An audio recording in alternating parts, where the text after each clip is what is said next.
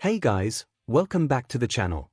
Today, we're starting part 1 of an awesome What If Deku Became a Secret Hero Analyst story. If you want to see part 2, drop a comment below and tell me what you think. Don't forget to like, subscribe, and share. Now let's jump into the story. Izuku is never meant to be a hero. He's quirkless, working part-time to make up the gaps in his mom's pension plan. She has stage 4 cancer, and a combination of complications and stress means she has to stay at the hospital. Thankfully, the pension is fairly generous, which is definitely needed as his father stopped paying child support as soon as he moved to America. The longer she remains in the hospital, the farther out of reach his dream becomes, and the more hopeless his situation feels. He clings to the little joys in his life.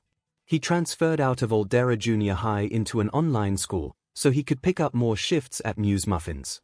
He continues to run around the city and chase heroes, as it's great exercise which he needs to be doing now that his school is online, as his mom often reminds him. He keeps up with his journals and analyzing heroes, as it's the one consistent source of happiness in his life. His mom even encouraged him to take a class on ciphers at the local library, since it's free and a hobby that doesn't put him in danger like hero chasing. Well, joke's on both of them, because if he hadn't been chasing Ingenium, he wouldn't have picked up the envelope that changed the trajectory of his life. The seal of the hero agency had been broken, and enclosed was a written analysis of the hero, the villain, and a couple of battle strategies. The letter had been signed by Ose Kageyaki, and when he'd done some digging, he found out that she was a professional analyst for Ingenium's agency. Izuku is never meant to be a hero, but he could be a hero for the heroes. He hikes his bag over his shoulder and steps into the hospital, holding a takeout cup filled with warm tea. Every Friday, he has a tradition where he visits his mom right after his shift and brings chai tea with him to cheer her up. "Hi, Miss Hananaku." At his greeting, the older lady looks up from whatever paperwork she is working on and smiles at him. "Hello, Midoriya. Here to see your mother again." Izuku can't help but smile back. While doctors and nurses mostly ignore him, he always got a kind greeting from the secretary working at the front desk. "Yep." He bounces on his toes as she types something into the computer. "There we go, all checked in. You remember where to go, right, sweetie?" "Of course, thank you." "You're welcome, young man. You have a good day now." "You too." With a wave, Izuku spins on his feet and hums a little tune as he enters an elevator. He keeps it up, even as he gets dirty looks from some of the staff around him. Whenever he visits, he makes sure he keeps his spirits high. Some part of him believes that if his mom is happy enough, she will be cured. "Hi, Mom." He grins as he enters the room, letting the door gently close behind him. He leans forward and lets his mom grab his cheeks, pull him close and press a kiss to his forehead. It's tradition. "Izuku." She smiles back at him, and then carefully takes the drink from his hands, taking a sip. With a satisfied hum, she turns away to set the tea down, before she bundles him into a hug. "You know you don't need to bring me anything." He basks in the hug, soaking up the warmth he feels. "I know, but I want to." She lets him go reluctantly, and picks her tea back up while Izuku scoots a chair closer and sits down. His mom's hair has thinned out from the treatments, and she is still pale, but the tea brought some more color to her face. Her eyes are bright and the bags under her eyes seem lighter than last visit, and he hopes that means she is getting better. "Well, I appreciate it very much. You are doing such a good job, I want you to know that." He does his best to blink away the tears that gathers in his eyes. No matter how much she says it, he tears up every time. "Thank you, Mom." "No, thank you, Izuku," she says, having set down her tea to hold his hand. "Now, you tell me about your week." He starts rambling, never letting go of his mom's hand. About the new career he found, how the cats are doing at Muse Muffins, how he is still caring for the plants and the new podcast he started listening to after he finished the last one. He listens to her ramblings about the new show she started watching, how she feels like she is getting better, and how she thinks one of the nurses has a crush on a doctor. He treasures these moments with his mom every week. For a few hours, the outside world doesn't matter, they just make each other happy. It took 2 weeks for Izuku to get over his nerves and finally put together an analysis. He chose to analyze Midnight, since she's a fairly visible hero who is also a teacher at U. He can pull together all his notes from the past few years and hopefully get constructive criticism for his work. After he wrote and organized a multi-page essay in Japanese that he was satisfied with, he then encrypted it in a cipher that was a mix between a running key and a foursquare, and he may have gotten carried away, but he was having fun. Once he was done, he manually shredded the paper in plain Japanese, and then boiled the shreds in water and poured that into the grass in a nearby park. His worried overthinking was passed down from his mom to him like the shittiest family heirloom. Thankfully for his anxiety, the drop-off goes smoothly. He wears a mask and covers his green hair with a giant hoodie, and walks into the post office like he is supposed to be there. He shuffles up to the counter, asks for the green manila folder to be deposited in Midnight's PO box, and leaves. The poor post office worker drinking out of a giant mug tells him, "Midnight wants me to tell you guys have got to stop dropping off essays the night before the due date." Kyoma Nemurai, the pro-hero Midnight, is this close to popping open a bottle of vodka. It's 2 on a Sunday, and she's grading papers through a pounding migraine. The notification from her phone that something was dropped off in her PO box did not help.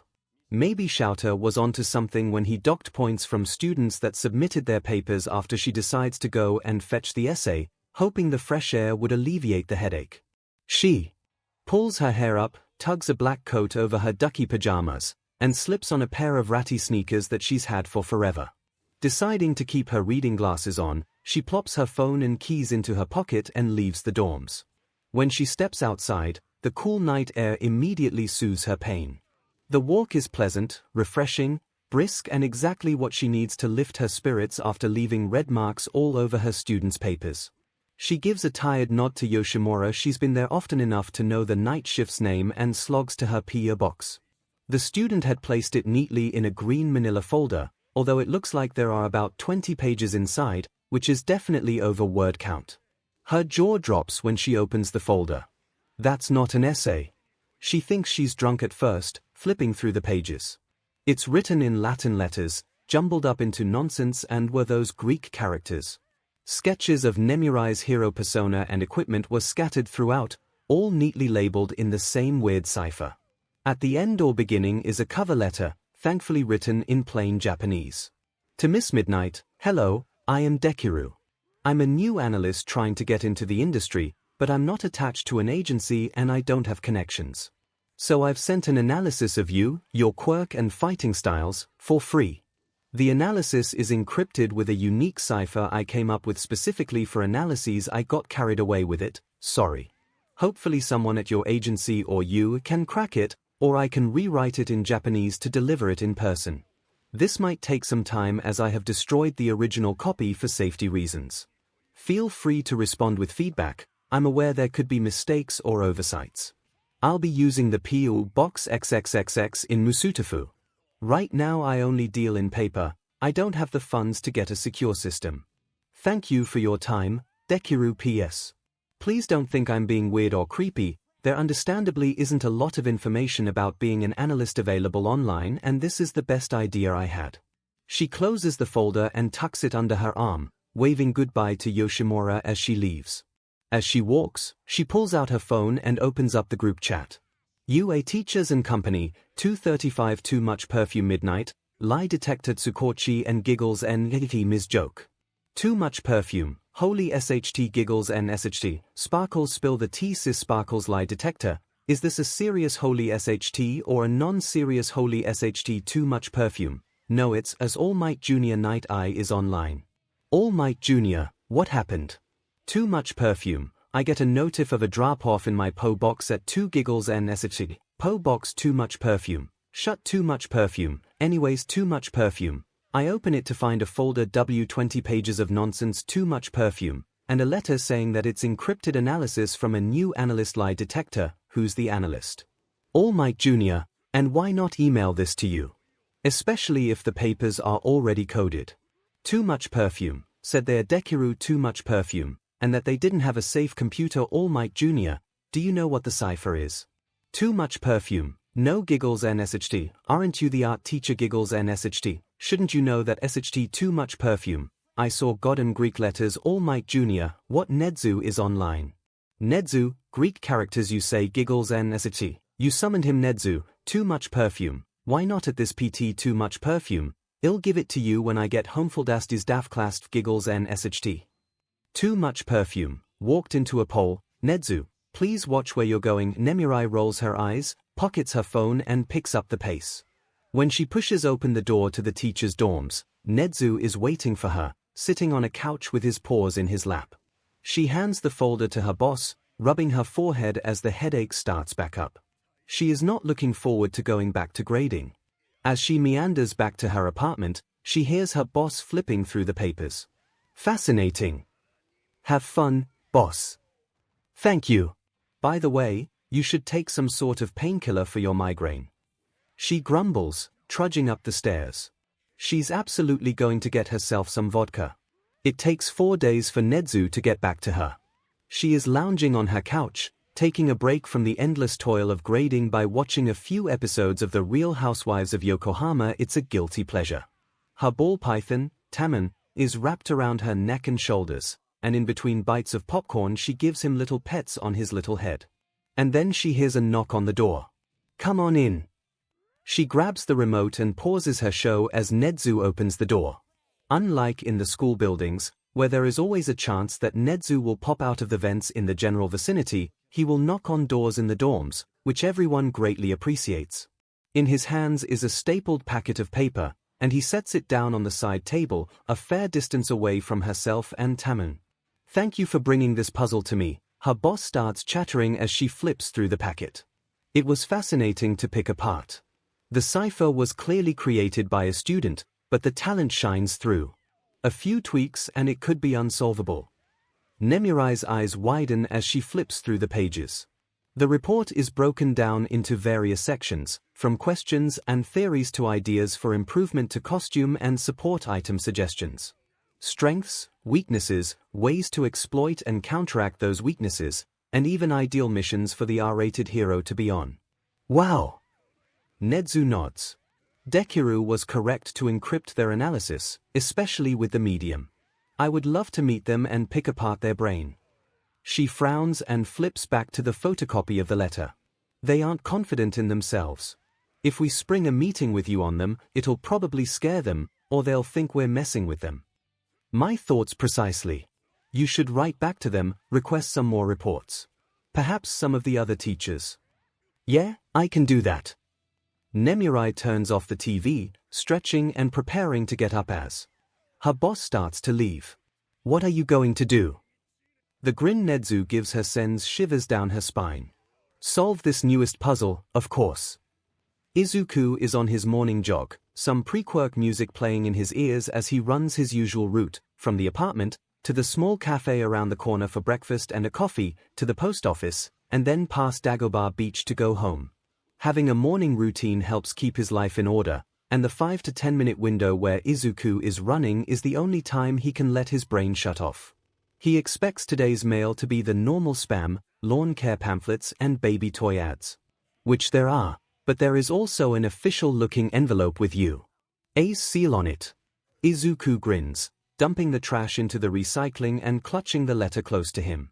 He drains the rest of his coffee, which is not pleasant, and chucks both the empty cup and the sandwich wrapper into the trash. He feels like his hawks, gliding on air as he runs home as fast as humanly possible. When he enters his apartment, he is physically vibrating from excitement and caffeine as he grabs his mom's letter opener. Being careful not to cut himself or the letter in his haste, he slices the envelope open, eyes widening as he reads further and further. To Deku, this analysis is absolutely amazing, on par with 𝐻𝐬 himself. Please send me your rates so that I can pay you for this freebie, you absolutely deserve it. My friends are interested in ordering some reports of themselves. You should recognize them as pro heroes present MIC, Ms. Joke, Ingenium, and Sir Night Eye. This is where I would tell you that you don't have to worry about encrypting your analyses, but at the request of my cryptographer, please use a different but equally complex code for each of them. He said this is the most fun he's had in a while, will pay premium for the enrichment. As for your theories and questions, I can't answer much. Some of it is classified information and some of it is stuff I need to further test. However, What I can tell you is that you are correct in your theory about sexuality. My quirk is less effective on gay men and more effective on lesbians. I have some questions for you, if you're willing to answer them. Who is your teacher? How did you learn how to analyze and encrypt? What's your alma mater? Hero and villain analysis is a very secretive industry. How did you discover it? Do you have pets? That last question is just for my own curiosity. Thank you for your talents. The R-rated hero, Midnight Izuku, flops face first onto his bed, presses a pillow into his face, and screams. Midnight responded, and liked it. She said that his analysis is better than most pros. Comparable to Nezu himself. And wants him to do more. After the adrenaline leaves his system, he realizes the first thing he needs to do is call his mom. He pulls out his phone, kicking his feet in excitement like a teen girl with a crush. Well, he is a star-struck teen boy. The simile is accurate. Izuku, honey. What's going on? His mom asks, barely concealing the worry in her voice. The floodgates burst open, and he starts rambling, unable to stop himself. Nothing's wrong really, everything is fine, more than fine, it's amazing. I told you how I sent that analysis, Midnight, right? The midnight she responded to me. I got the letter this morning. And she liked it. She compared me to Nezu himself. The smartest being alive on the planet. And she wanted to pay me. And here's the thing, right, she wants me to do more. Pro heroes like Present Mic, Ingenium, and Sir Night-Eye. Sir Night-Eye. A chuckle from his mom snaps him out of his head. I'm so glad, sweetie. Well, get your schoolwork done first, and then you should absolutely respond to Miss Midnight. And eat breakfast. You ate breakfast, right? Izuku nods, then remembers that she can't see him. Yeah, I did. I picked up a sandwich from work before I got to the post office. I'll work on school, promise. Get well soon, Mom. Of course, sweetheart. You have a good day. You too. When the call ends, Izuku gets up, bouncing on his toes as he darts around his room. He pulls his precious notebooks off their shelves and flips them open to the various passages dedicated to Sir Night-Eye. He lays out blank pages and starts writing. He has a long night ahead of him. It's the middle of her lunch break when Nemurai gets the notification for her PO box. You as students are free to use the art classroom for their projects, as long as they are supervised by a teacher. Nemurai is the only one who is willing to sacrifice her lunch break, so she is sitting at her desk and scarfing down a sandwich while a few students paint something. It definitely isn't for her class given the realistic style, but it isn't anything alarming, so she doesn't bother interrogating them. The sound of a WHP crack echoes through the classroom, and Nemurai shoves the rest of her lunch in her face, GRPNG around her desk until she grabs her phone. When she sees that the notification is from the post office, she looks up at her students, who are all staring at her in some sort of phase between fight or flight and confusion. Can one of you be a dear and fetch something for me? She asks, rifling through her desk's drawers to find her keys. One of them sticks their hand in the air. Tomito, a second year in support, if she remembers correctly, she recognizes faces, not names. I can. After finding her keys, she tosses them to the student, who clumsily catches the key ring. Head to the post office next to campus and collect something from my PO box. If you explain that I asked you to get something for me and show them the keys, they'll show you where it is. Bring it back, and don't look at what's inside. Got it? The kid nods and skedaddles.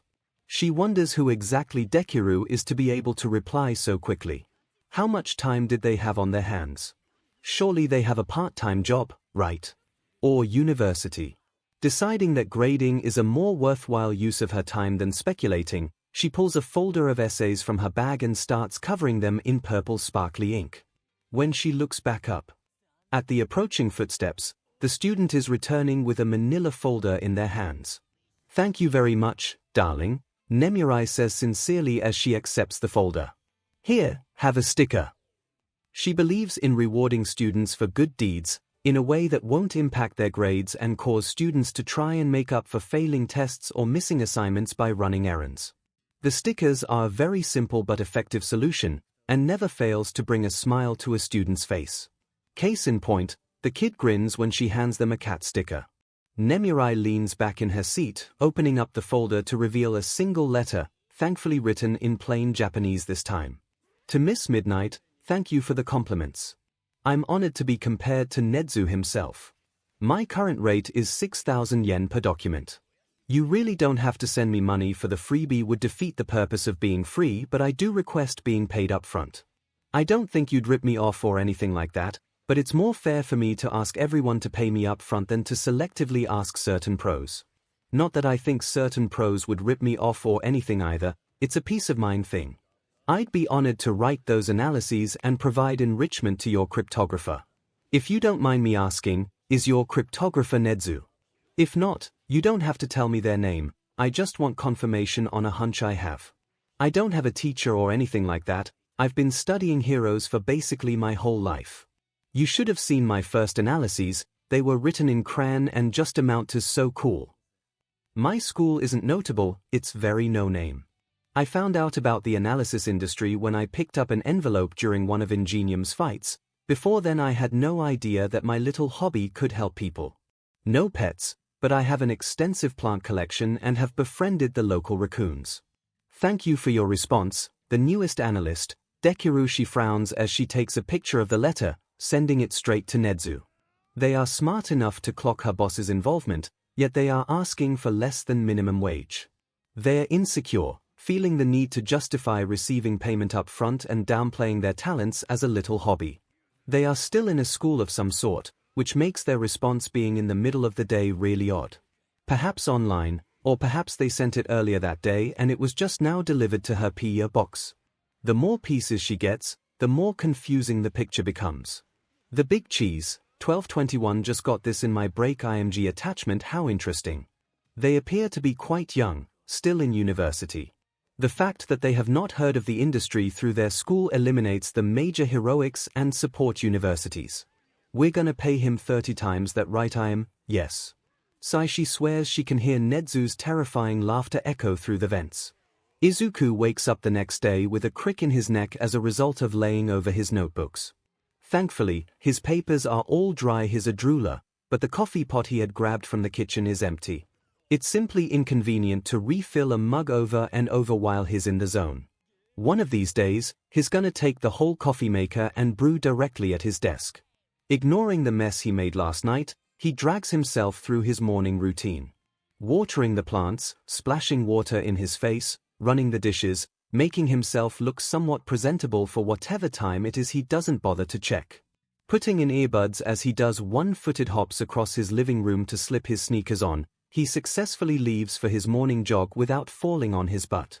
By the time he ran to Muse Muffins, he's coherent enough to order his breakfast and coffee. He starts skipping as he runs to the post office. It's only the next day, so he doesn't want to get his hopes up, but he can't help himself. When Izuku enters the post office, he can't tell if it's a good or bad sign that the receptionist stares at him with wide eyes. He doesn't pay it any mind until he opens the box and 5 envelopes fall out, all from different hero agencies.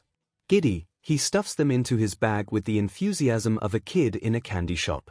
He chugs the rest of his coffee and inhales his sandwich, running home as fast as he can. He slams the door to his apartment, nearly knocking over some of the plants as he plants his butt on the couch to finally open the envelopes. It takes every ounce of self-restraint to not tear the envelopes open like a rabid animal, and instead use the letter opener like a normal human being. To Dekiru, for just breaking onto the scene, you're amazing. The analysis you did for Midnight was rocking. I'm excited to hear your thoughts on me and my quirk, so I've already sent payment. It may be a bit over rate, so just consider the rest a tip for your awesome work. Midnight also wanted me to tell you that you were correct. She does produce more gas from her quirk after she starts sweating. And she wanted me to send you this picture of her pet snake. Put your hands up. The voice hero, present MIC to Dekiru, congrats on making a grand entrance into the industry. You're the first analyst to impress Nedzu in a very long time. You and your alma mater should be proud.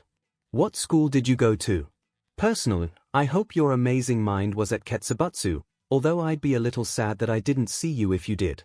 I may have paid a bit over asking, but you're selling yourself short. Consider it a tip, and maybe a bit of a bribe for the info on your alma mater.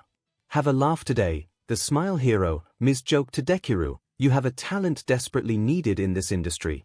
Your analysis on Midnight is impressive, but I would like to see the full breadth of your abilities. Enclosed is payment for reports for myself and my 2 sidekicks.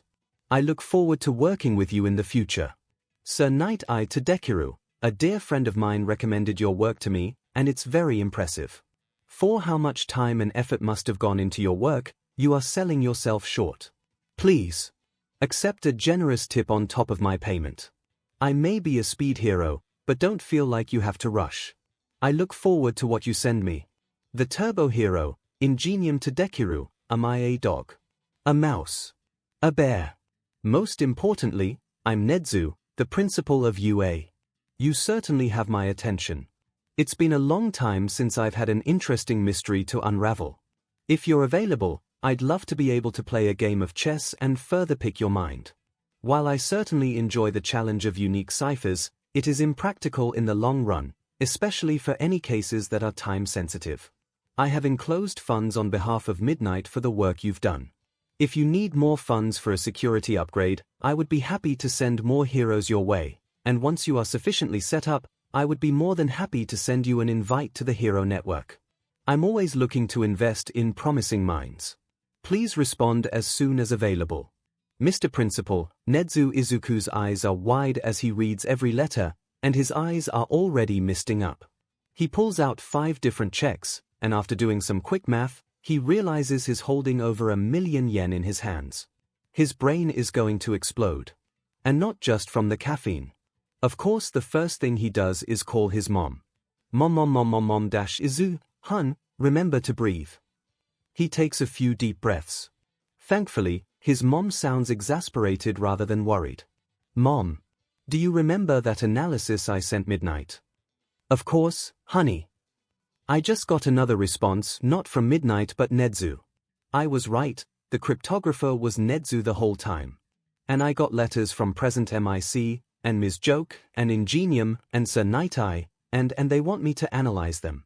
And they paid me money. Real yen. And they paid me so much, Mom, they gave me over 1,000,000 yen. That is amazing, Izuku. He can hear his mom smile. Over 1,000,000 yen, Izuku repeats, as if this is all a dream. I can quit my job. I can pick up that programming class. I can. The heroes said I was undercharging. This is, after he trails off, his mom speaks up. This is the result of a brilliant mind and years of hard work. You've earned this, Izuku. That's what finally gets Izuku to cry tears of joy. It still makes his head spin, the idea that his silly little hobby is so valuable that independently, 5 heroes gave him over 100,000 yen. I'm so proud of you, Izuku. Choking back tears, he answers, I love you too, Mom. Nemirai nibbles on a chicken nugget, observing the rest of the room. On her way over, Yamai had picked up a giant McDonald's order for everyone. Wrangling several classrooms of rowdy teens into learning to recognize the difference in realism paintings based on where they were painted is exhausting work, and while Nemirai loves lunch rush food as much as every other teacher, sometimes she needs greasy fast food at the end of a long day of grading. Hisashi and Tensai keep trying to rope Shouter into conversation with them, which isn't working. Neither is the joking flirting from EMI, who's still keeping up the bit even after several years. Meanwhile, on the other side of the table, Sasaki is in a terse conversation with her boss, while his sidekick takes notes and occasionally answers if the conversation drifts to him. Sasaki's other sidekick, Awata, enters the room, holding 7 green folders in her hands. Immediately the small conference room erupts into chaos. The poor woman is nearly mugged, but Shouter's glare and a clipped warning from 𝐻𝐻𝐿 is enough to quell the frenzy. For her part, Nemirai stays put in her seat, dipping a few fries while she watches the folders being passed out. Naturally, she waits until everyone is distracted by their letters to start snooping over people's shoulders. To Mr. Present MIC, thank you for the compliments and the tips. Please let Miss Midnight know that her pet snake is adorable. The theory I'm most interested and excited about is the control of your pitch.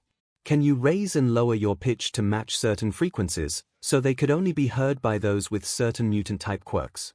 How does a change in your pitch affect your quirk? If you can change your pitch, how will it affect your hearing? I'm so curious. Putting my hands up, the newest analyst, 𝐷𝑒ku to 𝐼𝐻 joke. My alma mater is a small online school that I promise you've never heard of. I wish I could have gotten into 𝐻𝐬𝐵𝐻𝐻, but alas it's out of my reach. The rate is based on my previous salary as a barista and how long it takes me on average to put analyses together.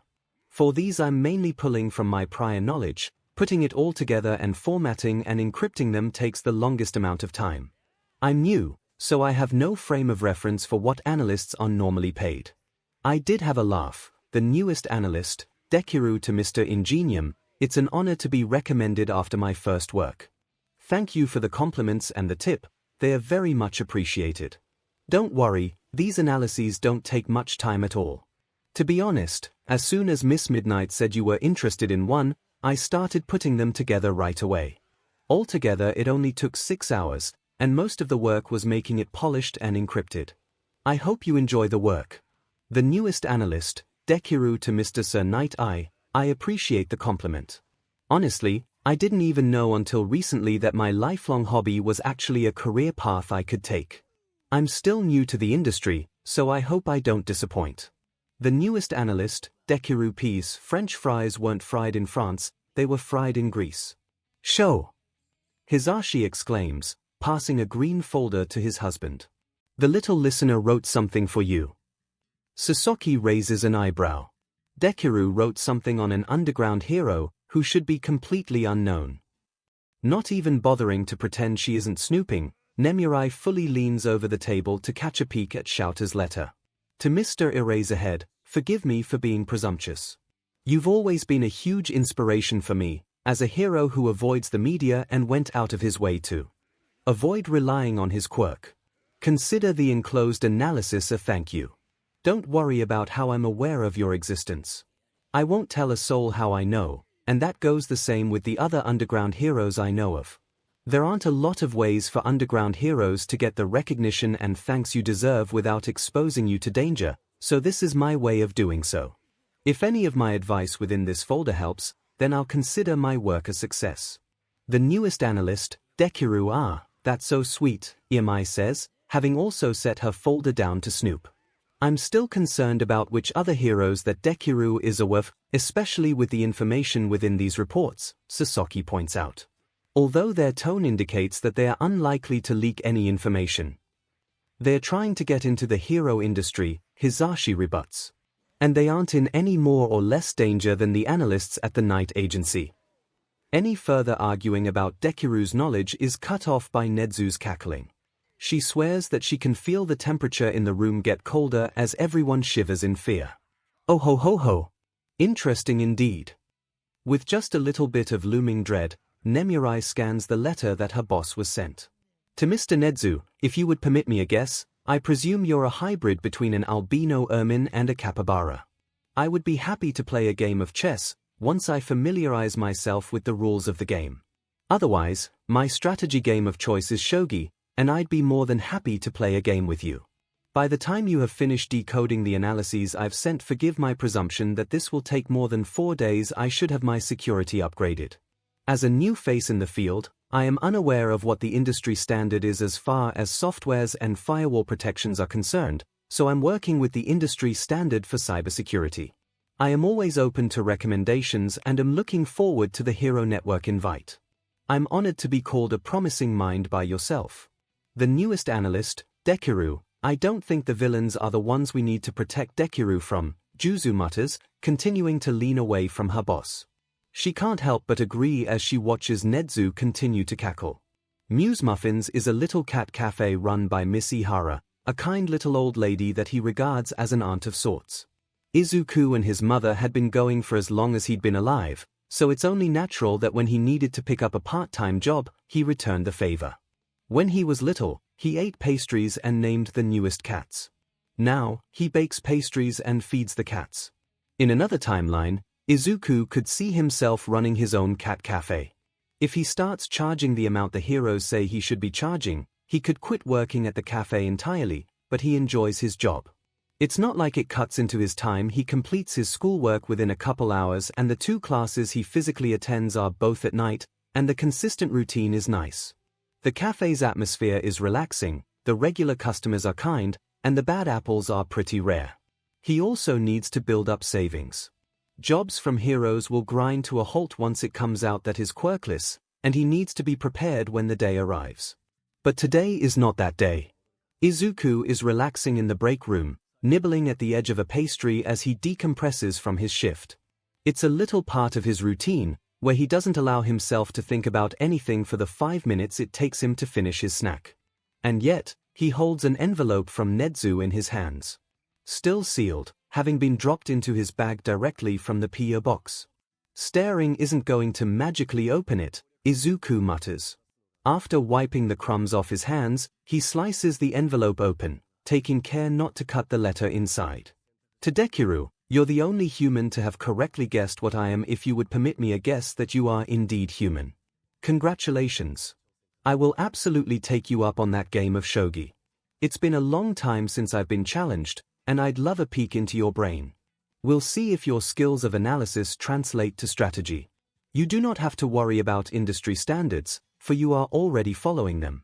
Given the overlap of the 2 fields, the hero analyst industry uses the exact same VPNs and softwares as is the standard in cybersecurity. Once you have finished building your new computer, the code for an HN invite is below. My best and swiftest regards, Mr. Principal. Nezu. Izuku doesn't know what to do with the strange mix of pride and dread in his chest. On one hand, he's the only person in the world to correctly identify Nezu, and somehow manages to follow industry standards without even knowing them. On the other hand, the same hero who figured out that he is building a new computer from scratch just to make sure he knows exactly what's inside it is the same hero who just accepted his offer of a game of shogi. What the F has his life become? New group chat, 5:19 p.m. Dekiru Izuku added 𝐿 Aizawa, Silver the Hedgehog Tensai, Jessica Rabbit Midnight, Captain Jack Sparrow Ms. Joke, God Nezu, 𝐿 Present MIC and Dr. Strange Sir Night Eye to new group chat. Dekiru, 𝐿 Silver the Hedgehog, Jessica Rabbit, Captain Jack Sparrow, God, 𝐿 and Dr. Strange are online. God, congratulations, Captain Jack Sparrow, holy SHT Captain Jack Sparrow, is this Dekiru or 𝐿 Silver the Hedgehog? Weren't you building a computer Silver the Hedgehog? How did you do that so fast Dekiru? Oh, it's pretty easy Dekiru. The longest part was waiting for all the parts to ship tongue-poking smiley 𝐿. We all have custom nicknames. Dekiru, I had fun with them, laughing face. Dekiru, they're all PQ refs Dr. Strange, there is something I'm curious about. Dr. Strange, how do you dispose of the analyses written in plain Japanese? Dekiru, shred manually, tear to bits, boil in water, dump boiled water in nearest park Dr. Strange, that is impressively thorough. 𝐿 added the detective Naomisa to new group chat. The detective, why am I here? 𝐿, if I have to suffer, so do you Dekiru, what makes you think you'll suffer? Jessica Rabbit, he's annoyed that we have 2 GCS to spam him now Dekiru changed the detective to Pink Panther. Pink Panther, I don't know what else I expected. Jessica Rabbit, also I hope you don't mind that I shared your HNW peeps Dekiru, that explains why my DMs have exploded 𝐿. Don't scare the little listener Dekiru, is your caps lock broken or are you shouting on purpose 𝐿? No, the button is broken 𝐿. It's been broken for years 𝐿. It's never getting fixed Dekiru, fair Dekiru. I've had to kick the dishwasher to get it to start the past 5 years Dekiru. I'm never replacing it Captain Jack Sparrow, we all have the one thing. Jessica Rabbit changed new group chat to Dekiru Protection Squad. Dekiru, I guess. 𝐿, you aren't older than 21 Dekiru, you're not wrong 𝐿. Here's a little listener Captain Jack Sparrow, if it helps Captain Jack Sparrow, we're all like 30-ish Captain Jack Sparrow. For us anyone below 24 is a child Dekiru, fair Dekiru, we'll never let that be me Jessica Rabbit, that's what we said Jessica Rabbit, and yet here we are Dekiru, anyways I gotta go actually do my job Dekiru. And multitask the shogi game I'm playing 𝐿, already. 𝐿, how Jessica Rabbit, WTF Captain Jack Sparrow, are you playing over the HN? Captain Jack Sparrow, in DMS. God, yes, we are 𝐿. Oh no, Jessica Rabbit, is it too late to hand in my 2 weeks Captain Jack Sparrow? Are you winning Deku? It's been only 5 moves Deku, so no Captain Jack Sparrow, kick his butt Deku. I'm trying, God. Omega. Why Izuku grits his teeth, closing the door behind him with one hand as water drips off of him in buckets. The rain gets into his eyes, his jacket, even his socks. He normally likes storms, except when he's caught outside in the downpour. He doesn't regret taking a slightly longer route home. Not when there's a small bundle in his arms and against his chest, currently digging their claws into his skin. Not bothering to take his wet clothes off, he beelines to the bathroom, leaving a trail of water behind him. Grabbing a towel from the rack, he lays it down on the floor and sets the cat down, gently prying their claws out of his shirt. They meow sadly again, the same pitiful meow that had caught his attention when he was passing the alleyway. Whispering reassurances even though he knows they can't understand him, Izuku carefully uses the towel to wipe off the muck and rain coating their fur. Further inspection reveals that the cat is a calico. She's big enough to be near adulthood but small enough to still be a kitten. He guesses she's about 8 months old. He removes a torn and dirty collar from her. There's no tags, but he wouldn't contact the original owners anyways. They clearly abandoned her. Do you feel better? Mro. Once Izuku is certain that she's completely clean, he reaches out to give her some gentle pets behind her ears. He smiles when she starts purring. Finders keepers, kitty. You'll be staying with me from now on. Pet stores are closed already, but Izuku has a packet of pre-cooked chicken in the fridge and he can improvise a litter box until tomorrow. He bundles up the cat, carrying her out into the kitchen and sets her on the counter. Priority 1 is setting out a plate of chicken and a dish of water. Priority 2 is watching her eat and drink while he wipes up the water all over the floor. Priority 3 is putting the dirty plate in the dishwasher and putting his shoes away. Priority 4 is grabbing an old box and shredding some of the spam mail to create a makeshift litter box. Priority 5 is bringing the kitten with him into his room and letting her become familiar with the space as he changes out of his soggy clothing into pajamas. Priority 6 is taking the wet towel and clothes and putting them in the laundry. He grabs his laptop off his desk and sits on his bed. Immediately, the kitten trots to him, nuzzling his side. He sets his computer aside in favor of giving his new friend pets, and the purrs he gets in return warms his heart. Izuku never realized how lonely he truly is at home, but having a warm fluffy companion who insists on being on his lap and purrs loud enough for him to feel it in his body makes him process it. Yes, he smiles every time there's a new message in the HN, but it's been a long time since he truly smiled in his own home. What's your name, kitty cat? When he asks, the cat in question just blinks at him. How about sushi? Since I found you in a sushi box. It's probably just because he's talking, but she purrs a little louder at his suggestion. Sushi it is. He picks her back up again, getting under the covers and electing to take the night off of work. Instead, he researches what food is best for older kittens and what supplies he'll need to get, as she curls up on his chest and starts kneading biscuits into the blankets. Izuku doesn't think he'll ever stop missing his mom, but sushi makes that feeling less painful. From that day, Deku's popularity exploded. Not among the public, analysts don't get that sort of popularity in the public eye. No, among the hero network, Deku was gaining traction. He got asked to do analyses on everyone from the Wild Pussycats to All Might himself. 4 villains, security, missions, police cases, and everything in between. He was making so much money, he didn't even have to go to work. He still did, 'cause it was nice and he liked the owner. He had finished the first year of the online college courses he was taking. He skipped from middle school to college, because he wanted to go to a physical high school and was taking a metaphorical gap year for his new analyst job, as well as launching himself into programming and hacking classes. And all the bills were easily paid. It was 10 months before the UA entrance exams when it all fell apart. On the way to the hospital, Izuku pulled out his phone, weaving around people expertly even with a duffel bag over his shoulder. Trigger case: do not change names. 3:07 p.m. Detective Tsukochi at Deku. Have you gotten the info yet? Deku: I'm still looking it over. Detective Tsukochi: I think we need to meet in person. Detective Tsukochi: I've only given you a little bit of information, but there's stuff that's dangerous to be sent online, even over 𝐻𝐻𝐿. I know a place, it's private and the part-timer that closes the cafe won't mind if we use the cafe as a meeting place after hours. Detective 𝐒𝐭𝐚𝐲, where's the cafe? 𝐷𝑒ku, it's Muse Muffins on corner and 3rd Street. 𝐷𝑒ku, meet at 9. Detective 𝐒𝐭𝐚𝐲, right. Detective 𝐒𝐭𝐚𝐲, at everyone please meet for a meeting tonight at Muse Muffins at 9 p.m. Satisfied, Izuku pocketed his phone. With a bounce in his step, he continued onward, his feet carrying him through muscle memory.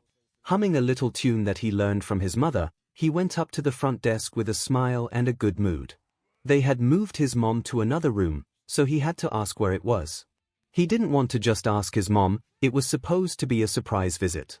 "Hi, I'm here to see Midoriya Inko," he chirped, bouncing on his feet.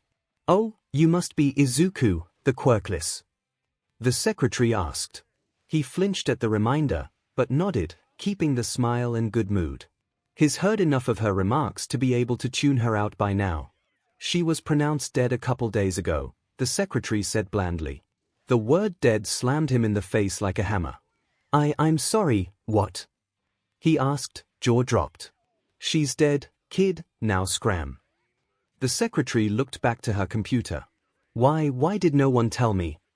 He could feel tears running down his face, and he knew that he was attracting stares, but he didn't really care. She glared at him, full of disgust. "Get out, or I'll call security, brat." Suddenly everything was too much. The blinding white walls, the beeping of machines, the smell of antibiotics. His breathing was short and quick, and it felt like a vice was wrapped around his heart. Someone shouted something, and in his panic he bolted. He didn't register anything other than running far away, until his lungs burned and his legs ached. He dropped his bag under the overpass, just standing there and breathing. He hiccuped, trying to get as much air in his lungs as possible. It still felt as if he was being strangled, as if at any moment the vice around his heart would clench and he would die. Pronounced dead. Those words rolled over and over in Izuku's mind. It was fuzzy, all he could process was the fact that his mom was dead. She's gone. He had nothing left fighting for. "You'll make an excellent skin suit, kid." Suddenly he was engulfed. Thankfully he had enough time to close his eyes and mouth, but then he was covered in slime. He scrabbled desperately at the slime, trying to dig his way out as his lungs started to burn, and he could feel himself slipping. Then he was being slapped awake. He blearily opened his eyes, before everything came crashing back to him. Izuku sat up suddenly, which turned out to be a mistake when his forehead collided with another forehead. A rather large, familiar forehead. All Might's forehead. He was 14 now, and knew the harsh realities of life, but seeing All Might in the flesh made him feel like he was 4. Grief had hit his walls with a sledgehammer, and let the child in him out. The child that had been beaten down all his life, but still dared to hold on to hope. "Thank you so much, All Might." He scrambled to stand up, taking a few bows. His bag was plopped back onto his shoulder, and he almost blue-screened at the fact that his childhood idol had put his bag on his shoulder. "It's no problem, kid." All Might laughed heartily, the sludge villain in a soda bottle shoved into one of the pockets of his cargo shorts. He picked up his groceries again, and Izuku gave into his impulses and dared to hope. "Wait, All Might," he shouted, running up to the man who was leaving. "Just one question. I've got to go." All Might boomed, getting prepared to leave. He had a stupid idea. A really stupid idea. But he didn't really care. Hope had stoked the ashes he thought were extinguished long ago, and he really didn't care if he lived or not, so he did it. "Kid, you've got to let go." All Might shouted. It only registered to Izuku that he was now up in the air, clinging to All Might's leg. "If I let go now, I'll die." Izuku shouted back. They landed on a rooftop, and he stumbled a little, the weight of the duffel bag heavy on his as he looked over the city, All Might behind him. It suddenly occurred to Izuku how incredibly stupid that was, yet adrenaline still coursed through his veins. He didn't know whether it was the fact that his mother was dead or almost dying to the sludge villain that left him without FS to give, but it was incredibly freeing. He turned around at the sound of steam and saw a skeletal man. He resembled All Might, but he was so much smaller. "Small Might." All Might. Is that you? He sighed wearily, the kind of sigh that you make after staying up 3 nights in a row working. Not that Izuku would know from personal experience, definitely not. Yes, it is me. But you're? Izuku just gestured at Small Might. Unless your quirk is a transformation-type quirk and not an emitter-type quirk like everyone assumed. Before he began to start mumbling, Small Might raised a hand. No, I'll explain what actually happened. He raised his shirt, exposing a nasty-looking injury. I got this from a villain fight 5 years ago. Toxic chainsaw. Izuku asked. You really know your stuff, hey kid? Small Might chuckled, then shook his head. No, this was from a fight that was never broadcasted. This injury limits the amount of time that I can spend in my hero form. Most of the time, I look like this. He dropped his shirt back down, then looked up at Izuku, who was effectively blue screening. I need you to keep this a secret. It's very dangerous if this gets out. Of course. He bowed. It will come with me to the grave. Anyways, Small Might said, standing up with his groceries. You have a question for me? Izuku scared a deep breath in. Can a quirkless person become a hero? It was as if the entire world stopped. The only thing he could hear was the wind rushing past them. The air hung heavy, waiting for the pro-hero's answer. I'm sorry kid, but no. It's simply too dangerous. Some villains can't be beat without a quirk. If you want to be a hero, try becoming a police officer or a doctor. Small Might turned away, as if he didn't just shatter Izuku's dream. They should let you out once you explain what happened. Then he just left. It was a delusion. A dream he clung to out of grief, one that he thought he'd come to terms with. But it didn't hurt any less. Sure, he had a new job, helping the heroes, but it felt empty. Anyone could do what he did, it was just a dumb creepy hobby. Maybe he just needed to accept what he already knew. He really was a useless Deku. He had no one.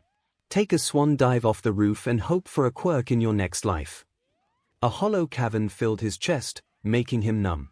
He dropped his duffel bag on the ground, filled with a work uniform and green folders filled with notes that meant nothing. He took a few steps, closed his eyes, and let himself fall. 𝐒𝐲 flew around lazily, gnawing on chicken drumsticks as he scanned the rooftops.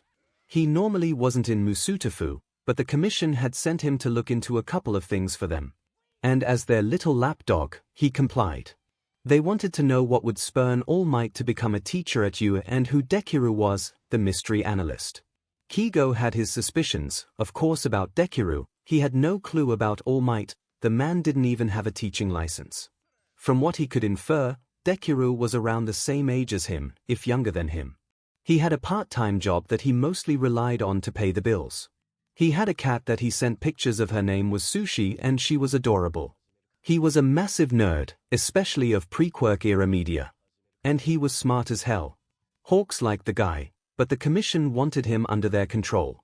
Anyways, he wasn't lazily flying over Musutafu for a break, although these chicken drumsticks were delicious.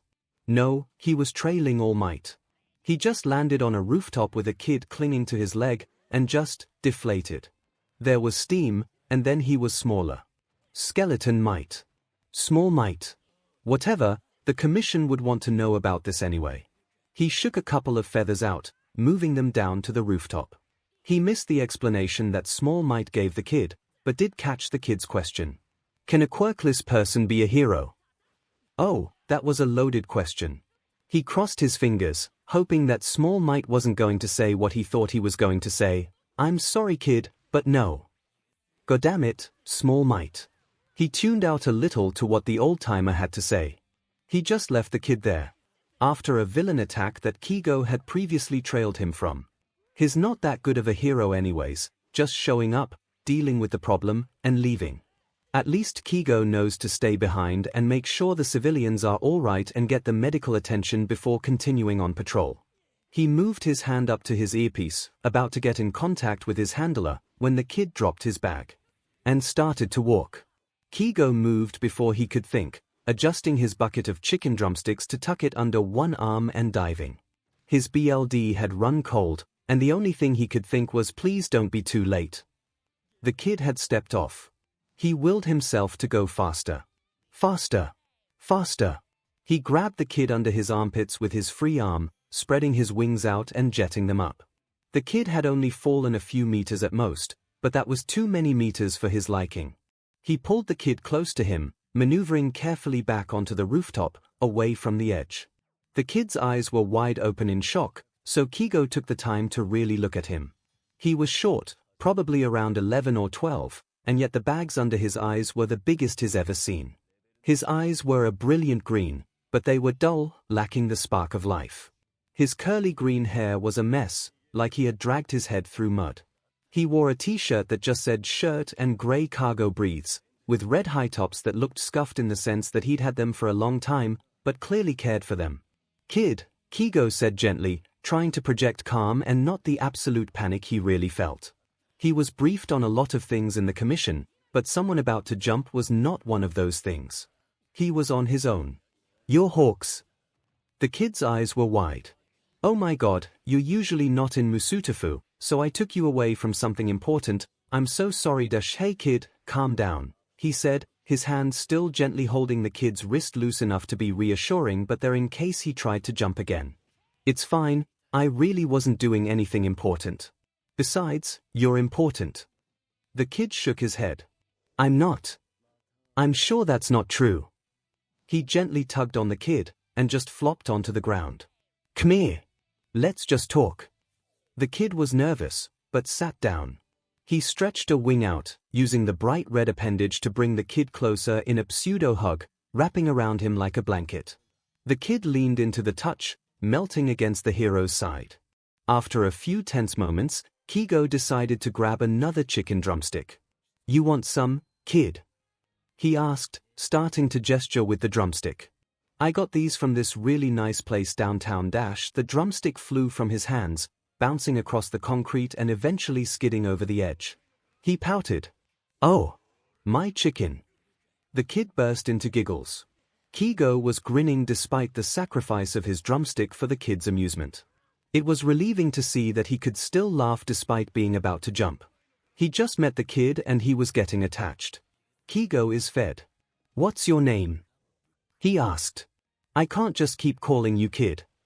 The kid sobered up, curling up further like he was protecting himself. "Midoriya. Midoriya Izuku." "All right Midoriya. What's wrong?" He was hesitating, holding back tears and practically biting his bottom lip hard enough to bleed. "Talk to me, please. I can't help you if I don't know." 𝐒𝐲, number 12 pro hero, was not above begging. "If you knew, you'd leave, like everyone else," Midoriya muttered, shaking his head.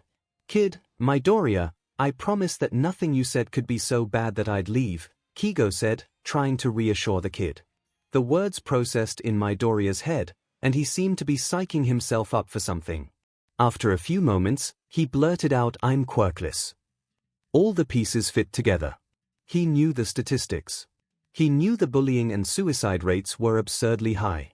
But 𝐒𝐲 didn't really want to call attention to that, especially since the sentence right before that was "you'd leave like everyone else," so he did the next best thing. "So?" he shrugged, pulling the kid closer. "I'm not going to leave you just because you don't have a quirk."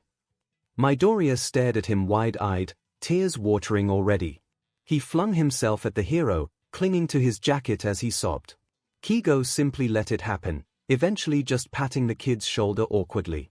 It seemed that what 𝐒𝐲 said was what opened the floodgates, because the kid started talking. He waited patiently as the kid babbled. About the bullying, how it started from teasing and words up to quirk usage and suicide baiting, the spider lilies on his desks, and how his teachers would ignore or even encourage it. About how his father left him after his diagnosis, how his mother worked super hard, how she got cancer when he was 13, how she died today. About how he's living alone in his childhood home and struggling to survive off of a part-time job until he finally found a second job that paid well. About how he'd always dreamed of being a hero before his mom fell ill. About his encounter with All Might and the villain attack, how he was almost drowned in sludge, and how All Might brutally crushed the last remains of this kid's dream and left him on the roof, alone. "Holy SE kid," 𝐒𝐲 said, and Midoriya snorted next to him. "That's a lot." He slumped into 𝐒𝐲, apparently over the embarrassment of crying onto the pro hero. I'm so tired, but lighter. Who knew being out of FS to give would feel so freeing? 𝐒𝐲 chuckled. You're lucky. He took a moment to collect his thoughts. He could tell that just talking about everything helped Midoriya a little bit, so now it was up to 𝐒𝐲 to not F this up. But you know what? I think your mom would be proud of you. You've made it this far off of just yourself. That takes a fighting spirit. The kid's eyes were filling up with tears again, and opened his mouth to say something, when an explosion cut him off. They both turned towards the source, Hawks with a wince because of his advanced hearing. He could hear the signs of a battle. You should go. Midoriya exclaimed. We're talking about this afterwards, 𝐒𝐲 said quickly, spreading out his wings. You ready to fly? Midoriya only had time to squeak before he grabbed the kid once more, launching them up into the air. They soared through the air, and Midoriya's shriek of fright turned into delightful laughter. 𝐒𝐲 let himself smile, before focusing back on the situation. He dropped the kid off behind the police tape, flying up a little higher to assess the situation, only hearing the tail end of "That's the sludge villain" from the kid. Sure enough, a man made of sludge was inside the alleyway, with an explosive blonde kid trapped inside it. Backdraft and Kamu Woods were working to keep the crowd back, and Death Arms and Mount Lady were just standing there. 𝐒𝐲 was detaching his feathers when he heard a war cry. Midoriya ducked under the police tape, leaving his bag behind and grabbing a rock off of the ground. He slung it at the sludge villain's eye, hitting it dead on. Sludge Man roared, and 𝐒𝐲's feathers swooped down to tug the two boys away from the sludge, as Midoriya's desperate scrabbling was getting them nowhere. The kid was shouting something about the wind, so 𝐒𝐲 flew up, bringing his feathers back to him. He snapped his wings open, then flapped them, creating a gust of wind that blew the sludge apart. The crowd cheered as he landed, and the police were working on collecting the villain's eyes and body while the boys were herded to the paramedics.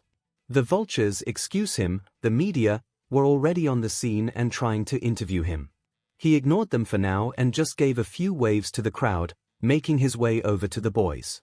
He sent a couple of feathers to go and grab Midoriya's bag. It would do no good if he just left it. You're both good, one of the nurses said. 𝐒𝐲 walked over to hear the heroes praising the blonde for his powerful quirk and bravery. Look, you can't just run into situations like that, Kamu Wood said, turning to face Midoriya. Even with an analysis quirk, it's dangerous for what analysis quirk? The blonde turned to Midoriya. Deku's quirkless. All the other pros rounded onto Midoriya at that point. You're quirkless. That's even more reckless. MT Lady said. You should have stayed behind the police line, we had it handled. Right, Hawks? 𝐒𝐲 raised an eyebrow, and was about to say something when Midoriya jumped up. Had it handled? He asked, a dangerous edge to his voice. 𝐒𝐲 could already see the vultures angling their cameras on him. Had it handled? If I had waited any longer before jumping in, Bakugo would be dead by now. The blonde violently flinched at the reminder, and watched Midoriya like he had grown a second head. I didn't even need a quirk to figure out that having a rock thrown in your eye would be painful. You are fully trained professionals, how were you not able to figure out something? We were waiting for someone with a better quirk. Death Arms was cut off by Midoriya continuing to rant. Someone with a better quirk. Is that your excuse? I'm sorry, last I checked you don't need a quirk to throw a rock at someone's eye. Seriously, a kid is dying and all you've got is our quirks don't work. As heroes you should be trained in the bare minimum amount of strategy to be able to work out how to save someone. It should be expected that not everyone's quirk would work all the time, and you should be trained to work around that. Because of that Bakugo almost died. Midoriya threw his hands up into the air, dragging them down his face. The four pros turned to 𝐒𝐲. He shrugged, knowing what he was about to say was going to set the media on fire. The kid's right. I may have used my wings to blow him away, pun intended, but his quick thinking bought me the time to pull them both to safety. Plus, him frantically shouting wind gave me a pretty good idea about how to beat that guy. Leaving the other heroes looking rightfully scolded, he turned to the kid. Come on. We've still got to continue that conversation from earlier. Midoriya groaned, but picked up his duffel bag. 𝐒𝐲 let out one last wave for the crowd, before grabbing him and lifting off into the sky. "This the right place, kid?" 𝐒𝐲 asked, landing them in front of a cat cafe. Muse Muffins, he noted, the cat cafe that he had to meet at. Midoriya nodded, opening the door. The cat cafe was surprisingly empty, except for the cats wandering around. It was a nice place, a mix of tables and beanbag chairs. The walls were painted a pleasant light pink, with other pastel colors mixed into the place. 𝐒𝐲 could smell pastries and coffee. A young lady was leaning on the counter, but she looked up from her phone when they both entered. "Midoriya!" she exclaimed. "Ihara-san was getting worried when you were late." "Hawks." While the young barista started fangirling over 𝐒𝐲, something that will never not be funny, an older woman came out from the kitchen. "Midoriya!" she exclaimed, pulling the kid into a hug. "Don't do that again. An old woman's heart can only handle so much." "I'm okay, I promise, Ihara-san," Midoriya reassured her. "I was caught up in watching a hero fight, that's all. I'll duck in the back, get changed, and start my shift." "That's skipping a few steps there, kid." 𝐒𝐲 ruffled the kid's hair and listened to the kid squawk. "I'd like a conversation with him before his shift. He should take a shower though, his hair is disgusting." Ihara nodded, turning to the young lady. "Haruno, you can go now that your shift's ended. I'll handle the counter while Midoriya changes and has his conversation." Haruno nodded in response. "Don't die, Midoriya," she called out, before grabbing a bag and walking out the front. Ihara lightly smacked Midoriya. "Go get changed. I'm not getting any younger, and you still stink." With a yelp and a yes. Midoriya went into the back with his bag. 𝐒𝐲 stretched his wings, falling into a bin bag and sending a quick text back to the agency. A cat walked up to him, her name tag calling her Porks. The pro hero looked up at the older lady with an eyebrow raised. Ihara chuckled as she wiped the counter. "I see you've seen the names," she said. "Young Midoriya has been coming here for a long time." He named all of the cats. 𝐒𝐲 shook his head. Should have known that the kid's sense of humor is just as bad as his fashion sense. "Would you like anything, dearie?" "No, I have my if." 𝐒𝐲 pouted dramatically. "I left my fried chicken on that rooftop." Ihara laughed at the hero's dramatics. "Would you like a pastry?" "You know what, I would. How much for that cat one?"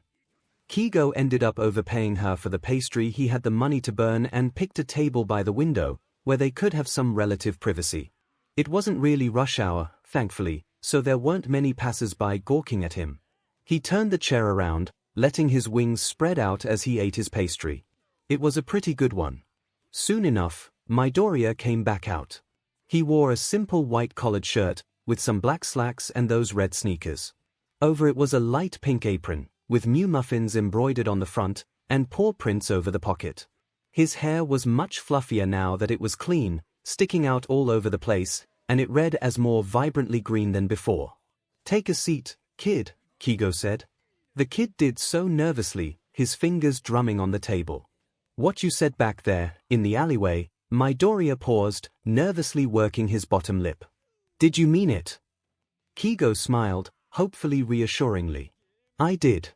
Your quick thinking and action was what saved that kid. Now, it was reckless, I'm not going to lie. But you saved him." Midoriya slumped over, wiping off tears. "Besides," 𝐒𝐲 added, "everything you said was right too. There were 4 pros, they should have figured something out long before we got there. For professionality's sake, I have to tell you that I disapprove of the language, but you were right." Midoriya nodded, going over and hugging the bird-themed hero. 𝐒𝐲 pat the kid on the back.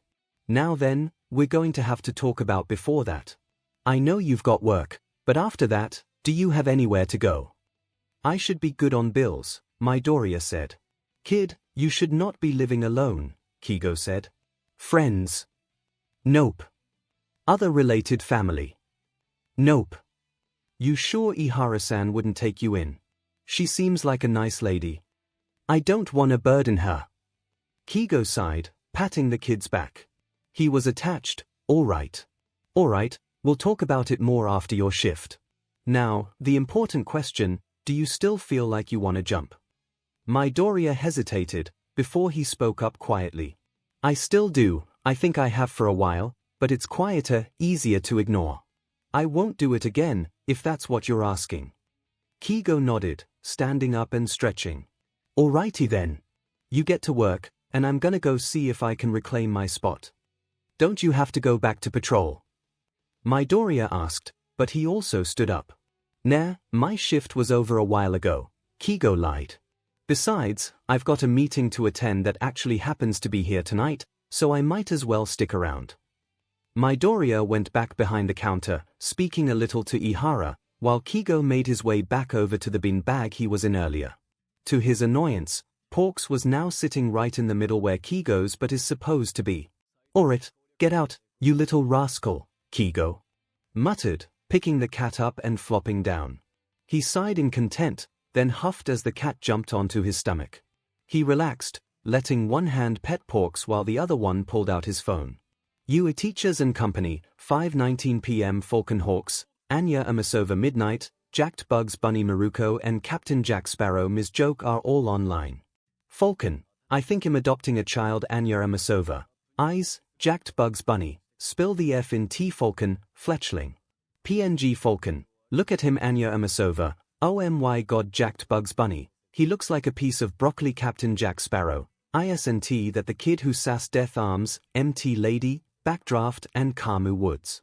Falcon, yes, Jacked Bugs Bunny, keep Broccoli-chan. Captain Jack Sparrow, how did you meet him? Falcon, talked him down from a roof. Falcon, he says he's okay but I'm keeping an eye on him. That's how he spent the next few hours, sitting in the same bin bag with a cat on his chest while Midoriya worked. There were customers who would trickle in occasionally who wanted a selfie with 𝐒𝐲, but he made it very clear that he was not moving. To 𝐒𝐲's amusement and the kids' embarrassment, there were even a few people who wanted a selfie with Midoriya. First to come in of the hero meeting were Aizawa, Yamada, and Kiyoma. All being from UA, it made sense that they would come in at the same time. Hello, little listener, Yamada exclaimed, already cooing over Midoriya. Midoriya gasped. Present MIC, Midnight, and Eraserhead. Everyone looked at him. You recognize me? Aizawa asked, one eyebrow raised. The kid started to ramble, but 𝐒𝐲 chose to ignore it as Pork started kneading biscuits in his chest. He opened one eye when Kiyoma dropped down next to him. Broccoli-chan is certainly cuter in person, she said, wiggling her eyebrows. Hawks just rolled his eyes and smacked the hero. Next trickled in the detective and Ida, who were talking amiably about something or other as they entered the cafe.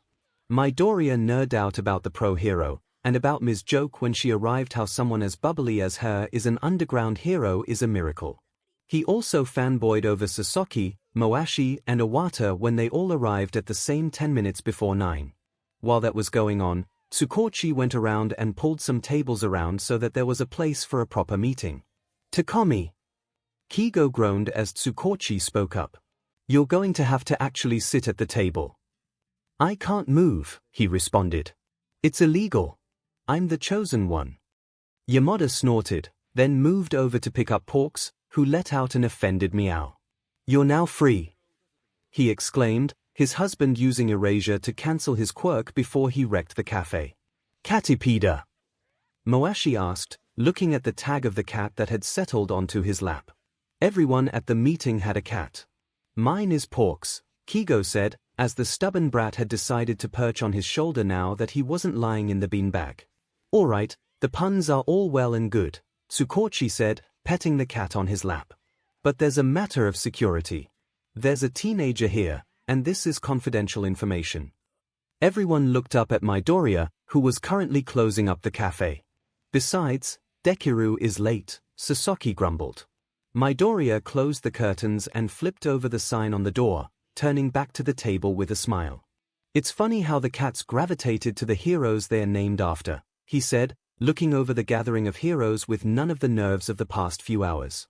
Porks went to Hawks, Munite went to Midnight, Present Mew went to Present MIC, Eraserpaw went to Eraserhead, Ms. Purr went to Ms. Joke, Pagenium went to Ingenium, Detective Miyamasa went to Detective Tsukochi, Bubble Cat went to Bubble Girl, Catipeda went to Centipeda, Sir Cat Eye went to Sir Night Eye, and Midoriya paused to pick up a cat who had wandered over to him. Nekiru went to Dekiru.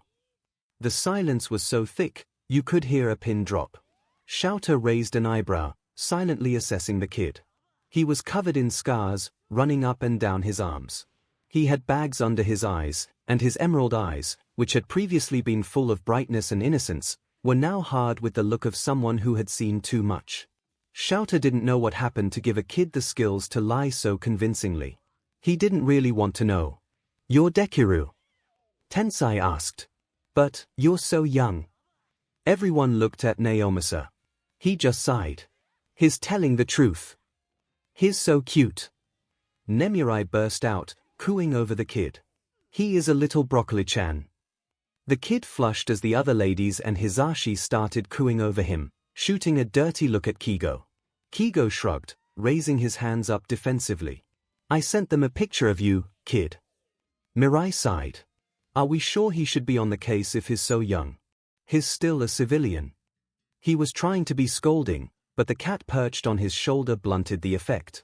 "As long as I stay behind the screen and off the field, I'm still safe," Dekiru said, going behind the counter for something. "Besides, I know enough about the case that you can't really take me off without having me sign a ton of NDAs. He took a seat at the table, having pulled out a few different green manila folders, a notebook, and a laptop. "I'm ready when you guys are," he said, nodding to the detective. The detective sighed, probably already having a headache incoming from the can of worms that the problem child just opened up. "All right. There's been new information that's been brought to the table regarding the trigger case, but first I'd like to hear Dekiru's analysis with the information we've been able to provide him."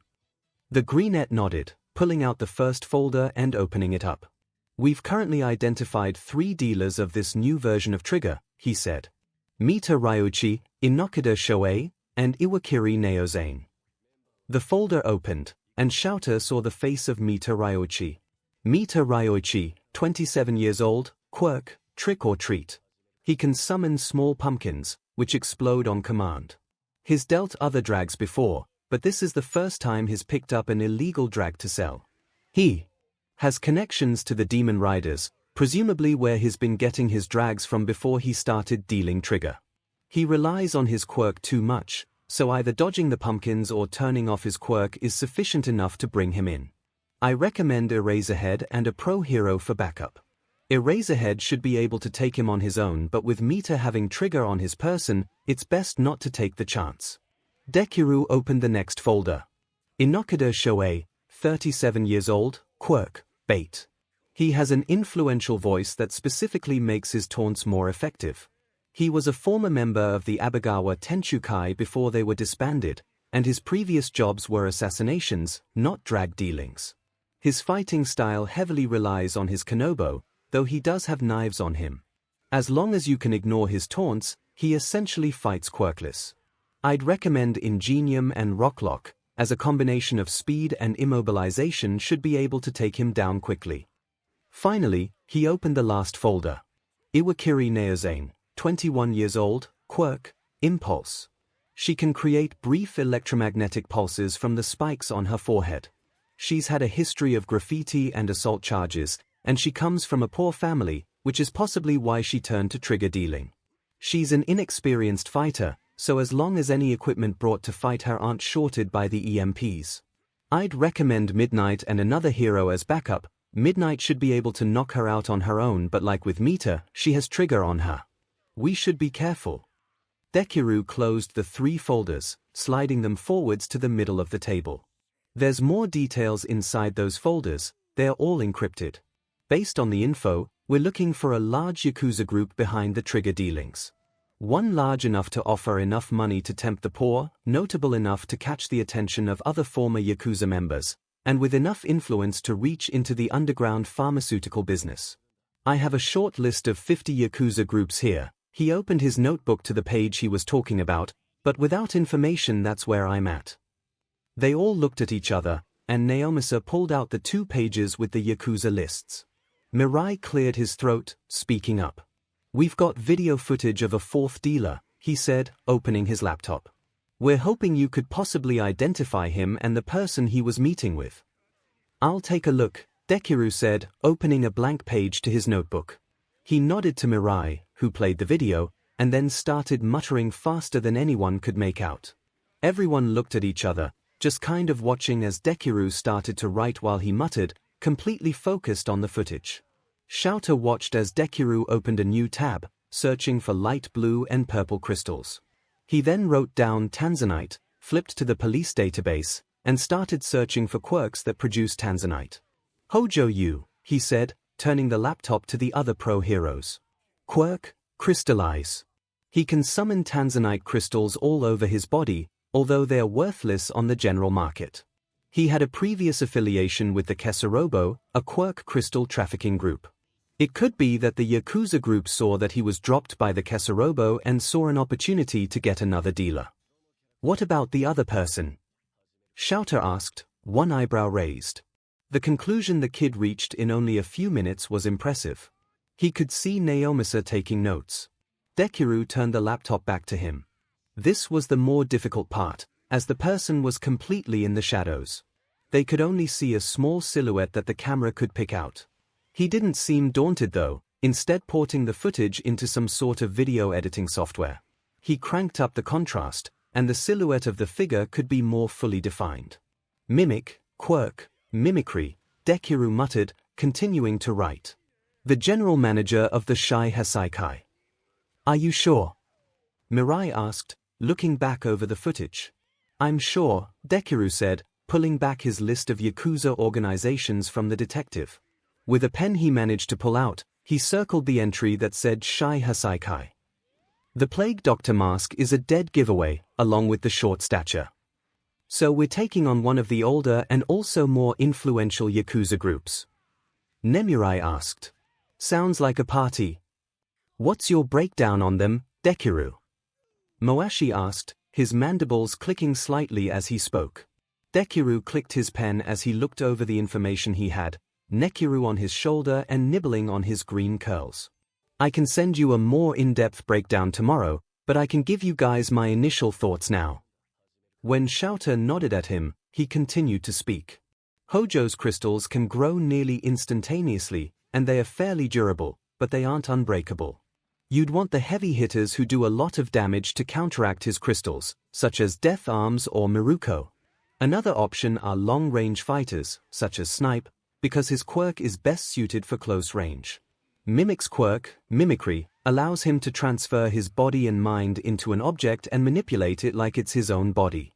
Normally he can only possess objects up to the size of a refrigerator, but Trigger is involved so we shouldn't rely on that. However, when he's immersed in an object he has to manifest a body part in order to take in his surroundings, so that's a weak point that can be used. We want heroes who are maneuverable or immobilizers, such as Rocklock, Hawks or Miruko. Everyone was quiet, as the detective and Mirai were taking notes on everything that Deku was saying. When he talked, he had a captivating presence, drawing in all of the pro heroes. It was impressive, seeing his brain work in person. That was amazing, little listener. Hisashi exclaimed. The only thing keeping the windows from being shattered was 𝐿𝐴𝐼's instinct in turning off his husband's quirk. It's amazing to see your mind work in real time. Iwata chimed in. Absolutely fascinating, Tensai said. Each compliment made the kid flush more and more red. 𝐿𝐴𝐼 snickered, quietly petting Eraser paw. Mirai and Naomasa were going over the 3 files the kid had forked over. So, here's what we're going to do, Naomasa said, calling attention back to him. We're going to focus on the 3 dealers we've identified already, as we're confident of their popular spots and should be easier to catch. Eraserhead will be going to apprehend Mita, with Sniper's backup. Ingenium and Rocklock will be going to apprehend Inokida. Midnight will be going to apprehend Iwakiri, with Fourth Kind as backup. The Night Eye Agency will continue working with Deku on the case. Deku had finished scribbling something on a page of his notebook, then pulled it out and pushed it to the 2 heroes. Based on their routes, these are the places and times that are best for bringing them into custody, he said.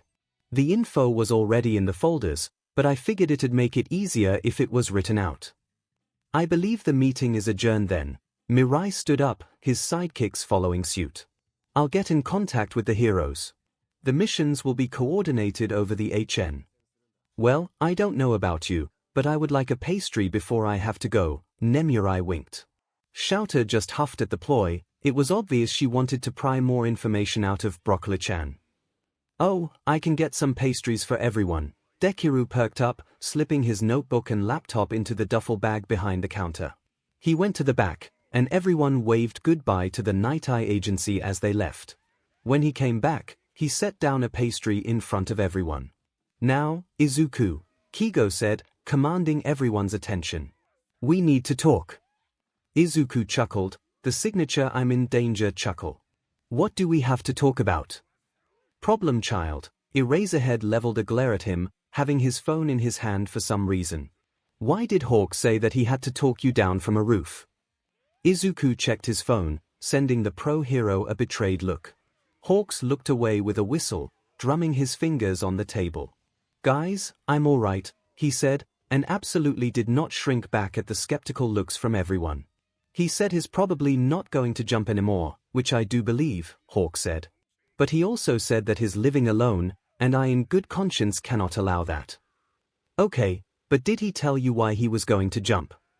Ms. Joke asked, ignoring Izuku's small I'm right here. Yeah, but I'm not going to say anything unless Izuku does, he responded. Suddenly everyone's eyes were on Izuku. He looked down at his pastry, playing with his fingers, running them over the scars there. A band had settled around his chest, made out of his insecurities. Sure, Hawks had accepted his uselessness quirklessness, but what about the rest of the heroes? He was overthinking, he just needed to blurt it out. I'm quirkless. The silence was thick, almost suffocating. He kept staring at his hands, not wanting to look up at the heroes he admired, seeing the disgust or pity on their faces. He traced the scars on his arms, remembering how he got them. Shame, guilt, disgust, grief all coiled in his gut, tears starting to water up in the corners of his eyes. Izuku stood up, the screeching of the chair cutting through the silence. I'm sorry, he choked out, I'll just go dash he squeaked as he was grabbed, being pulled into a hug by the person right next to him. Present MIC, his brain helpfully supplied. He could hear other chairs moving in the background, and he felt more pairs of hands wrapping around him. Before he knew it, he was in a massive group hug. Present MIC was holding him from the front, Ms. Joke from the back, Midnight from the left and Ingenium from the right. Eraserhead had put one hand on his shoulder, and Hawks had glomped onto the hug, wrapping everyone in his wings. Izuku sniffled, letting tears roll down his face silently. He pulled back after a few moments, wiping the tears off of his face and taking a big bite of pastry. He was still tucked into Present MIC's side, Ms. Joke on his other side. Everyone else moved around to the front, picking up their pastries and continuing to eat. Midoriya, you're amazing, Ms. Joke said, getting some nods from the other heroes. Seriously, we were all sure you had some sort of analysis quirk, but the fact that you do that by yourself is impressive. Never meet Nezu, Eraserhead grumbled. You take over the world. The UA teachers all shivered collectively at the thought. Hawks ruffled his hair, and Izuku squealed a little. Seriously, though, you're a genius. And challenging those pro-heroes. That was fing amazing. Seriously, you gave no FS, Midnight wiped a fake tear from her eye. Truly inspiring. Izuku shrugged. That was more of a today thing. That should be an everyday thing, that was appealing, Present MIC said. Izuku smiled, as Present Mew rubbed the side of his face. Thanks, guys, he said as tears slipped down his face at the praise. He heard praise more often from the pro-heroes, but on bad days like today, it really brought out the Midoriya genes. Oh, don't cry Broccoli-chan. Ms. Joke said. Izuku chuckled, wiping them away. It's okay, they are happy tears. Speaking of which, we should talk about something, Detective Tsukochi said, frowning down at his phone. Is this true? He presented the phone screen to Izuku, who scanned it.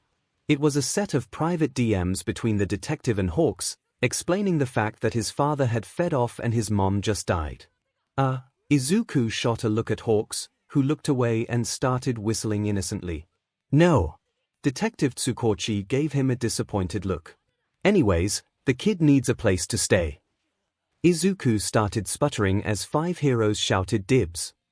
said 5 heroes started bickering about who was going to take him home. Izuku was slowly going more and more red, scooting over to where Eraserhead and the detective were speaking with each other.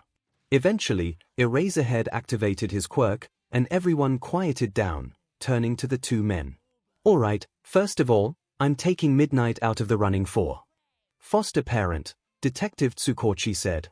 "I know you'd make a great parent, but CPS would never sign off on that, and I'd rather not have a lawsuit." "Oh, fine," Midnight pouted, but sat down. "Anyways, I think you're all missing the point." Detective Tsukochi turned to Izuku. "He should choose." Izuku blanched, and all of a sudden was met with 4 heroes doing their best impression of puppy dogs. His inner fanboy was freaking out, but he managed to stutter something out without making a complete fool of himself. Can I come back to that tomorrow? Do you have a place to stay?" Eraserhead asked gruffly, concern thinly veiled in his voice. Izuku nodded. "Yeah, being Dekiru allows me to pay the bills." "Really? I'll be okay." "What if someone moved in with you?" Hawk said, his wings vibrating. "I know that the others can't just drop everything and try to rearrange things, but I don't have an apartment, and I needed a hotel room anyways. I'll stay the night, make sure everything's okay, and we'll figure it out from there." Everyone nodded, although Eraserhead looked at Hawks a little suspiciously. "Your safety is our priority," Detective Tsukochi said. "I'm okay with it if you are, Izuku." "Yeah, and if you don't want Hawks to stay over, one of us can," Ms. Joke said. "I'm gonna be here for the next month for the raid anyways. I'm already just crashing at Nemurai's place." "No, Hawks is okay," Izuku said, swinging his duffel bag on his shoulder. Hawks put his hand on his shoulder, giving him a reassuring smile. "We'll figure this out, alright?" Izuku looked up at the faces of his friends, giving him reassuring smiles, and smiled in return. Maybe everything will be alright. Kigo subtly checked out the apartment, following after Midoriya. It was small and homely, pictures of him and presumably his mom hung up all over the place. The couch had a couple of crocheted blankets and was covered in cat fur. Papers were strewn all over the kitchen table, and the kitchen was messy but physically clean. There were hand towels with little frogs embroidered hanging on the stove, possibly a gift from a coworker. The first door he saw was closed, with an All Might nameplate that said Izuku. A very loud meow drew his attention, and he zeroed in on the calico cat coming from the kitchen. I know, I'm sorry," Midoriya said to her, as she sat down in front of him and started meowing. "I'm getting you dinner now." Kigo flopped on the couch, letting his wings spread out as he listened to Midoriya getting sushi. He assumed she was sushi her dinner. There was a surprising amount of plants in the apartment, pots holding various ferns and flowers. "I didn't think you'd have so many plants," he commented idly. "Oh, we didn't, 'cause no one would be at home to water them," Midoriya responded from the kitchen, and he could hear the kid prepping something. "But ever since I transferred to online school, my mom insisted that I get a whole bunch of plants. She said that keeping the windows open and having a bunch of plants would make sure I got fresh air. Do you want some water?" "If you're offering." Kigo scanned the spread of papers on the coffee table. They were all written in some sort of code that he couldn't understand, probably his analysis as Dekiru. He recognized a picture of Snipe. "What's this?" Midoriya came over with 2 glasses of water, sushi trailing after him. "Oh, Snipe commissioned me for an analysis on him. It's mostly finished, I've just got to clean it up and make it readable." He hummed, taking a glass of water and scooting over on the couch. Midoriya sat down next to him, and he stretched out one wing, draping it around the kid. Sushi jumped up, climbing over his lap and settling right between the two, purring contentedly as Kigo took off one glove and started scratching behind her ears. "This is sushi?" he asked casually, already smitten. At Midoriya's nod, he continued. "Where's the name from?" He flushed, looking away from the hero. "Well, I found her in a sushi takeout box." Kigo laughed, startling the cat, and Midoriya smacked him lightly. "Your names really are as bad as your fashion sense. Coming from pro-hero Hawks." He snarked back, one eyebrow raised. "Tuche." They both jumped as ugly squawking noises started coming from Kigo's jacket pocket. The hero fumbled, pulling out his phone and groaning at the caller ID. "Sorry kiddo, I gotta take this." Midoriya nodded, picking up his duffel bag from where he had plopped it at the end of the couch. "I've got to change anyways," he said, giving him a wave as he went into his room. 𝐒𝐲 sighed, mentally bracing himself as he answered the call. "Hawks," his handler droned. "Do you have any new information?" "I do," he said. "I met Deku face to face at the meeting on the trigger case. He didn't give out his name or personal information, but we have a description." "Excellent. What is it?" University student, early 20s, 𝐒𝐲 lied easily, having been trained to be able to manipulate people with ease. His hair was dyed green, and he had natural green eyes. Freckles too. "That does fit the profile we've constructed," his handler said. "Any information on All Might?" "No new information. I observed him, but it didn't yield anything." "Fine. Anyways, we have a new objective for you." "Oh." 𝐒𝐲 took sips of his water. Lying made him thirsty. "Sue him. We need you to get a teaching position at UA. 𝐒𝐲 spit out his water, hacking out his lungs. "What? I don't have any teaching experience." "Well, you've got 10 months to prepare some teaching credentials." His handler seemed unamused. "You have your orders. We'll arrange for an apartment in 𝐵𝐶. No need," he said quickly. "I've got that handled." "Very well." The phone clicked off. 𝐒𝐲 groaned, flopping face first onto the couch. "Are you okay, Hawks?" Midoriya asked. The winged hero looked up to see him standing there sheepishly, looking concerned. He was wearing a present MICT and a pair of sweatpants. "I heard you choking." "I'm fine, kid." 𝐒𝐲 sat up, patting the couch next to him. "And call me 𝐒𝐲. To call me 𝐒𝐲. It's only fair you know my name." Okay I mean 𝐒𝐲-san." He raised an eyebrow as the kid sat down. "Just 𝐒𝐲's fine." "Okay, 𝐒𝐲-𝐒𝐲." His brows furrowed as he thought, sitting crisscross applesauce. Sushi apparently took that as an opportunity, jumping up and making herself comfortable in his lap. "What was that phone call about?" 𝐒𝐲 sighed. "Well, apparently I'm supposed to become a teacher at UA. "You're gonna what?" Midoriya gaped. "Do you even have a license?"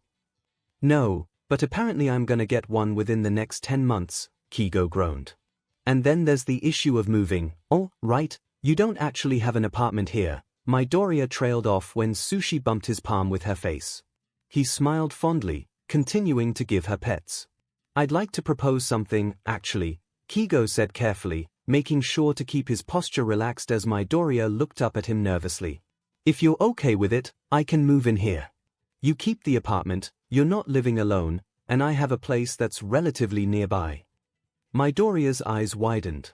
Then he started mumbling, about as fast as he was analyzing that crystal villain, and even 𝐒𝐲's advanced hearing couldn't pick it up. Sushi was squirming in his lap, unhappy that she wasn't getting pets. 𝐒𝐲 peeked as the cat, lightly scratching the couch beside him. She perked up, jumping out of Midoriya's lap and gracefully walking over to him. He cooed a little as he pet her, and he was unashamed to admit that he was calling her a true queen, an angel, and a little baby. Midoriya was broken out of his muttering, and smiled at the scene. "Well, if Sushi likes you, I suppose you can stay." Normally I would say something sarcastic in return, but I've been blessed by an angel today, 𝐒𝐲 sniped back, continuing to pet the little creature who had migrated to his lap. Midoriya chuckled, and the hero could see him taking a picture with his phone, before scooting over and also starting to pet the cat. "Well, Midoriya-Izuku," the kid interrupted. "If I'm calling you 𝐒𝐲, you can call me Izuku." "Right." 𝐒𝐲 smiled at me. "Izuku. I don't mind crashing on the couch if you don't have a guest room, but it's okay, you can use my mom's." Izuku flushed, looking down at Sushi.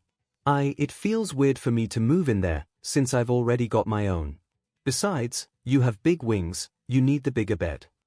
"If you're okay with it," 𝐒𝐲 shrugged, hiding how touched he was. He raised an eyebrow when Izuku scooted over, pulling out a pen and starting to pull papers on the table to him. "What are you doing?" Oh, you don't mind if I work, do you? Kid, it's dash. He looked up at the clock, 11 at night. So? Izuku shrugged. I wake up at 10:30 in the morning. Kigo tried to hide a yawn. Lucky brat, he smacked him in the back of the head, then stood up. Well, I'm gonna turn in for the night. You gonna be good out here? Izuku just leveled a look at him. I'll be fine. The hero hummed in acknowledgement, stretching his back and wings. If you need anything, let me know. When the kid nodded, he turned around, making his way to the MSTR bedroom. Giving the kid one last peek over his shoulder and taking a picture to send to the group chat, he smiled fondly. Izuku was leaning over the table, present MIC's radio playing softly while he muttered up a storm and chewed on the end of his pen. The kid's gonna be alright.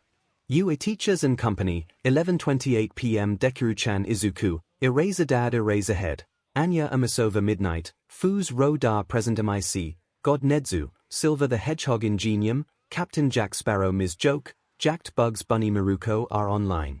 Dekiru-chan, sorry for worrying you guys. Dekiru-chan, I'm home. 𝐤𝐤𝐾 and hes gonna be moving in. Dekiru-chan, hes sleeping on Eraser Dad, why is Hawks moving in? Anya Amasova, and when were you two on first name basis? 𝐒𝐻𝐢𝐳, I wanna be on first name basis. W the little listener, Dekiru-chan, you guys can. Dekiru-chan, also apparently has supposed to become a UA teacher. We just found out like 20 minutes ago, so we don't know a whole lot. Eraser Dad, this year's gonna be a nightmare. God. Well, Hawks can meet me in my office tomorrow and we can go over his credentials then. Dekiru-chan, I'll let him know when he wakes up. Silver the Hedgehog, anyways first name basis. Silver the Hedgehog, I'm Ida Tensai Captain Jack Sparrow, Fukukdao EMI. Anya Amasova, Kiyama Nemirai Jacked Bugs Bunny, Usajayama Rumi 𝐒𝐻𝐢𝐳, Yamada Hizashi. Dekiru-chan, thank you guys for trusting me. W this. Anya Amasova, you are a Broccoli-chan. Anya Amasova, trust in the broccoli. Jacked Bugs Bunny, wait Jacked Bugs Bunny, Dekiru is Broccoli-chan. Silver the Hedgehog, oops Silver the Hedgehog, I forgot you weren't there. Dekiru-chan Izuku, Eraser Dad Eraser Head, Anya Amasova Midnight, 𝐒𝐻𝐢𝐳 present MIC, God Nedzu, Silver the Hedgehog Ingenium, Captain Jack Sparrow Ms. Joke, Jacked Bugs Bunny Maruko, and Falcon Hawks are online. Falcon, Dekiru at work. PNG Falcon, it him. Dekiru-chan, Kigolo. Dekiru-chan, I thought you were asleep. Falcon, well you keep blowing up my phone. Falcon, aren't you supposed to be working? Dekiru-chan, SHT. Dekiru-chan, by everyone. Eraser Dad, language. Anya Amasova, boo bye. Captain Jack Sparrow, bye 𝐒𝐻𝐢𝐳, goodbye little listener. God, see you tomorrow, Dekiru. Anya Amasova, fear sane you teachers, 11:43 p.m. Nedzu, there's been an interesting development. Cementos, what's going on now? Nedzu, Dekiru is going to be an interesting student next year. Ectoplasm, he's going to be what Vlad King. Please don't tell me a literal child has been running circles around the pro-hero community for a year now. Nedzu, power loader, Nedzu, for the love of everything you hold dear, please don't put him in my class. Nedzu, we'll see how everything plays out. Nedzu, I'm going to be meeting him face to face tomorrow. Hound Dog, alright, I'll let Shouter know that he'll have to change his heroic ethics class to include the new laws for when Nedzu and Dekiru take over the world. Snipe, I don't get paid enough for this. Izuku was nervous, running a brush in his hair one last time. He was wearing the best outfit he had, which was a dark leather jacket that used to be his father's before he left, a t-shirt that said bow tie, and dark jeans. He wore his usual high tops, because he was attached and definitely not because they were his only pair, and he was desperately trying to tame his hair, even though he knew it would be no use. He had one of his messenger bags over his shoulder, the one with a ton of hero pins that he hoped could pass off as respectful homage rather than fanboy. Kigo, the lucky BSTD, could get away with just wearing his hero costume for the meeting. You good, Izuku? He asked from the living room. You've been in the bathroom for like 20 minutes. Izuku groaned, abandoning the brush and double-checking he had everything. The analysis for Snipe, his laptop, that's about it. Coming out of the bathroom, he frowned as he saw Kigo fluttering around the kitchen table, with plates that had black crusty things on them. What the F are those? Izuku asked, pointing at the lumps of coal.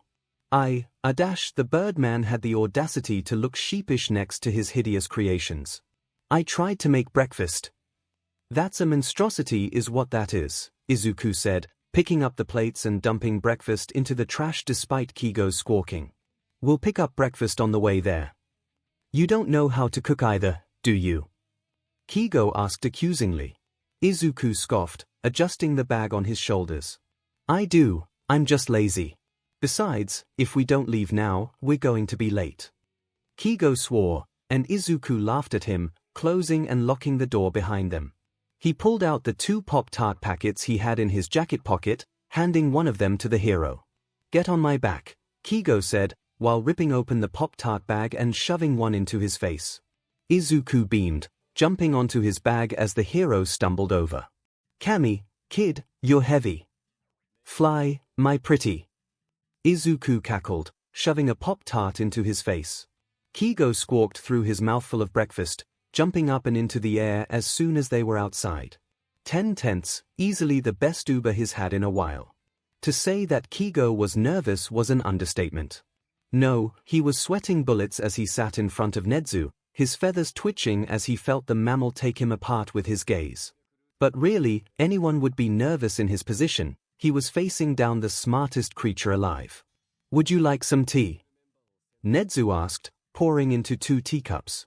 Peppermint tea is very good for nerves. Of course, I would love some. His wings twitched as he took the cup from the mammal's paws, taking a careful sip as if it might hurt him. The hero wouldn't put it past him. It was clean. And delicious. Though that might be just the mind games. DMN Mouse. It's not often that we get a top hero asking for a position, Nezu talked carefully, and it felt like with every word the mammal was slowly peeling him apart like an onion. Normally, we wouldn't be available for a new hire, but there are circumstances that may require a second heroics teacher assistant. Oh? Kigo asked conversationally, trying to keep his wings from twitching. The only reason he was able to sit down at all and maintain some composure was that the principal had brought out a stool for him. Otherwise he would be anxiously pacing, which would be very bad for the whole staying composed thing. But I'm getting ahead of myself. Nezu took a sip of his tea. Let's start with this. What are your teaching qualifications? Other than being a hero, we both know that what makes a good hero and a good teacher are different. Kigo cleared his throat, reciting the little speech he whipped up and memorized last night. I am currently working on getting my Bachelor's of Education online, which I understand won't get me to the next school year, but it should give me enough experience to at least be a teacher's assistant until I finish my degree in a few years and get my license. Of course. You'll find we are very flexible when it comes to licenses, since heroics teachers are in demand, especially good ones. Nezu took another sip of tea. How do you intend to balance your hero work and teaching work? This was another point Kigo had planned out. I am handing over primary control of my agency in Fukuoka to Phoenix, and I'm opening a new branch in Musutafu that will be in the primary control of Corollax. I'll be in touch with both of them, and I'll carry out patrols after school and grading when I have the time, but it will be put on the back burner to my teaching duties. The mammal calmly sipped his tea. Why are you considering teaching? The underlying question was, why are you considering teaching now? Kigo sighed. He tossed and turned last night. He knew that he was going to be asked that. He agonized over what he was going to say, but he landed on the decision that he knew was going to have consequences. I'll be completely honest with you. Those 6 words alone had the mammal putting down his cup, tilting his head in interest. The HPSC pushed for me to get a teaching position. They knew about All Might acquiring his position. But I'm less offering my skills as a teacher and more my position as an insider. Interesting, but how do I know that you're not being transparent just to get in and siphon information back to the commission? Kigo smiled. He prepared for that question. I have information that could potentially bring the commission down if it came to light. Oh. Let me tell you a story. Izuku waved sheepishly as Kigo closed the large door behind him. He sighed, looking around, and let his feet carry him as he explored UA. Classes were still in session, so he didn't meet any students in the hallways. He admired the scenery outside the massive glass windows, and the pictures of various alumni or student projects in the case of the modern art history classroom. Eventually he found that he had wandered to the teacher's lounge. He briefly debated going on in, but came to the conclusion that he didn't care enough. Ever since yesterday and being left alone on the roof, Izuku found that he was simply out of FS to give. It doesn't help that he's had a pulsing headache for the past 3 days. He slowly opened the door and peeked inside. He still had manners, thank you very much. Aizawa-san, because yeah, he had first name approval, but it felt weird to use still, and Vlad King were sitting next to each other at desks, presumably doing paperwork, while Power Loader was doing his paperwork in a desk a row across from them. Kiyoma-san, Snipe and Lunch Rush were standing around the coffee maker and chatting. Aizawa looked up first, being the underground pro, and just grunted in acknowledgement at Izuku's presence before going back to his paperwork. Vlad King didn't even look up, presumably just trusting Aizawa, and Power Loader looked up. His entrance didn't even disturb the conversation happening around the coffee maker, which from the sound of it was a very heated argument about student shipping. He wasn't going to touch that with a 10-foot pole. "Excuse me, who are you?" Power Loader asked, bringing the attention of Vlad King and the heroes around the coffee maker. Of course, Kiyoma-san just squealed. "Broccoli-chan." She ran over and pulled him into a hug. Izuku flushed bright red as he felt his face squished against her chest. "It's so good to see you again. I didn't expect you to be here so soon." "Yeah, Kigo's meeting with Nedzu right now." He pulled back out of the hug, so the heroine slung an arm over his shoulder and dragged him to the other heroes. "Broccoli-chan?" Lunch Rush asked. Out of the corner of his eye, he saw Power Loader coming over too. "Oh." Izuku threw open his bag, pulling out the green folder and holding it out to Snipe. "This is yours. I know I could have sent it over the HN, but I figured I could hand it to you directly since I came to you in person." Wait dash Snipe opened the folder, flipping through the pages. "Your Dekiru." "Oh Cammy, it's true," Vlad King muttered. "I thought the rat was pulling our leg." Power Loader shouted. Yeah, I am." Izuku scratched the back of his head nervously. "I didn't tell anyone my age, obviously. I didn't want to discount my credibility dash. I thought we told you this. It obviously just makes you more impressive." Kiyoma-san exclaimed. "No, you didn't," Izuku said, adjusting the strap of his bag. "You all sent me your names, then told Maruko that I was also Broccoli-chan, and then I had to go back to work to let Kigo sleep." "Wait a minute, you're on first-name basis with Hawks?" Vlad King asked. "I mean, he is moving into my apartment," Izuku deadpanned, then shrugged. "Besides, Sushi likes him." Kiyoma-san gasped. "Do you have more sushi pics?" Izuku smiled sheepishly, pulling out his phone and opening up to the gallery, letting the heroine scroll through his folder of sushi pics and show the other heroes. "This is very impressive, kid," Snipe muttered. "Your reputation holds up." He dug around his costume pockets, eventually pulling out his phone. "I'll send the money right over." Izuku nodded a quick thanks, then snatched his phone back. "I can send more sushi pics in the group chat," he said, stuffing it back into his pockets. "So, I'm presuming you want to go to you, if you're here," Lunch Rush started, and continued at Izuku's small nod. "Which course are you planning on going into?" "I used to really want to be a hero when I was small, but it's pretty much unattainable for me now." Izuku shrugged sadly, to the confusion of most of the heroes and the small sad nod of Kiyoma-san. "So I'm going into the analysis business. Use your greatest strength, YA no. Support course, then," Power Loader sighed. "Which means I'll probably be your homeroom teacher."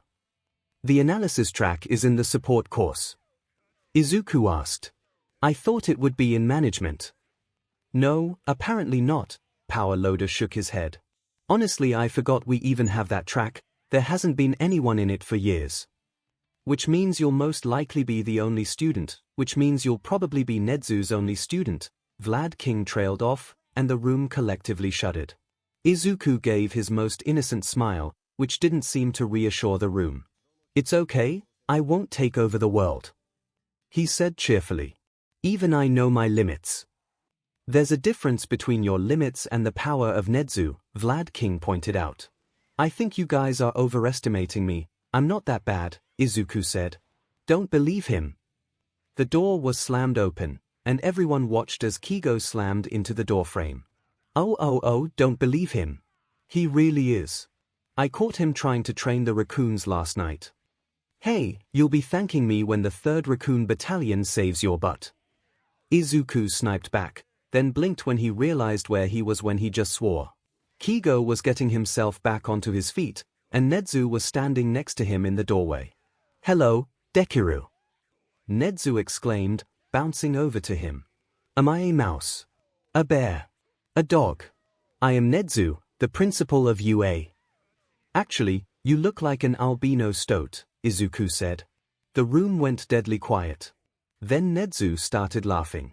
My Doria 𝐒𝐿, next year is going to be really fun. 𝐒𝐿 was flying on cloud 9. He's collected a bunch of signatures from pro heroes. He's still a fanboy, sue him, got a personal tour of you, and he's currently being treated to lunch rush katsuden. That's it, 𝐒𝐿 mumbled through bites of food. Lunch rush is my favorite. What the hell? 𝐒𝐲 squawked. They were both sitting in a small room off of the school's kitchen, basically the cafeteria but for the teachers. 𝐒𝐲 was eating some yakitori cannibal which was also made by Lunch Rush. I mean you're cool too, but this katsuden is literal heaven. I saved your life. But this katsuden. 𝐒𝐲 groaned, and 𝐒𝐿 let himself cackle as he continued shoving katsuden into his face. It wasn't the most attractive sight but sue him, he was hungry. I'm sure that 𝐔𝐻𝐻𝐿 will be happy to hear that, an elderly lady said from behind him. 𝐒𝐿 turned around, his eyes going wide. Recovery girl! He exclaimed, his eyes practically sparkling. The youthful heroine. She smiled slyly. Well, it's not every day the youngingins recognize me. I've heard a lot about you. 𝐒𝐿 flushed with a squeak. How? I got to witness the younger members of the U staff freak out when 𝐻𝐻𝐻 announced that you could be a student here. What? 𝐒𝐲 stopped bothering to hide his laughter by now, doubling over. 𝐒𝐿 flushed, smacking him while even Recovery Girl started chuckling. Why are you so mean? 𝐒𝐿 whined, slowly slumping further down into his seat. That just made 𝐒𝐲 laugh harder. After the laughter tapered out, Recovery Girl came over. Anyways, Nemurai, Hisashi, and Shouta wanted me to check up on you, based on something you sent them last night. 𝐒𝐿 raised an eyebrow in confusion. I don't think I sent a concerning text in the group chat. 𝐒𝐲 looked at him weirdly. Do you not remember the text you sent? After I went back to bed after being assaulted by your raccoon army. No. Check the group chat. You teachers and company, 3:17 a.m. Deku-chan 𝐒𝐿 and Pink Panther Tsukochi are online. Deku-chan, I feel like SHD and my head hurst and am texting update analysis for gang orca. Honestly I'm gonna effing give snipes to him in person. I'm so effing tired. I need coffee. My god subscribed Pink Panther, Deku. Oh, yeah, I can see how that would be concerning, 𝐒𝐿 muttered, scratching his head. I was wondering why gang orca's analysis wasn't finished this morning. What's this about headaches, dearie? Oh, I've had on and off headaches the past few weeks, 𝐒� said. They usually appear about an hour after I start working on analyses on my computer, and they usually don't go away until I go to bed and wake up the next morning. It sounds like a case of computer vision syndrome, Recovery hummed, thumping her cane on the ground. All those screens give you a headache. Just stop using as many screens and you'll be fine. Your other option is a pair of blue light glasses, 𝐒𝐲 spoke up. I know some of the interns and sidekicks at the area use them. Yeah, I can't really stop using screens, 𝐒� muttered. I use the Hero Network to deliver my analyses. Well, I do have to go to the area tomorrow to get some paperwork, 𝐒𝐲 spoke through a mouthful of food. We can get you a pair while we're out at W. Don't talk with your mouth full. Recovery Girl scolded, after smacking him with her cane. 𝐒� almost choked on his lunch. 𝐒� sighed, flopping face first onto the couch. He was excited this morning so he skipped his morning coffee, but now at 2 in the afternoon, he was drained. He could hear Sushi snoring right next to his head and he was honestly about to join her. Hey, 𝐒�, 𝐒𝐲 said from somewhere in the apartment. Izuku just grumbled in response. A red feather tickled his nose, and he sneezed. I know, you want to take a nap, but we've got to talk first. Izuku groaned, but sat up, and leaned back on 𝐒𝐻𝐽 when he finally sat down on the couch. What do we need to talk about? 𝐒𝐻𝐽 made a clicking sound with his tongue absent-mindedly. We need to talk about yesterday. But I thought we were done talking about yesterday, Izuku whined, letting himself flop onto 𝐒𝐻𝐽, getting enough out of the man. I know kiddo, 𝐒𝐻𝐽 sighed. But we really should talk about it. Izuku grumbled, looking up at 𝐒𝐻𝐽 properly with a glare. Apparently it didn't register as a glare because the Birdman snorts. So, what are we talking about? 𝐒𝐻𝐽 thoughtfully clicked again, wrapping an arm around Izuku's shoulder. The bullying. That sobered Izuku up real quickly, and he was about to get up, but 𝐒𝐻𝐽's arm kept him from moving too much. The hero's other hand was in his hair, giving him a gentle head massage. What about it? Izuku asked. We want some names, 𝐒𝐻𝐽 said, and Izuku raised an eyebrow. Rumi suggested to just start burning down middle schools until we hit the right one, but I figured that it would be better if we just heard it from you. Miruko 𝐒𝐻𝐽, that's just arson. Izuku sputtered. Besides, it's not worth it. What do you mean, not worth it? I mean he took a moment to collect his thoughts. I'm not going to school in person anymore. I should just focus on my future rather than waste energy on the past, you know. If it's weighing on you enough to almost lead you to commit suicide, it's not just in the past. 𝐒𝐻𝐽 deadpanned. The closure would be good for you. Besides, the heroes would be mostly taking care of it. Alright. Izuku shrugged. I went to Aldera Elementary, and then Aldera Middle School. What about the names of the bullies? He just shook his head. They're kids. The only ones who would go so far as to physically hurt me and use their quirks were mostly the upperclassmen, and I never knew any of their names. The words and flowers aren't harmless either, 𝐒𝐻𝐽 pointed out. And there's only so long that they're kids is a good enough excuse. It's mostly the teachers though, Izuku argued. No one would ever step in, some would even encourage it. The nurses would refuse to treat me, and the one time I reported when I got beat up to the principal, he put a mark of fighting on my record instead. I just think that they deserve a second chance, you know. Including Bakugo? 𝐒𝐻𝐽 asked with a raised eyebrow. Including Bakugo. He's always wanted to be a hero, and he'll make a good one, if someone helped him pull the stick out of his butt. They both laughed, startling Sushi, who was sitting in 𝐒𝐻𝐽's lap. After they settled down, Izuku spoke up again. I'm not saying there shouldn't be consequences, just that he should have a second chance.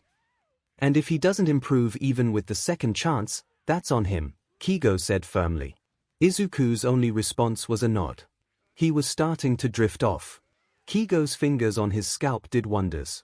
Alright, I'll let you sleep, 𝐒𝐻𝐽 said, adjusting them so that 𝐒𝐻𝐽 was laying on his side, wings over the side of the couch, and Izuku was laying on top of him. Izuku sighed in contentment. Wake me up for dinner. Of course, fledgling. Izuku was woken up by the smell of fast food katsudon. His mom buys katsudon from the place down the road when she wants to get him a treat but didn't have the time to make it herself. He rolled off of the couch with a dull thud. Hey mom, he said, rubbing his eyes. Then he froze, as he saw 𝐒𝐻𝐽 standing in the kitchen. That's right. His mom was gone.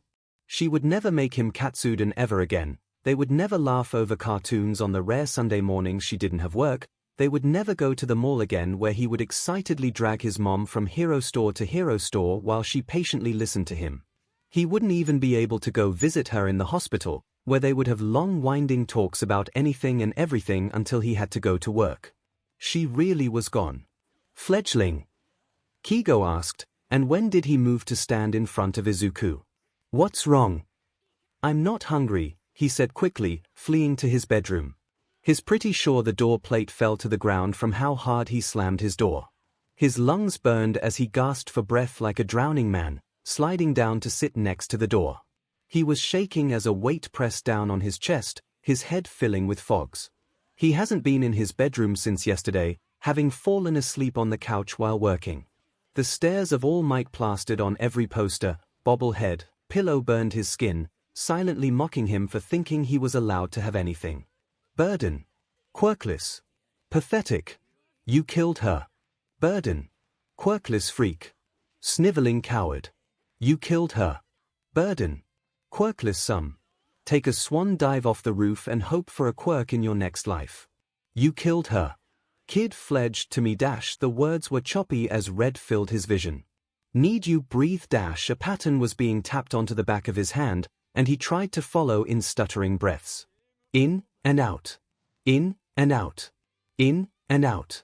Eventually, the weight on his chest let up enough so that he could finally breathe.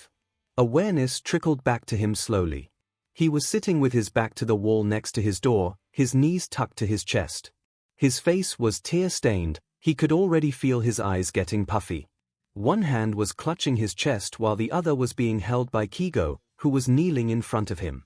His wings were spread out around him, blocking Izuku's view of the room. You back with me, fledgling? The hero asked, still rubbing gentle circles into the back of his hand. Izuku nodded shakily. Can you tell me what happened? My mom, he stuttered out. She always got katsuden from the same place after work. And she's not here. And then I came in and all I could see was All Might and I could hear the voices. Calling me a burden, quirkless freak, pathetic coward dash Izuku. 𝐒𝐲's voice cut through, and he grabbed Izuku's hands, pulling them to his lap and away from the hair they were pulling. I'm fine, Izuku responded instinctively. 𝐒𝐲 sighed, then picked up Izuku like he was a couple of grapes, his wings continuing to block Izuku's view until they made it to the living room. He was dumped onto the couch, and Sushi climbed onto his lap with a needy meow. Alright, I was gonna wait a few days until everything was more settled, but I think we need to talk about it now, 𝐒𝐲 said somberly, sitting down next to him on the couch. We'll have to talk about your mom's funeral. Izuku scared in a breath, petting the purring bundle on his lap as he nodded for 𝐒𝐲 to continue. We'll have to read her will, and decide where it's actually happening. You don't have to worry about money, me and the other heroes can pay for it. Do you want to do it sooner or later? Sooner, Izuku rasped out, his throat kinda dry. Okay, 𝐒𝐲 said. And your room, we should redecorate. Take down all the, All Might. Izuku nodded. I don't think I can go in there right now. That's fine, 𝐒𝐲 responded quickly, looking over to his phone. I'll take down and put away the All Might stuff, and you stay here with Sushi and eat dinner. He nodded blankly, and 𝐒𝐲 got up, putting the takeout container in his hands. He also got his laptop put on his lap, Sushi moving to curl up next to his side. Why don't you do some online shopping while you eat? 𝐒𝐲 asked. Izuku gave the man a small smile, which 𝐒𝐲 visibly brightened at. The hero gave him a small thumbs up, then went into Izuku's room. He pulled one of his mom's crocheted blankets over his shoulders, starting to dig into the food. It was surprisingly warm, and he started to devour it, not realizing how hungry he was. He opened the HN on his laptop to check on the others. You Teachers and Company, 6:29 p.m. Falcon Hawks is online. Falcon, help Izuku is having a panic attack. What do I do? Falcon Hawks, Eraserhead, Silver the Hedgehog Ingenium, Anya Amasova Midnight, Jacked Bugs Bunny Maruko and God Nedzu are all online. Eraserhead, do you know what triggered it? Falcon, no Falcon, he just woke up, said hey mom, then went into his room. Falcon, he slammed the door but I can hear him hyperventilating from here. Eraserhead, okay well go see him, try and get his attention, don't touch him at first, if he doesn't come around after a minute, gently grab one of his hands and tap a breathing pattern on the back of his hand. Silver the Hedgehog, use your wings to block off any other potential triggers. Anya Amasova, but also don't put your wings too close to him, you don't want him to be claustrophobic. Falcon, alright thanks Falcon. Okay has back from the panic attack, his triggers seem to be the All Might posters in his room and the smell of the katsuden reminding him of his mom Anya Amasova. So has starting to grieve. Jacked Bugs Bunny, room makeover. Anya Amasova, try to help through his grief, like helping him arrange the funeral. Eraserhead, just stick by him. Silver the Hedgehog, and we'll all help him w the funds. Falcon, I'll let him know, I'm working on pulling down the All Might stuff in his room. And Anya Amasova, what hospital? We can just put it all on Nedzu's tab. God, I would happily pay any expenses. Falconhawks, Eraserhead Eraserhead, Silver the Hedgehog Ingenium, Anya Amasova Midnight, Jacked Bugs Bunny Maruko, God Nedzu, and Dekiru-chan Izuku are all online. Dekiru-chan, it's Musutafu General Jacked Bugs Bunny, Broccoli-chan. Anya Amasova, Dekiru-chan. Silver the Hedgehog, Izuku. Eraserhead, are you okay? Dekiru-chan, I'm okay Silver the Hedgehog, we'll be here for you Silver the Hedgehog, you don't have to grieve alone Dekiru-chan, thanks guys, Dekiru-chan, I'm gonna go shopping online for my room makeover Silver the Hedgehog, have fun. Anya Amasova, get some fluffy things Jacked Bugs Bunny, make sure you eat dinner Dekiru-chan, I will. 𝐒𝐲 rolled up the last All Might poster, gently putting it back into its roll. As much as he desired to take the merch and torch it all, a lot of this merch was stupid expensive and pretty old. The kid could probably make a fortune selling it all online, if that's what he wanted. He kept the original boxes and everything. He looked around the room, trying to get a sense of things. The walls were completely bare, with one corkboard above his desk covered in notes, and painted a nice light gray. The shelves only had a few succulents, the desk had one Ingenium bobblehead on it, and the bedding was replaced with neutral dark gray pillowcases and comforters that he found in the closet. The bookshelves were still filled, since there wasn't any merch on them. On a side note, 𝐒𝐲 was mentally filing those plans to get Izuku to a therapist. He opened the door, placing the All Might nameplate onto Izuku's desk before stepping out. He could see the kid had finished his katsudon, placing the empty takeout container onto his coffee table, and was currently browsing through whiteboards. 𝐒𝐲 grabbed his chicken teriyaki, wrinkling his nose as he bites into it, and it turns out to be cold. He keeps eating it anyways, plopping down onto the couch next to Izuku. What you got so far, fledgling? I got a cat tower for sushi, Izuku mumbled, still scrolling through whiteboards. I also got more plants, and some merch for other heroes. That's a good selection, 𝐒𝐲 said, reaching out a wing to wrap the kid in while sending a feather to get the TV remote. You mind if I put on something while I eat? The kid hummed, so 𝐒𝐲 turned on some bird documentary, watching Izuku slowly relax more and more into his side. He sent a couple of feathers to throw out the takeout container and wooden chopsticks, letting the kid cuddle up to him. Izuku muttered next to him as he debated the different prices of whiteboards and calendars, checking sales between different sites. 𝐒𝐲 smiled to himself. The kid's strong, he'll be okay. Izuku was putting the finishing touches on his analysis of a villain in Hosu, absent-mindedly drinking his fourth cup of coffee. Some nature documentary was playing on the TV, but it registered as static in his mind. He had long abandoned the couch, now just sitting on the floor in front of his laptop. A red feather flew in front of his face, booping his nose. Izuku squawked, falling backwards and knocking over his coffee. He just managed to save it and his laptop. 𝐒𝐲, you butt. Hi Zuku. The hero called cheerfully like he didn't just almost spill Izuku's coffee. You're sure up early. I didn't think I'd see you until noon. Izuku squinted at the clock on his laptop. Holy SE, it's 6 already. The two roommates engaged in a staring contest.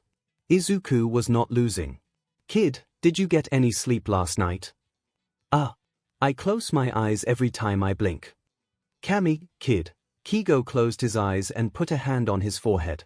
You're going to make me go gray. How are you still awake? Coffee. What? Izuku gestured with the mug. This is my fourth cup. Then he took a very long sip. With slurping. 𝐒𝐲's eyes visibly twitched. Izuku's eyes widened as they landed onto the balcony of the Airy. 𝐒𝐲 had to hold his hand as he walked into his office. Plush carpet, a nice desk, the wall that had the balcony was made entirely of windows, and there was a TV on the other side of the wall across from his desk. On the floor was a little nook that was filled with pillows and blankets, and there were a few file cabinets behind the desk with a coffee maker on it. There are a bunch of paintings of various birds on the walls, and a collection of some of the best fan art that was framed and hung on his walls, with little plaques on the walls. Embarrassingly, a few of Izuku's drawings were also up there. Really? The bird paintings? Izuku sassed. I have a brand to keep, fledgling. 𝐒𝐲 shot back, dragging him to the elevator, which also had bird paintings. "Alright, your office is one thing, but the elevator is a little excessive." He raised an eyebrow. "Are there bird paintings in the entire building?" The silence was deafening. "Of course there is." They walked into the small cafeteria, which had a small KFC in it. Of course.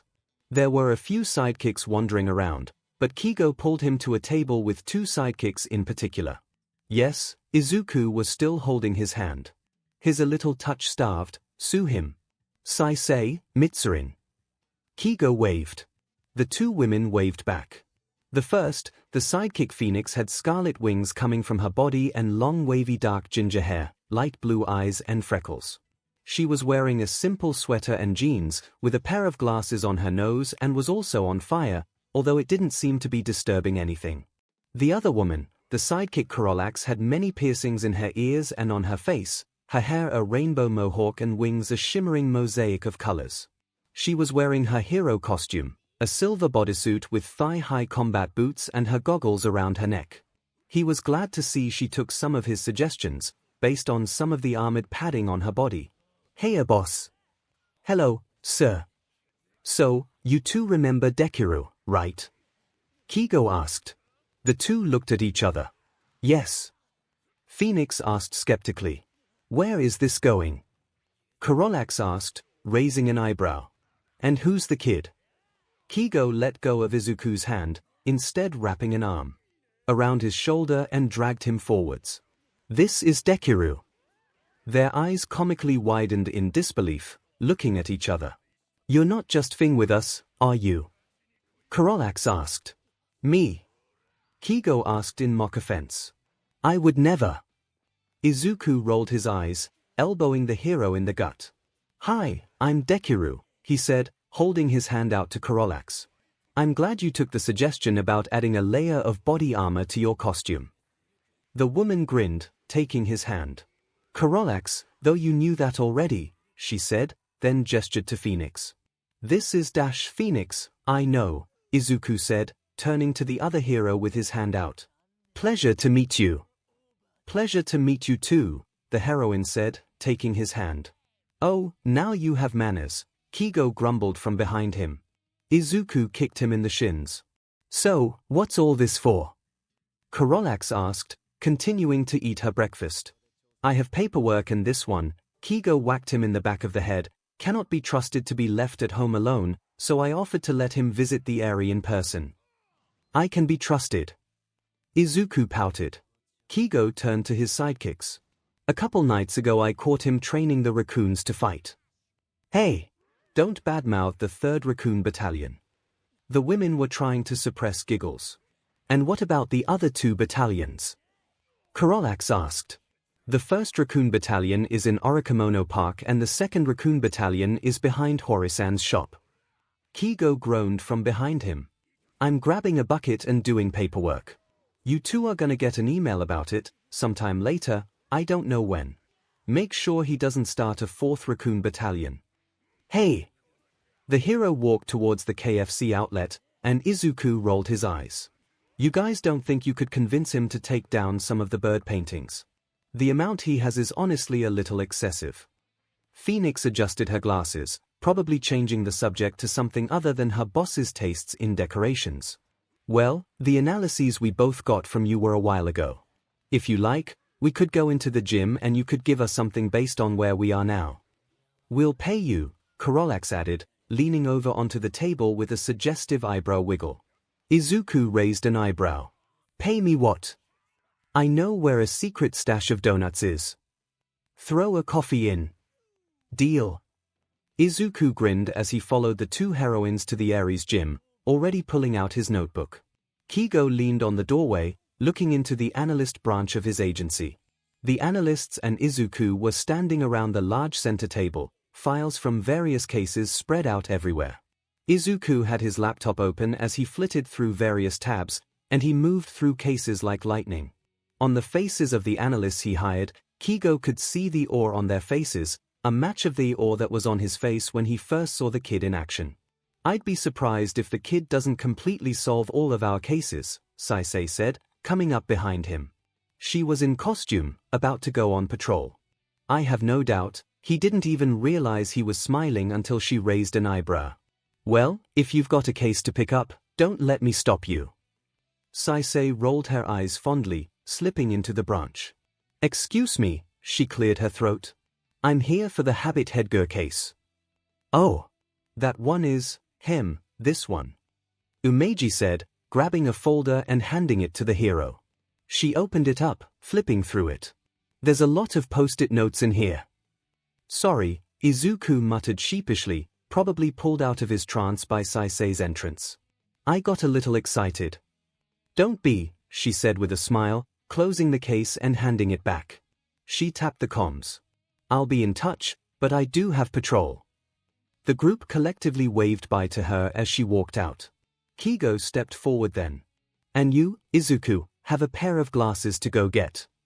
Oh, right. Izuku exclaimed, starting to pack up his notebook and laptop. Sorry, I got a little excited. I know, 𝐭𝐻𝐲 rolled his eyes. Mister, I'm going to stay up all night working while drinking 4 cups of coffee. Actually, that's relatively tame for me, Izuku responded back. 𝐭𝐻𝐲 sighed. Kid, you're going to be the death of me. What kind of glasses do you need? Umari asked. 'Cause we've got a few spare pairs of blue light glasses if you want one. Actually, that's exactly what I need, Izuku beamed. Then let me get a pair.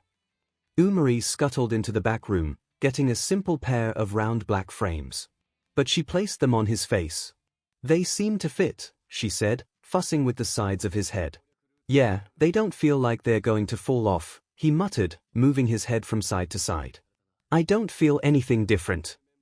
You're not going to feel anything yet, Fujino pointed out, taking a sip of his coffee. What you will notice is when you don't have a raging headache. That's a good point. 𝐭𝐻𝐲 huffed in amusement, sending out a feather to slowly drag Izuku to him. Well, I want dinner, so we're going to go. Izuku rolled his eyes, waving goodbye to his people. As they walked out of the area, 𝐭𝐻𝐲 said, You look good. Thanks. He responded with a beaming smile. What 𝐭𝐻𝐲 wouldn't do for this kid. I hate paperwork, 𝐭𝐻𝐲 muttered, filling out the last page.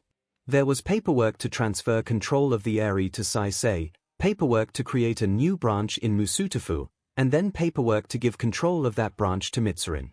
At least once the branch was in Mitsurin's control, all the necessary setup paperwork would be her problem. It's the little miracles.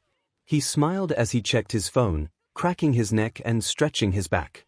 It seemed that Nezu had received his message about Musutafu General Hospital and Aldera Junior High, if the threatening smiley face was to be believed.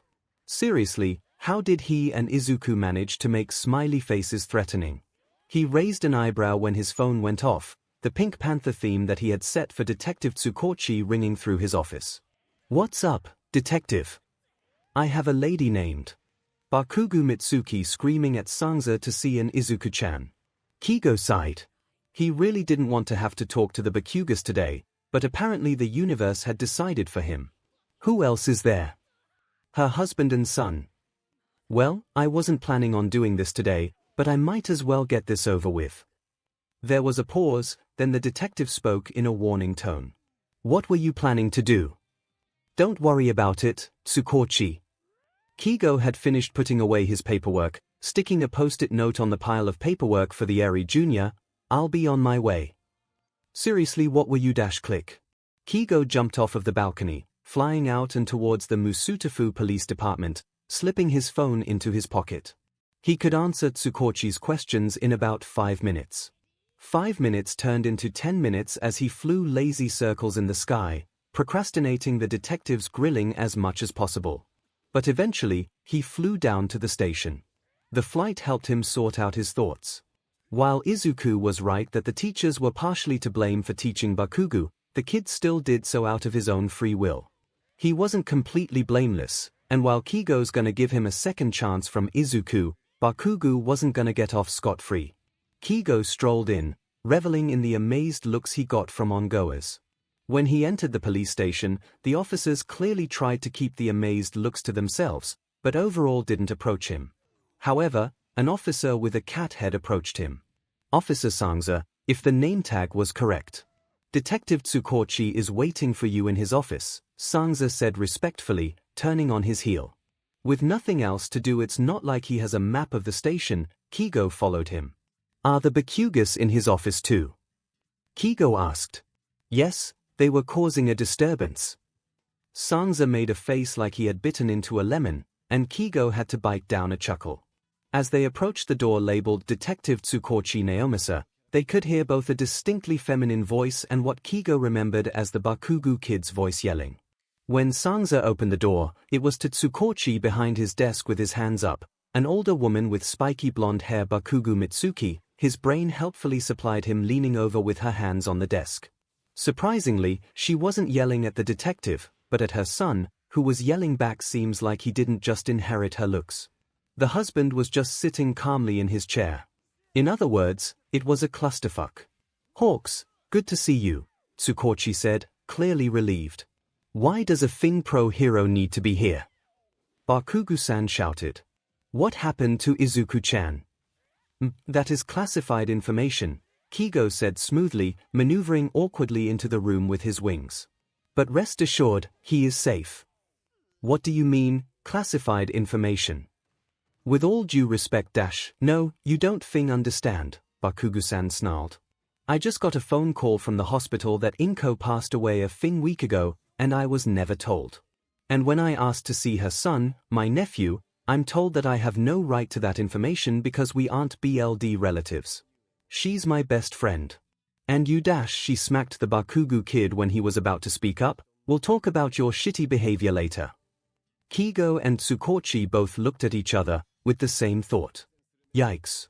Nezu would want to hear about that, 𝐂𝐸𝐲 muttered. Why would the Fing principal of you want to know about shitty Deku's mom? The Bakugu kid shouted, earning himself another smack in the head. Because Midoriya-kun didn't even get a call, 𝐒𝐭𝐚𝐲 said. The only way he found out was the receptionist telling him after he went to visit her. When 𝐂𝐸𝐲 raised an eyebrow at the detective, he said, they deserve to know something. Why the F would anyone do that? Bakugu-san shouted. You Fing know why? Bakugu kid shouted back. The Bakugu husband cleared his throat, causing the two standing up to look at each other and slowly sit down. We would like to know where he is, he said calmly. Or at least how he is. A hero has him under their care using their emergency fostering license, 𝐂𝐸𝐲 said. We won't say which, for both of their safeties, but rest assured that Midoriya is safe. It seemed like the whole family breathed a sigh of relief, even the kid, surprisingly enough. That's good to hear, the Bakugu husband said. 𝐂𝐸𝐲 turned around a chair and sat down. What are your names? I never caught them on the way in. Oh, of course.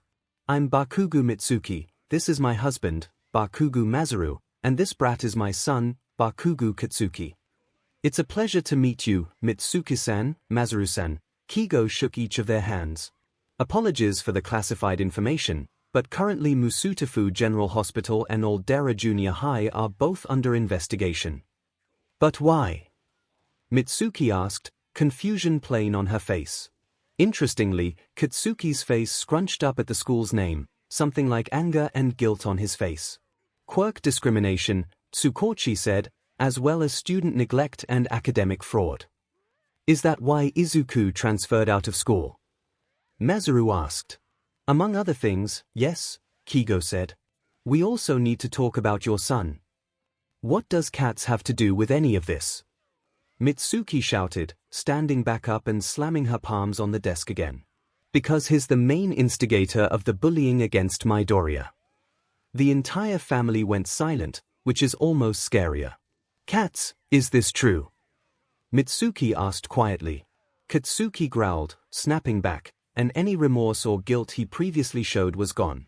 Deku Fing deserved it. The Bakugu parents gasped, and Mitsuki smacked him on the back of the head. What the F? No, I don't want to hear your justifications, you Fing brat. How could you? 𝐂𝐸𝐲 cleared his throat and flapped his wings, fluffing out his feathers. Mitsuki huffed, sitting back down. Neither Bakugu were calm, just letting that anger simmer. Midoriya made a fair point when I talked to him about this, he said, letting His feathers rest back down. It's not entirely his fault. The teachers were ignoring the bullying at best and actively encouraging it at worst. However, this doesn't mean he's going to go get out of this unpunished. We decided the following. 𝐒𝐲 slid a small packet across to the Bakugas for them to flip through as he spoke. Katsuki is blacklisted from UA. He is allowed to go to a hero school though, preferably a boarding school. He is also required to go to anger management classes and therapy, and he'll be attending the school on probation. One strike and he'll be expelled. The entire family seemed to be silent. Thank you for doing this for Katsuki, even if he doesn't deserve it, Mitsuki said slowly, blinking back tears.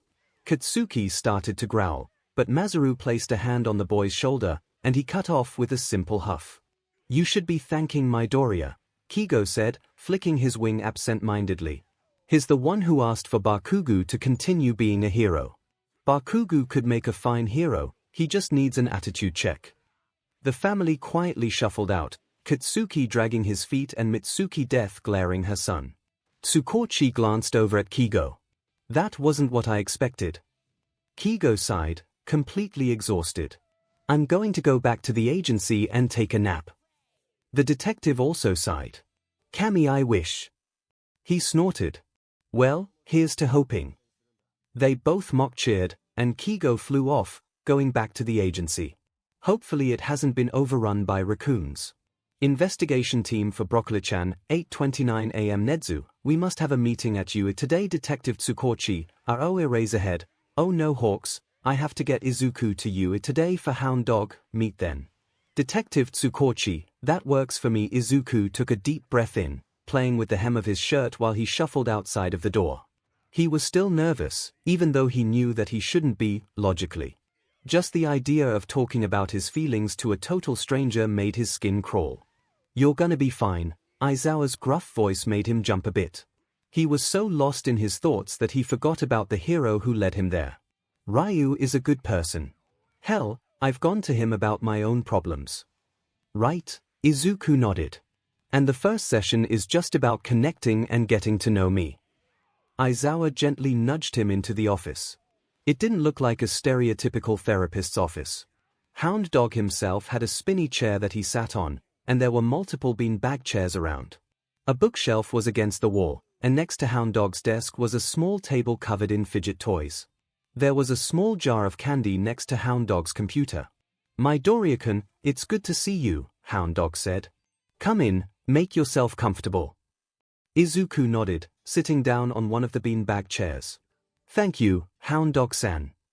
Please, call me Inui, he said. And if you would like, you can grab one of the fidgets off of the table. Izuku plucked up a little cube covered in buttons. With one hand occupied by the fidget, his other hand stopped wringing his shirt, letting him breathe a little bit easier. Marginally. Now, this is the first session, and my goal is to make this as safe of a space as possible for you, who Inui-san continued, making notes on his clipboard. We don't have to talk about anything you don't want to, and you are the one who sets the pace. That made him relax a bit.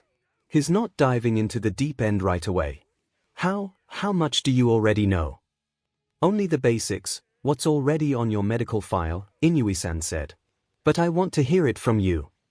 Izuku nodded, took a deep breath in, and started from the very beginning. I'm sorry, it's been what? 𝐒𝐲 had slammed his hands down on the table, his feathers fluffed all the way out. He was well aware that it wasn't very professional of him, but damn it he didn't care. Eraserhead and the detective were in similar states of shock, and Nedzu was grimacing as he sipped his tea. They had just entered the room, and the stoat slaps them with this. The detective stood up from next to him, putting a hand on his shoulder. Nedzu, I'm afraid we're gonna need a bit more context.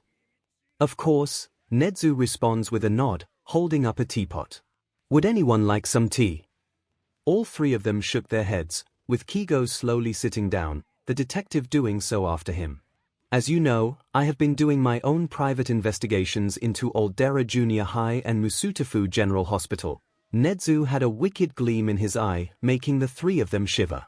I had finished sending my report on Aldera to the police, and was going through previous billings and medical records of Midoriya Inko when I realized that all paper trails of her body stopped 4 days ago.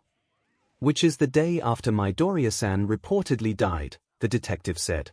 So her body's been missing for 4 days and the hospital did nothing. Eraserhead asked. So I kept looking, Nezu continued. And I found security footage of villains stealing the body.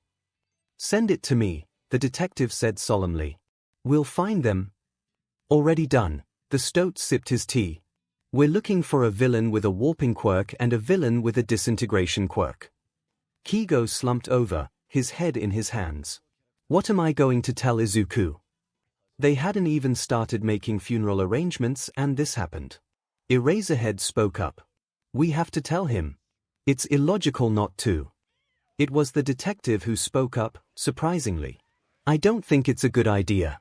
The kid attempted suicide 3 days ago, and he's still grieving.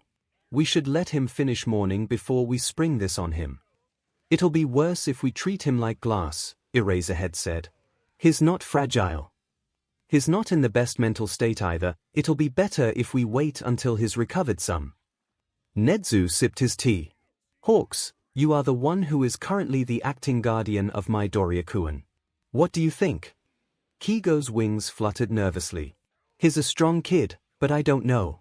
It might just be a me thing, but you didn't see him when he had a panic attack after entering his room. I'm worried about the kid, but he deserves to know. He dragged a hand down his face. All his training from the HPSC never prepared him for this. I'm no good with this stuff. You 3 are probably better informed than I am. Nezu closed his eyes and set his teacup down. I think we should wait to tell him until we have Inui-san's opinion. He'll have the best picture of Midoriya-kun's current mental state. The 3 men looked at each other. It was the best compromise they were gonna get. Eraserhead stood up first. I have papers I have to grade, he said, then muttered under his breath something about idiotic students. The detective did so next. I'll get started on processing the security footage you sent me, he said, adjusting his hat. 𝐭𝐲 finally stood up with a sigh, letting his wings fold up. I'll go wait for Izuku, he said, checking his phone for the time. Not even 15 minutes, DMN. And his inbox was full of emails. Nezu nodded, a clear sign of dismissal as he went back to sipping his tea with his eyes closed. The 3 shuffled out of there awkwardly, and 𝐭𝐲 breathed a sigh of relief. Eraserhead just nodded before walking off, leaving the detective and 𝐭𝐲 standing there awkwardly. 𝐭𝐲 cleared his throat. You'll update me on how the investigation is going, right? Of course, the detective smiled, something that was probably meant to be reassuring but just came across as strained. Now, if you'll excuse me, 𝐭𝐲 nodded, stepping out of the way as the detective left. With a sigh, he turned to find his way to Hound Dog's office. He was not looking forward to the next 45 minutes. After only a month, things seemed to have settled down. Izuku has been going to therapy every week with Hound Dog, and he seems to be getting better. There were a few bumps in the road, like 𝐭𝐲 having to enforce a bedtime and get rid of the coffee machine. Overall, it has gotten better. Izuku's bedroom has been fully redecorated, and a few more bird-themed decorations made their way into the apartment. Izuku's schooling was all online, so most of the time he hung out with the other heroes. He spent a lot of time at the Eri Junior. 𝐭𝐲 wasn't a name guy, Suhim and Yue, but he also spent time at Rumi's agency, Ketsubatsu Academy, and Sir Nightai's agency. He was making bank helping sidekicks improve and solving cases. 𝐭𝐲 would be even more proud of him if he stopped filling up his sleep schedule. 𝐭𝐲 himself had cut down on patrols, spending more time getting his teaching license. He and Nezu struck a deal where he'll be spending the next 10 months doing a fast-tracked course of the classwork learning, and the next year he could be an assistant to one of the heroics teachers. He was also funneling information to Nezu, holding up his end of the bargain. Hound Dog still hasn't given them the green light to tell Izuku about his mom's body. There has been no activity from the villains since, although Nezu's digging unearthed the fact that they had been stealing bodies before this.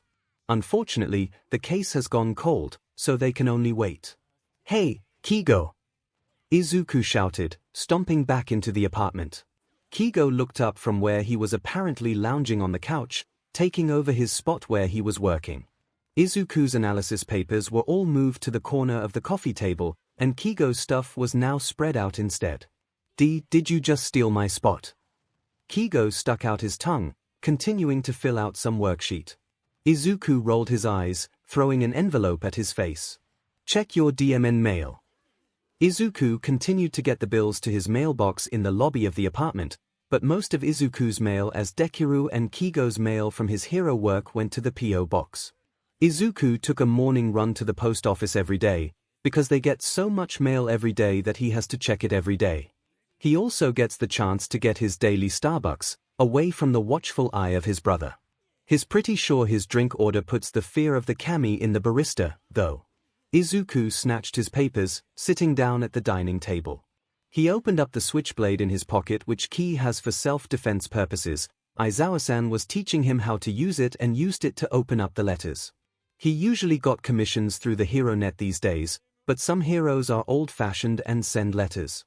Most of the letters were payment checks like the commissions. Most heroes just sent him the money directly, but some still liked sending checks and the rest were commission letters. Skimming the names, he mentally added a backdraft analysis, a case for Kamu Woods, and a case for Gunhead to his to-do list. He heard a very long fuuk from 𝐭𝐸𝐲 and looked up to find him sprawled over the side of the couch, the letter over his face. What's the problem now? 𝐒𝐿 called out, pulling out his planner and making notes. When were the bills due? When did cases need to be sent in? Where was he going to be babysat? When was he going to have time to take a nap? I forgot about the hero gala. 𝐒𝐿 looked up, raising an eyebrow. So? What do you mean, so? 𝐭𝐸𝐲 asked. I'm contractual obligated to be at every gala, and I have to look the best out of everyone there. 𝐒𝐿 snorted. Over the past month of living together, he learned that 𝐭𝐸𝐲 was a massive fashion diva. It's a hilarious contrast to Rumi, who will wear whatever she pulls out of her closet without any concern about how she looks, specifically to F with 𝐭𝐸𝐲. It made sense. The man who spent an hour before patrol making sure his hair and makeup looked perfect was a fashion diva, and the woman who just rolls into her hero costume right before patrol doesn't care. Couldn't you just wear one of the outfits you have? 𝐭𝐸𝐲 gasped, like 𝐒𝐿 just said something scandalous. Wear something I already wore. Of course not. I have to make a splash every year, that means wearing something different. 𝐒� rolled his eyes. He wasn't going to convince 𝐭𝐸𝐲. Well, have fun. Oh, no you don't. 𝐭𝐸𝐲 stood up, grabbing 𝐒� and picking him up with his feathers. If I'm going, you're going as well. Or, come on. 𝐒� shouted, kicking his feet stubbornly. Can't I just go hang with Aizawa-san? 𝐭𝐸𝐲 squinted his eyes suspiciously at him. Another thing that 𝐒� learned while living with him is that the man is very protective. A little too protective in 𝐒�'s opinion, but to be fair their first meeting wasn't the greatest. When Aizawa-san suggested getting 𝐒� a knife and teaching him self-defense, 𝐭𝐸𝐲 nearly had an aneurysm. If I have to suffer, so do you. 𝐒� groaned, resigning himself to going. 𝐭𝐸𝐲 continued to talk as he used his other feathers to drag over 𝐒�'s shoes. Besides, there's gonna be other kids at the gala. It's good for networking and 𝐒�. I don't want to talk to rich brats, 𝐒� muttered, crossing his arms stubbornly. Plus, I'm not good at peopling. 𝐒�, you know you're a rich brat, right? 𝐒� sputtered. You know what I mean. Look, if you want to get into the hero industry proper as an analyst, you're gonna have to learn how to handle parties. 𝐭𝐸𝐲 said, using his wings to drag his boots over to him. The man was apparently feeling lazy today. Besides, you can talk to heroes about analysis and cases all day. It's the same thing, just a party instead. 𝐒� rolled his eyes, tying his shoes and stuffing his phone into his pocket. He also grabbed the knife as 𝐭𝐸𝐲 finished pulling his boots on, apparently excited enough that he didn't even check the mirror to make sure he looked presentable.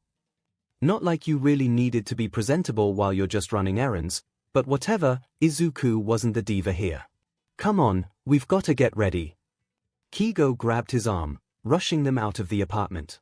He looked back longingly at the couch, before he was pushed out of his own apartment, resigning himself to his fate. Hey Hisashi, Nemurai. 𝐭𝐸𝐲 waved, 𝐒� still being dragged along grumpily. Yamada-san and Kiyomi-san were standing in front of the store, both in civilian wear. While 𝐒𝐬𝐽 and 𝐔𝐬𝐽 were stared at because of 𝐔𝐬𝐽's distinctive wings, no one bat an eye at the two off-duty heroes. Thanks for coming out. Of course. Yamada-san responded. Anything for the little listener. We did our gala shopping weeks ago, but I understand being in a scramble, Kiyama-san winked. And I'll never turn down any kind of shopping. Yamada-san shrugged. I'll just be wearing the same suit as always. If it works, it works, dig. Thank you. Izuku burst out. I don't understand wearing a different outfit for every occasion. Well, we need to get you a formal outfit in the first place, 𝐒𝐲 said. The closest thing you have is a shirt that says bow-tie on it, and that will not stand. Izuku grumbled. I still don't understand why I can't just hang out with Aizawa-san.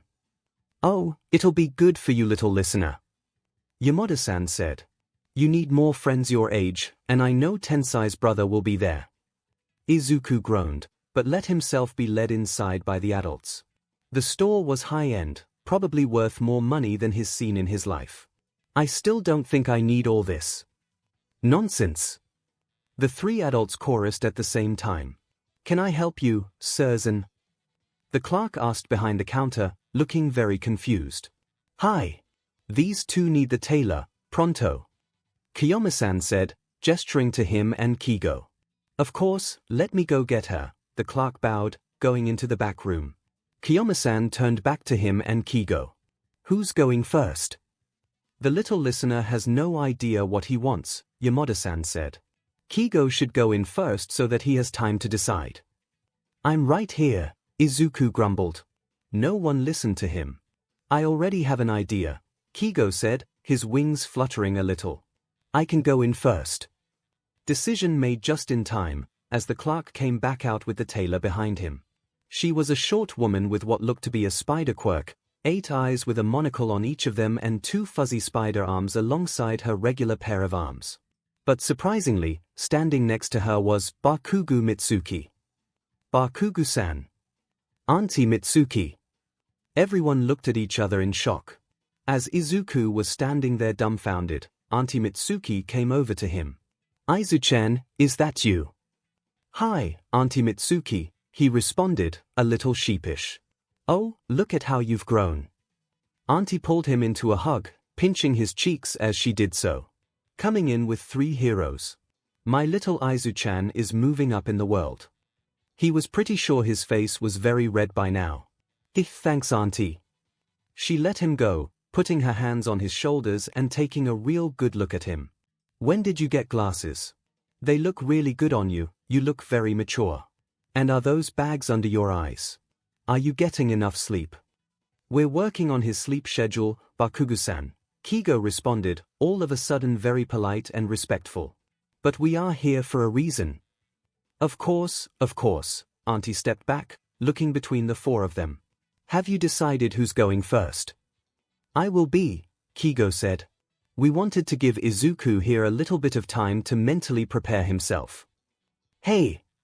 Alright, get into the booth then, we don't have all day, Auntie said, going from overbearing Auntie to professionally feared Bakugo-san. Tsurande-san, can I join you in the booth? Of course, Mitsuki, Tsurande-san tittered, her mandibles clicking together, and Izuku really wanted to analyze her quirk but he didn't have time, damn it. And we're friends, you can call me Josephine. The two ushered 𝐒𝐲 into the booth, closing it shut behind them. The clerk had already retreated back to the counter, flipping through what looked to be a calculus textbook, and Yamada-san and Kiyama-san turned on him. Your aunt is Bakugo Mitsuki? Kiyama-san asked incredulously. Izuku shrugged. We're not related, but she and my mom were friends in college. I've known the Bakugas for forever. Yamada shuddered. Somehow seeing her be nice is scarier than seeing her be angry. No kidding, Kiyama-san also shivered. She once yelled at me because the shade of purple I chose was too dark for my feather boa. Izuku rolled his eyes. Aren't you guys supposed to be helping me and not trauma bonding over my aunt? Right. Yamada-san made a beeline over to the counter, plucking up one of the catalogs and bringing it to a bench. The clerk didn't even look up. Kiyama-san followed him to the bench, and Izuku did the same. So, Take a look at this. Yamada-san dumped the catalog into his lap and let him flip through it, and tell us what stands out to you. Izuku flipped open the catalog on his lap. And flipped another page. And another. And another. Everything blurred together, words meaninglessly described differences that for the life of him he couldn't see. He didn't really know the different sleeve or lapel types. It all turned to static in his brain. He slowly closed the catalog and put it back in Yamada-san's hands. That was all gibberish to me. Okay, then this is going to be harder than we thought. The three of them looked up, and 𝐭𝐽 strutted out of the booth. He was wearing a bright red suit that was somehow eye-catching but not eye-burning, with a gold chain hooked on his jacket pocket. The shirt underneath was black, and he was wearing a dark brown tie with a gold hawk pendant on the tied part of the tie. Izuku didn't think that earrings were necessarily part of the package, but nevertheless gold dangle hoop earrings were on his earrings anyways. Plus his hands were absolutely covered in red and gold rings. Kiyoma-san and Yamada-san immediately ripped into him. That's way too much bling. Why is your suit so bright? Brown tie. Really? Your suit is bright red and your tie is so boring. Your tie's boring but you have a massive gold hawk with ruby eyes on your chest. Are you trying to get people to look at your melons? Hey, now, let's get the kid's opinion, 𝐭𝐽 said. Everyone looked at Izuku, and he started to sweat. It looks nice, he said. He was not qualified for fashion opinions. See. He appreciates all my hard work, 𝐭𝐽 said with a smug grin. Hey, I did the hard work around here. Auntie Mitsuki said. You came into the booth with a hideous idea, and I had to do the work to make it look good. But the tie is brown and boring because we don't want to clutter the eyes any more than necessary. Auntie Mitsuki cut Yamada-san off. But why that shade of brown? Kiyoma-san asked. Izuku squinted at the tie harder and just saw that it was brown. The golden brown meshed nicely with the rest of the outfit, Auntie responded. Now, does anyone else have any more concerns about my masterpiece or can I move on? The two invested adults looked at each other, and then simply nodded. Auntie shooed Hawks back into the booth to get changed, and then knelt down to Izuku's level. Do you have any ideas? Anything at all? Izuku shook his head. I looked through the catalog, but that's the first mistake. The catalog gives you too many options. Auntie looked him over appraisingly. I'm presuming you don't want to stand out like your friends. He balked, shaking his head quickly. Please no, that's fine. Is there anything at all I can work with? Oh. Kiyoma-san pulled something out of her purse, and on further reflection it turned out to be the first letter he ever sent. It was laminated, and at the bottom was his signature as Dekiru, written in teal glitter gel pen with a little bunny doodled next to it. Izuku was sure he was bright red. You carry that with you. I can work with this. He was slightly afraid of the glimmer in his aunt's eyes. Get into the booth.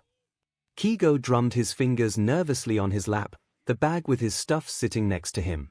He could hear muffled conversation coming from the booth, but he couldn't tell what it was about, and that made him nervous. Don't get him wrong, he really did trust the woman, but sue him for being a little protective. 𝐭𝐽, he's gonna be fine, Hisashi said, lounging on the bench.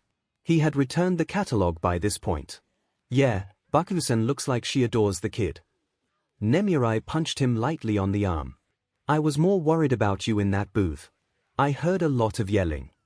Makes me wonder what shade of red you tried to pick, Hisashi snorted. You're both assholes, 𝐭𝐽 grumbled, and the other two started to laugh. The booth opened, and 𝐭𝐽's jaw dropped open. Izuku still wore his glasses, with a little bit of makeup that brought out his freckles and covered up the bags under his eyes.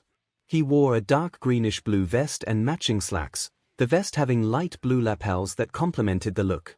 Underneath was a black dress shirt, rolled up to reveal silver cuffs, a subtle touch of bling.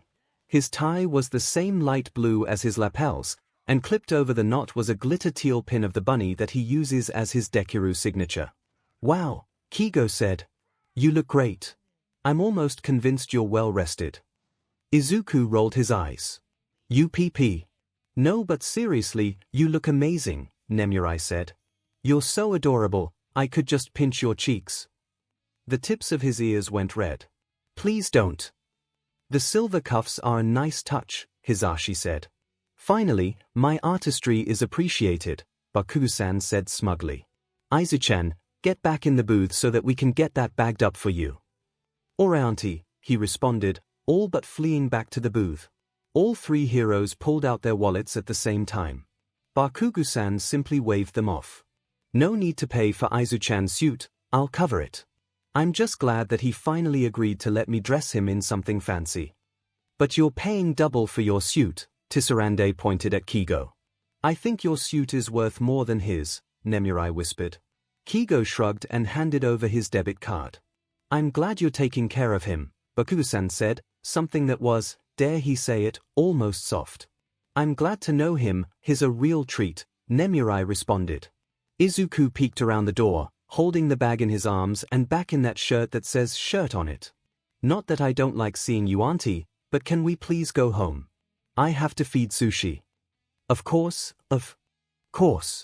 Don't worry about the suit, it's already been paid for. Bakugo-san pulled him into a hug. Now, remember what we talked about. If that hero guardian of yours hurts you in any way, let me know and I will shove lawsuits so far up there but that they will be tasting paper for days. I will, auntie, promise, Izuku said, patting his aunt's arm. As they left the store, parting ways with Nemurai and Hisashi, 𝐒𝐻𝐽 only had one thing on his mind, well, two, but he always thought about fried chicken. What did you talk with your aunt about? Izuku just smiled slyly. Don't worry about it. You teachers and company, 9:10 a.m. Dekiru-chan. Izuku is online. Dekiru-chan, Pila save me Aizawa Dekiru-chan, Im dai Dekiru-chan. Izuku, Pink Panther Tsukochi, Jacked Bugs Bunny Maruko, Falcon Hawks, Captain Jack Sparrow Ms. Joke, Eraserhead Eraserhead, Foos Ro Da Present MIC, Anya Amasova Midnight, and Dr. Strange Sir Night Eye are online. Pink Panther, Kid. Jacked Bugs Bunny, just give me a name, I'll kick there but Falcon, ignore him Falcon, has being dramatic Captain Jack Sparrow, bout what? Falcon, the hero gala Captain Jack Sparrow, Dekiru-chan, Im go be eaten alive Pink Panther, Kid, I'm sure you'll be fine. Dekiru-chan, why can't I stay Aizawa? Eraserhead, socializing will be good for you Foos Ro Da, I'll be their lil listener.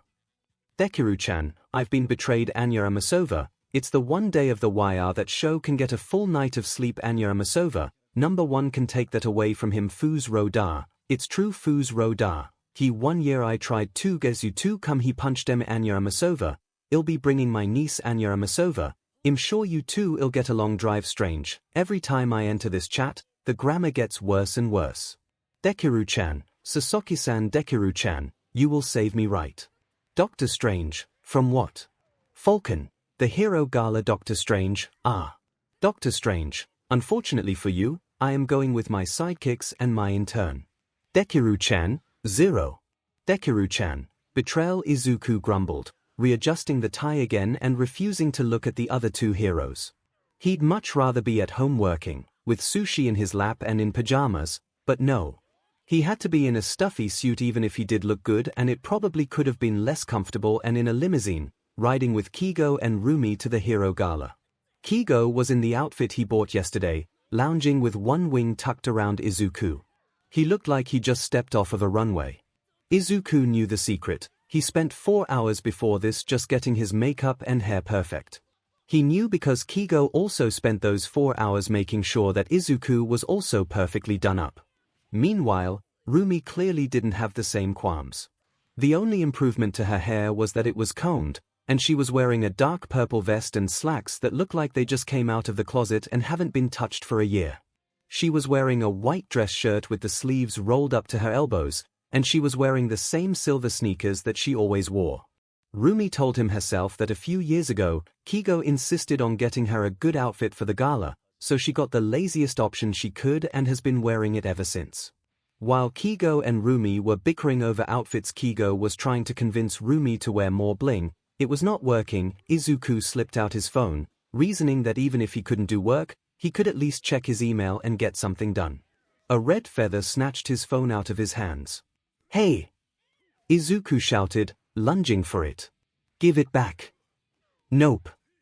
𝐒𝐻𝐽 tucked the phone into one of his pockets. You're supposed to be socializing and having fun. No work. Come on. Just in the car. I've got things to do. Nope. 𝐒𝐲 used his wing to tuck Izuku in closer to him. If I'm using the gala as an excuse to procrastinate on paperwork, you are too. Wow, so responsible, Rumi deadpanned, getting a middle finger from 𝐒𝐲 in return.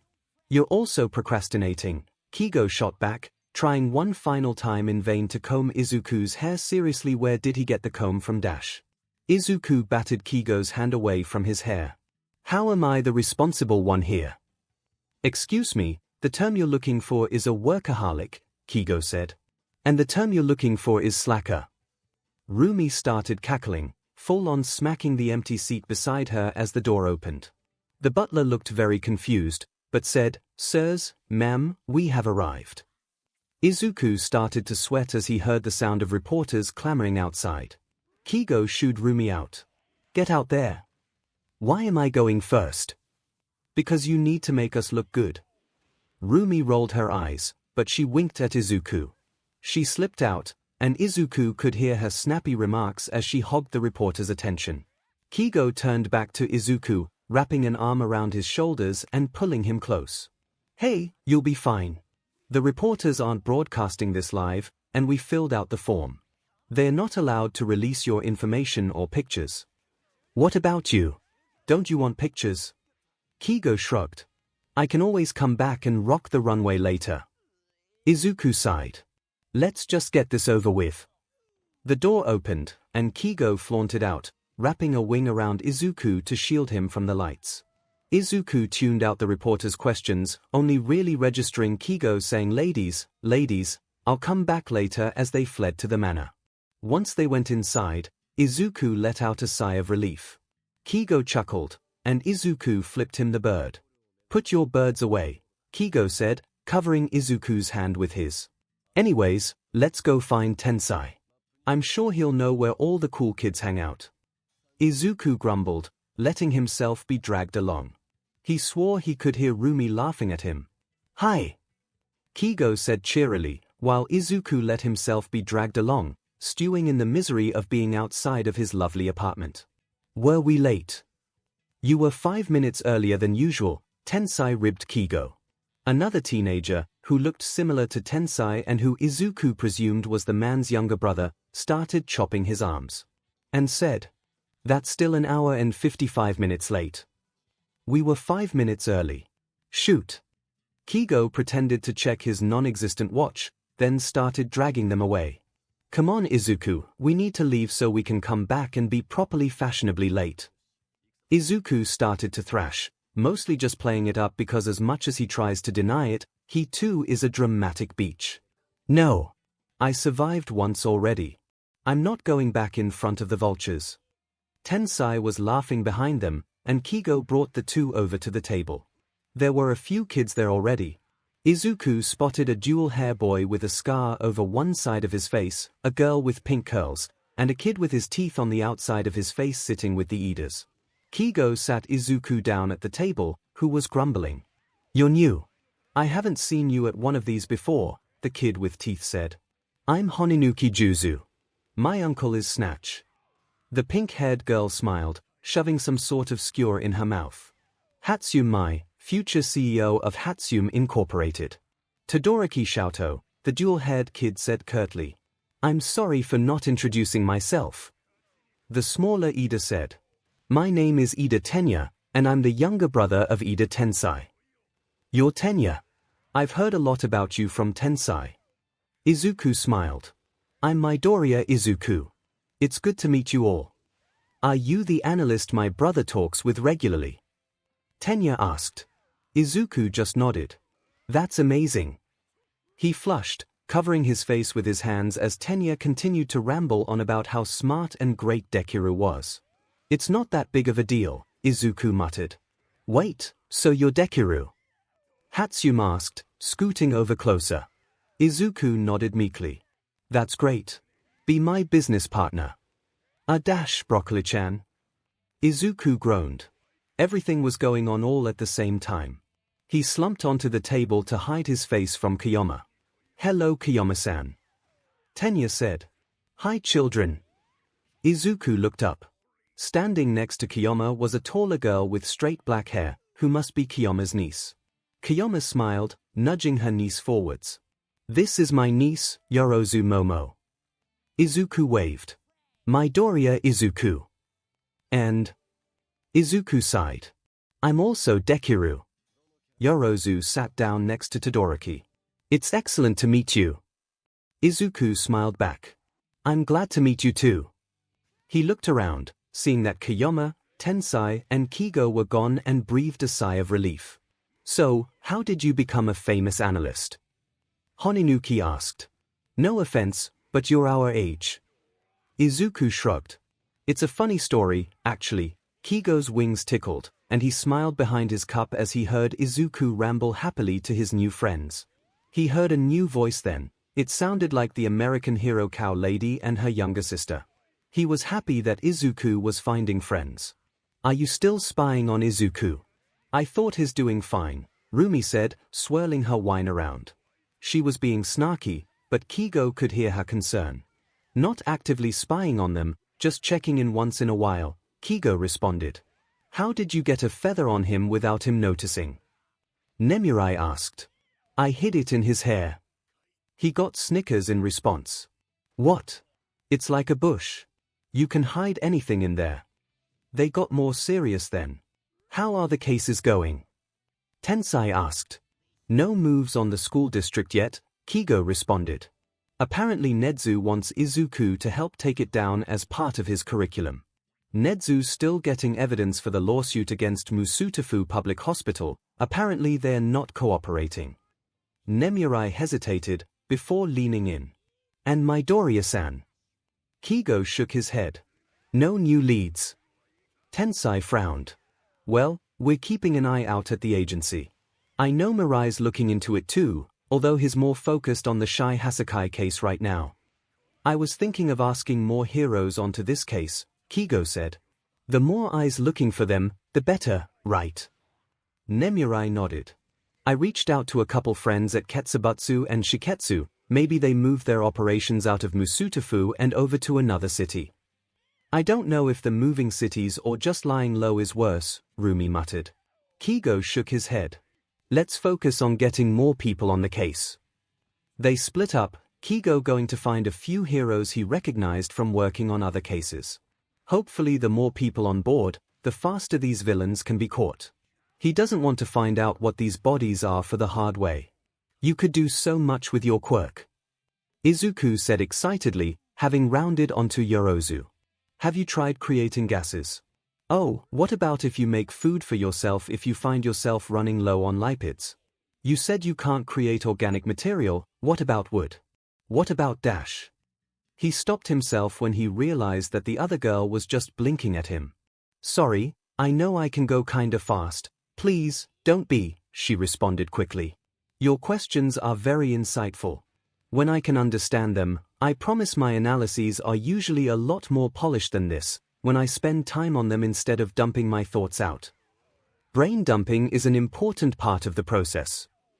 Hatsune shouted from her end of the table. The best ideas come from that initial rush of thought. That spark of inspiration.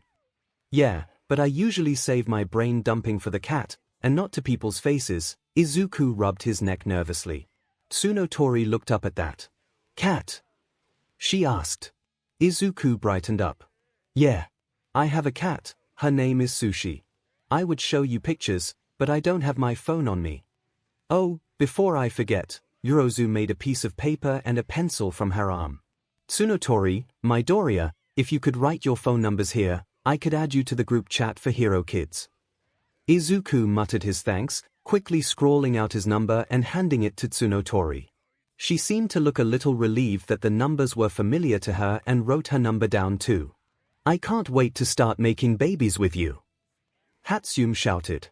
Izuku sputtered as some of the table tried to hide their laughter and the rest of the table just laughed. She means her inventions, Honinuki explained. Through wheezing laughter. Oh okay. Izuku's face was still red as he took a bite of his food. That makes more sense. I don't mean to be rude, Tsunotori said, tilting her head a little bit. But is that a feather in your hair, Midoriya? A feather? Izuku asked, before he groaned. Damn it, 𝐒𝐲. Midway through a conversation with manual and native, 𝐒𝐲 sneezed. Hold still, Yorozu said, and Izuku did the best he could. Thank goodness she was so tall. Got it. She held the red feather in her hand, handing it back to Izuku. Thanks, Izuku said sincerely, then paused. He turned to Todoroki. You can create ice using your quirk, right? Todoroki nodded, looking confused. Izuku didn't think it hurt to get a little brotherly revenge. He held the feather out to Todoroki. Can you freeze it? 𝐒𝐲 yelped, feeling cold register through his feather and at the tips of his wings. There was only one person who could have done this. Damn it, Izuku. Izuku's eyes were gleaming as he rambled happily about Todoroki's quirk. So if you made the air really cold with your right side, and then made a little fire with your left, you could create a massive explosion. Please do not create explosions, a voice said dryly behind him. Izuku turned around and saw Sasaki standing behind him, with 3 teens standing behind him like ducklings. Hi Sasaki-san. Izuku grinned, waving. And they're only hypothetical explosions. Sasaki raised an eyebrow. Like how the raccoons that have infested my agency are only hypothetically there. Izuku shrugged. With a sigh, Sasaki beckoned to the 3 teens to introduce themselves. Hello, my name is Togeto Mirio, or Lemillion. And my mentor is Sir Night-Eye. The blonde said, shaking Izuku's hand. Hi. Heido Nejaya, or Nejaya-chan, and my mentor is Ryukyu. Skipping the handshake entirely, the older girl instead pulled Izuku into a short hug. I'm Majiki Tamaki, Sun Eater. My mentor is Fat Gum.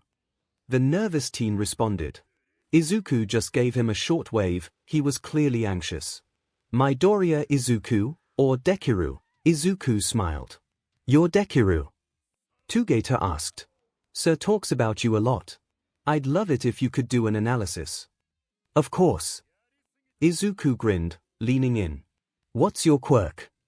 Togeto went through a brief explanation of his quirk, and Izuku was off, hypothesizing and questions and theorizing. The words were less for them and more for himself as he talked through his thoughts. Wow! Heido said, her eyes wide. Do you do this for everyone? Izuku blushed as the entire table behind him said yes in unison. Sasaki rolled his eyes, patting Izuku on the shoulder. Save the analysis for later, alright. Just get to know each other. Togeto pulled up a seat, the other 2 following suit. Would you like to know about my quirk? Heido asked. Izuku's eyes practically sparkled as he answered yes, without hesitation. 𝐒𝐲 smiled, as they were driven home in the limousine. Izuku was zonked out, leaning on his shoulder and snoring softly. Rumi was asleep across from him, although she was out because of the alcohol rather than the excitement of meeting new people. He was glad that the green bean was making more friends. And he was glad that they had more eyes on Midoriya Inko's case. His mom's death hit Izuku pretty hard, so 𝐒𝐲's happy that he found friends his age he could lean on. 𝐒𝐲 shifted, letting his wing drape over Izuku like a blanket. He'll be alright. Private messages. Dekiru to Nedzu, 2:10 a.m. Dekiru, can I ask a favor? Nedzu, of course. Dekiru, I want to talk to Naga Nedzu, the one in Tartarus. Dekiru, Dekiru, I think she could help me take down the HPSE Nedzu, an admirable goal. Nedzu, let me see what I can do. Dekiru, thank you Nedzu, anything for my favorite human. Izuku has been acting weird. For one, he took the week off. Midoriya, I will work until I die. Izuku took a week off. Second, he stopped letting 𝐒𝐲 in his room. 𝐒𝐲 will go into his room every now and again. He knocks if the door isn't open, but most of the time it is to help put up decorations or set up furniture. But now Izuku won't let him in. 𝐒𝐲 was going to get down to the bottom of this, damn it. I'm going to go see Nedzu-san. Izuku shouted, a bag over his shoulder and running to the door. 𝐒𝐲 was lazing on the couch, pretending to be indifferent as he paged through his textbook that he was sent from you. You got everything. 𝐒𝐲 shouted back. Yeah. And if something goes wrong? Scream and pull out the knife. Alright, have fun. The door closed, and 𝐒𝐲 sprung up, the textbook flung onto the table. He ran over to Izuku's bedroom, then stopped, frowning. There was a paper taped to the door. Do not enter, especially if your name is Takumi 𝐒𝐲. The door is locked and I will know if you unlock it. 𝐒𝐲 huffed. That sign won't stop me because I can't read, he muttered, kneeling down and pulling a couple of his more sturdy feathers from his wings. He started picking the lock, when ZP. His hair and feathers stood straight up. Did the effer just tase me? Izuku's phone went off, and he went to open it up. Ah, what happened, Dekiru-kun? Nedzu asked, sipping his tea. They were in the back of a 𝐒𝐻𝐽, one of Ectoplasm's clones, driving them to Tartarus. Izuku rolled his eyes at the notification. 𝐒𝐲's dumb but just tried to pick the lock to get into my room. Oh dear. Did you warn him? Yeah, I taped a sign on the door and everything. Izuku sent a text back to 𝐒𝐲 that just said, told you, dumbass. It's not my fault if he decided to try anyway. 𝐒𝐲 just sent back an angry face. Izuku put his phone away, going back to sipping his tea. Are you prepared, Dekiru-kun? Nedzu asked. Izuku nodded. I have everything I want to ask written down in my notebook. I brought the audio recorder too. Excellent. I also brought everything I needed. Izuku raised an eyebrow. What would that be? Nedzu just chuckled. You'll see, Dekiru-kun. It's going to be a few more hours until we get to Tartarus. Would you mind a game of chess? Izuku smiled. I would love a game. Lady Nagant was spending her day doing what she usually does, staring blankly at the mirror on the wall.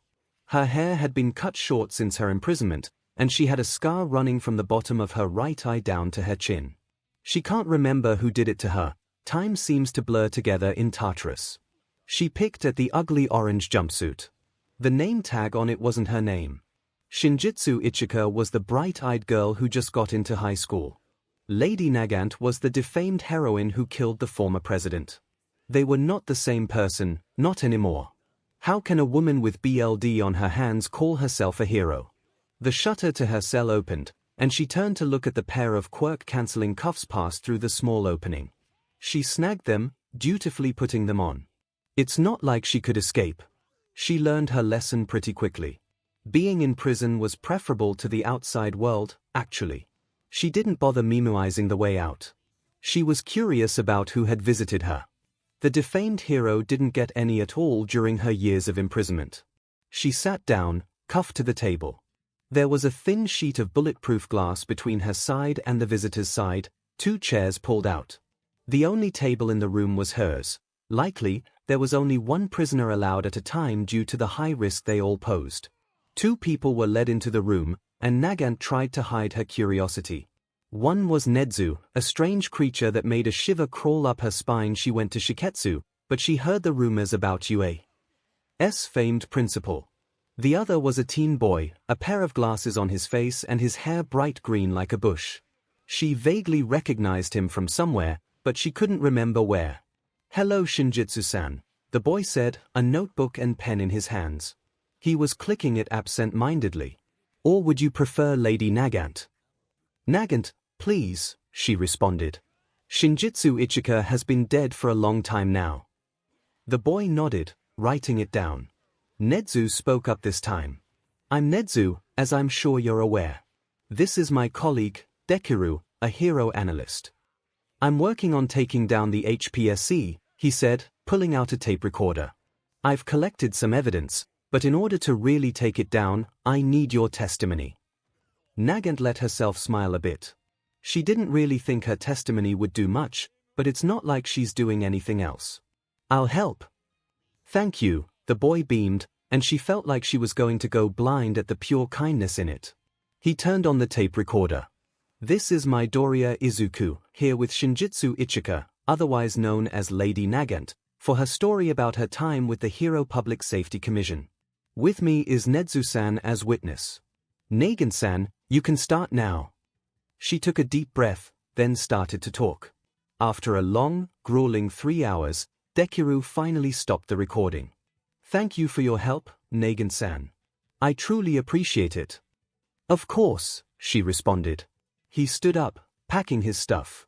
𝐻𝐻𝐻 remained seated, sipping his tea that he had procured from somewhere.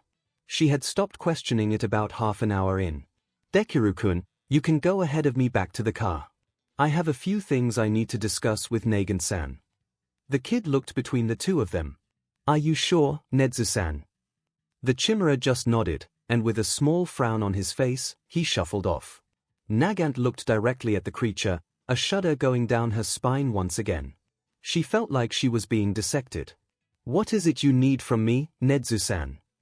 She asked, breaking the moment between the two of them. 𝐻𝐻𝐻 smiled. I would like to extend an offer. He slid a few pieces of paper under the glass, for her to read. I understand that outside of prison, you would have a hard time being hired, given your record and unique history. It just so happens that with the new year coming up and with a few new hires, I am in need of more hands on deck, so to speak. She skimmed the documents. They detailed a management position. Basically, she would be running around helping to make sure the school kept going. Deliveries, paperwork, grading more minor assignments, cleaning, tutoring help. She was basically an assistant that'll help wherever needed. And she'll be given a provisional hero license, so that she could use her quirk in protection of the students if she needs to. This is, she trailed off, continuing to shuffle through the papers. There was a page for a name change. I understand that the name Shinjitsu Ichika isn't well known, but you don't seem to like the name anymore either, 𝐻𝐻𝐻 said, sipping his tea. And I'm sure you don't want to be tied to the name Lady Nagant anymore. An opportunity like this deserves a clean slate, don't you think? It's not that I don't like the names, Nagant muttered, more thinking to herself than anything else. It's just that they're not who I am anymore. 𝐻𝐻𝐻 slid a pen to the other side. Then who are you? She thought about it. Vague memories of her time at Shiketsu came back to her. A long-term girlfriend, their relationship strong but ultimately couldn't survive the stress of heroism. A celebratory bonfire for 3 as graduation, the last time any of them would be together before going out onto the field officially. A work study in Italy, where she held a gun other than her own arms for the first time and was taught how to shoot by a woman she still thought of as a mother. She wrote down her name on the form. Tsutsuni Kaima. Friends, Laughing Face 7:19 AM Broccoli-chan Izuku, Sonic the Hedgehog Ida, Hot Pocket Todoroki, Dr. Jekyll Hatsum, Mr. Sandman Honinuki, and Mrs. Darcy Yomomo are online. Sonic the Hedgehog, good luck to everyone taking exams today. Mrs. Darcy, best of luck to Midoriya and Hatsum. Mr. Sandman, good luck you guys. Broccoli-chan, good luck to you guys too. Dr. Jekyll, thank Hot Pocket, welk Mr. Sandman, Aurit, who told Todo how to meme. Mr. Sandman, I want names. Dr. Jekyll, Zuku. Broccoli-chan, betrayed. Izuku squinted, going through the PowerPoint on his laptop one final time. He was presenting an analysis on Endeavor, and why he's actually the worst hero. He had sent the presentation to Xiaotou already, who had just responded to him with a thumbs-up emoji, and he was looking it over one last time to make sure there weren't any embarrassing typos. You're gonna be fine, Broccoli-chan, Mai said, from where she was sitting next to him. She was going through her bag, probably picking which baby she wanted to present. You literally do this as your job. Izuku groaned. But usually those are sent in the form of nice little PDFs. I don't present in front of people. Mai leveled him a look. You've checked the presentation 7 times today. I'm pretty sure the 8th time is not going to show you anything new. But what if it dash? Mai covered his mouth with her hand. No buts. You'll do great. She closed his laptop and took it from him. Hey, I need that. You can get it back after you're done with your practical, Mai said, tucking it into her bag. Or I'll tell Kigo that we let you have Starbucks before the test. Izuku balked at that. I thought we were friends. It's for your own good, Broccoli-chan, Mai said. Her name was called, and she turned to look over at the little robot that had wheeled over to the front of the room. If you even think about working on the presentation, I will sick Kigo on your butt. Izuku grumbled as Mai left, slumping in his seat. He couldn't even study for the written test, as they had finished taking it already. Instead, he stood up and started pacing, hurriedly thinking out loud on his future analyses to take his mind off of the upcoming presentation. At least, he was, until an applicant threw a notebook at his head. Izuku adjusted his glasses, looking himself over one last time before he stepped into the room. Usually, students would be wearing their middle school uniform, but he burned his old uniform as soon as he transferred out of Aldera, and online schools don't have uniforms, so he just showed up in something close to business casual jeans and a t-shirt that said button-up shirt and hoped it worked. Projecting a confidence he didn't have, he walked into the room. It was a regular classroom, with most of the desks pushed to the side and a projector set up in the back, a laptop connected to it already. Sitting at the few desks still in the middle of the room were 𝐺, Nezu, and a couple of other heroes he recognized as prominent support heroes. "Welcome, Midoriya Izuku, our only analysis track applicant," Nezu beamed, a teacup in his hands like always. "You may begin at your leisure." "Thank you, Nezu-san," Izuku smiled, swiping the clicker thing off one of the desks. He paced to the front of the room, and his presentation came on. Now, we are all aware that the world of Limelight Heroics is a very competitive place. If you are diligent in climbing the rankings, you can become a household name. But not all heroes who are good at climbing the rankings are actually good heroes. Izuku pressed the clicker, and the PowerPoint used a little fire animation to transition to his title slide. "Endeavor is a shitty hero and here's why," a presentation by Midoriya Izuku. Yes, all of the transitions are fire-themed, he thought it was funny. "Take the number 2 hero, Endeavor." It transitioned again to a line graph of his popularity since his debut. When Endeavor first debuted, he quickly rose through the ranks and maintained his popularity as a hero, which is impressive. However, it's not due to anything heroic about him. He clicked, and another line graph was shown over the original graph. This is how much his PR team spent on marketing over the years. It goes to show that he's more focused on making sure he maintains his image rather than actually saving people. The next slide was a graph comparing his villain takedown rate to civilian casualties, villain casualties, and property damage. He has no regard for civilian safety, and he has tunnel vision on taking down the villains. Every single takedown involves at least property damage and civilian or villain injury, and there are way more villain casualties than any hero should. It's not like he doesn't have precision or control, he's the number 2 hero. If he has the quirk control to make a mask out of his flames, he can minimize the amount of casualties he is causing. The next slide was a graph comparing his villain takedown rate to civilian rescues. He even ignores the first principle of heroics, prioritize the rescue. We can see here that he always takes cases that involve taking down a villain, and there have been cases where he has killed one or more of the civilians he was supposed to be rescuing.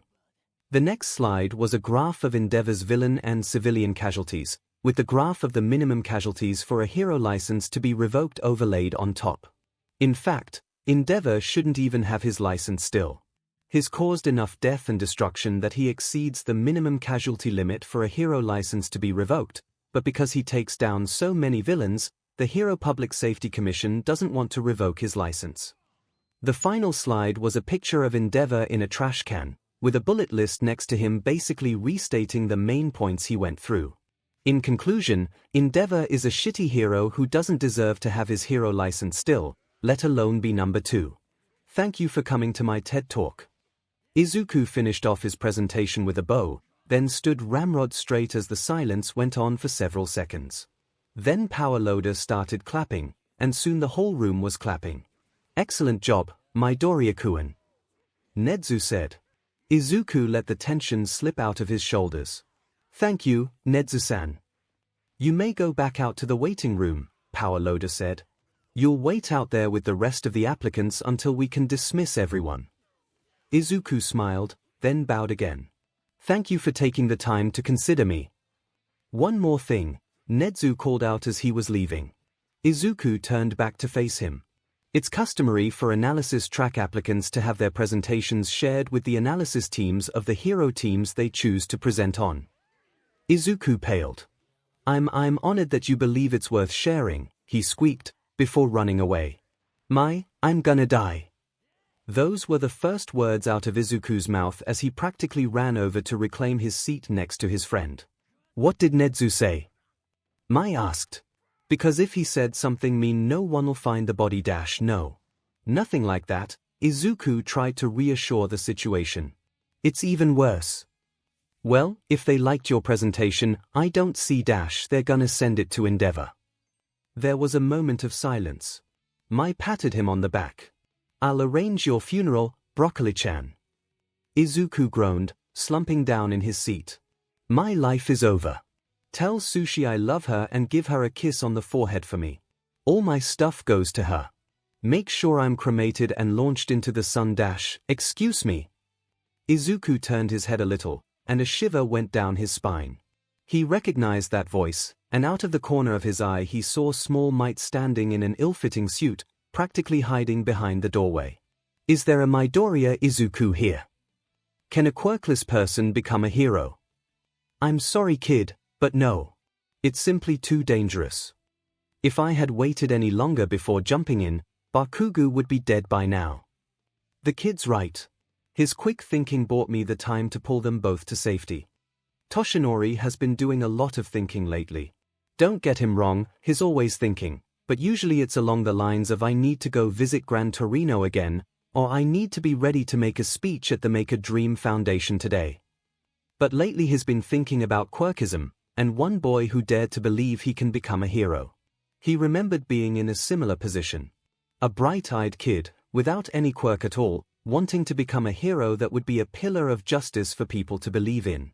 Back then, he was supported by a mentor who trained him and passed on her quirk to him. But he was so blinded by his own fear and his weakening body that he forgot where he came from. Instead of passing on the torch and reaching a hand out to another like Nana did for him, he callously dismissed the boy. He took the time afterwards to do his own research. Sure, he'd been teased and pushed around as a kid because he was quirkless, but it had gotten so much worse over the past few decades. Most people who were quirkless were older and didn't that hurt, being reminded how old he was, so quirkless children were increasingly rarer.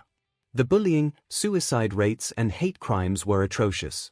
And sure, he was injured, a hero with an incredibly powerful quirk, but that doesn't mean other heroes with weaker quirks are any more likely to be injured.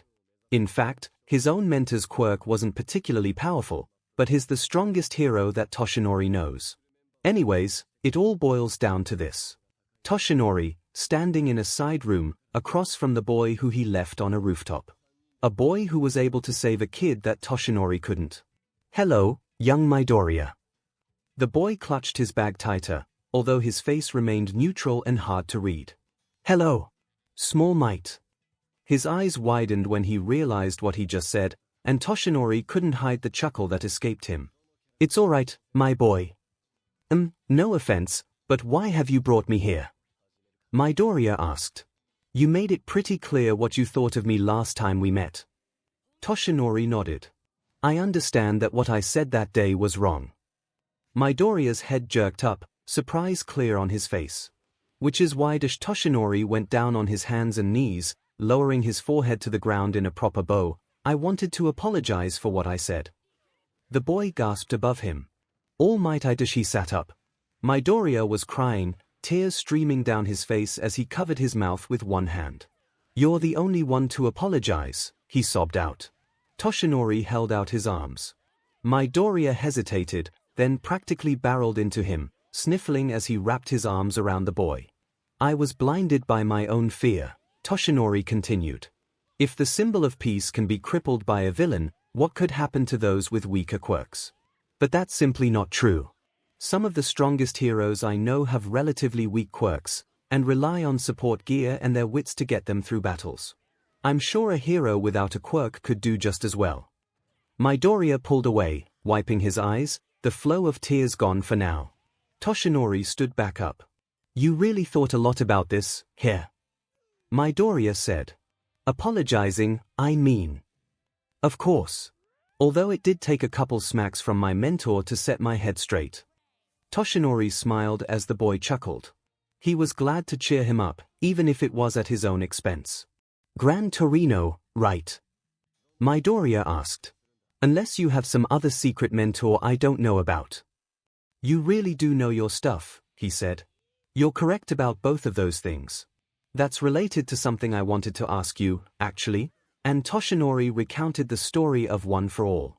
About a quirk that started with a user who could pass on another quirk, gaining strength from one user to the next, how it was passed to his mentor, who saw a quirkless kid with ambition and passed it to him. "And I see that heroic spirit in you, my boy," Toshinori said, stretching out his hand. "I would like you to be the 9th holder of One for All." Midoriya stared at his hand, then looked back up at him. "You do know how it sounds, right? Asking me to take your quirk right after you said that I can be a hero without one." "Of course," Toshinori said. "And I would support you either way. If you choose to reject the quirk, I will look for someone else to inherit it instead. But I believe you will do great things, with or without it. What if I don't want to be a hero anymore?" Midoriya pulled out a pin from his pocket, a bunny that looked like the one on Dekuru's signatures. He recognized it from the pictures circulating on the HN. "I found something that satisfies me, without putting myself in harm's way and worrying my mother or my friends." "Then I would still support you," Toshinori said honestly. "I meant what I said. You are already doing great things without it." He put his hand down. "I'm presuming you're not taking the quirk." Midoriya shook his head, pocketing the pin again. "Thank you for offering, though. It means a lot. And I'll help you look." Toshinori smiled. "I look forward to it, young man. Now, you should get back to your friend. I'm sure she must be worried. I'm glad you have such good friends." Midoriya smiled back, more hesitant than Toshinori's beaming grin. "Thank you, All Might, for apologizing." Toshinori shook his head. "You deserved it, my boy. Broccoli-chan, who made you cry? Who do I have to kill?" "Nobody, I promise they are happy tears my." Izuku huffed, running through the halls and clutching his bag to his chest. Despite his morning runs, he still wasn't really in shape. Especially since right now, he was going for speed over endurance.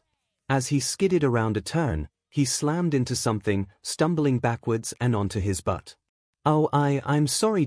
When he looked up, he saw his life flash before his eyes. He had slammed face first into Endeavor.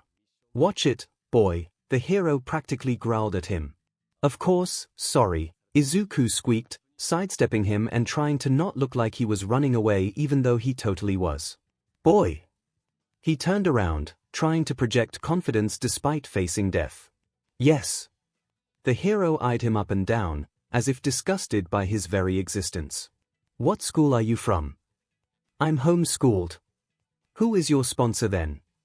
Izuku was sure he was sweating bullets at this point. "I have multiple, but the main one is Hawks." Endeavor narrowed his eyes. "You're disgracing your sponsors by being late." "Oh. He thought I was a hero applicant." "Oh, I already took my entrance exam. I'm applying to the support course."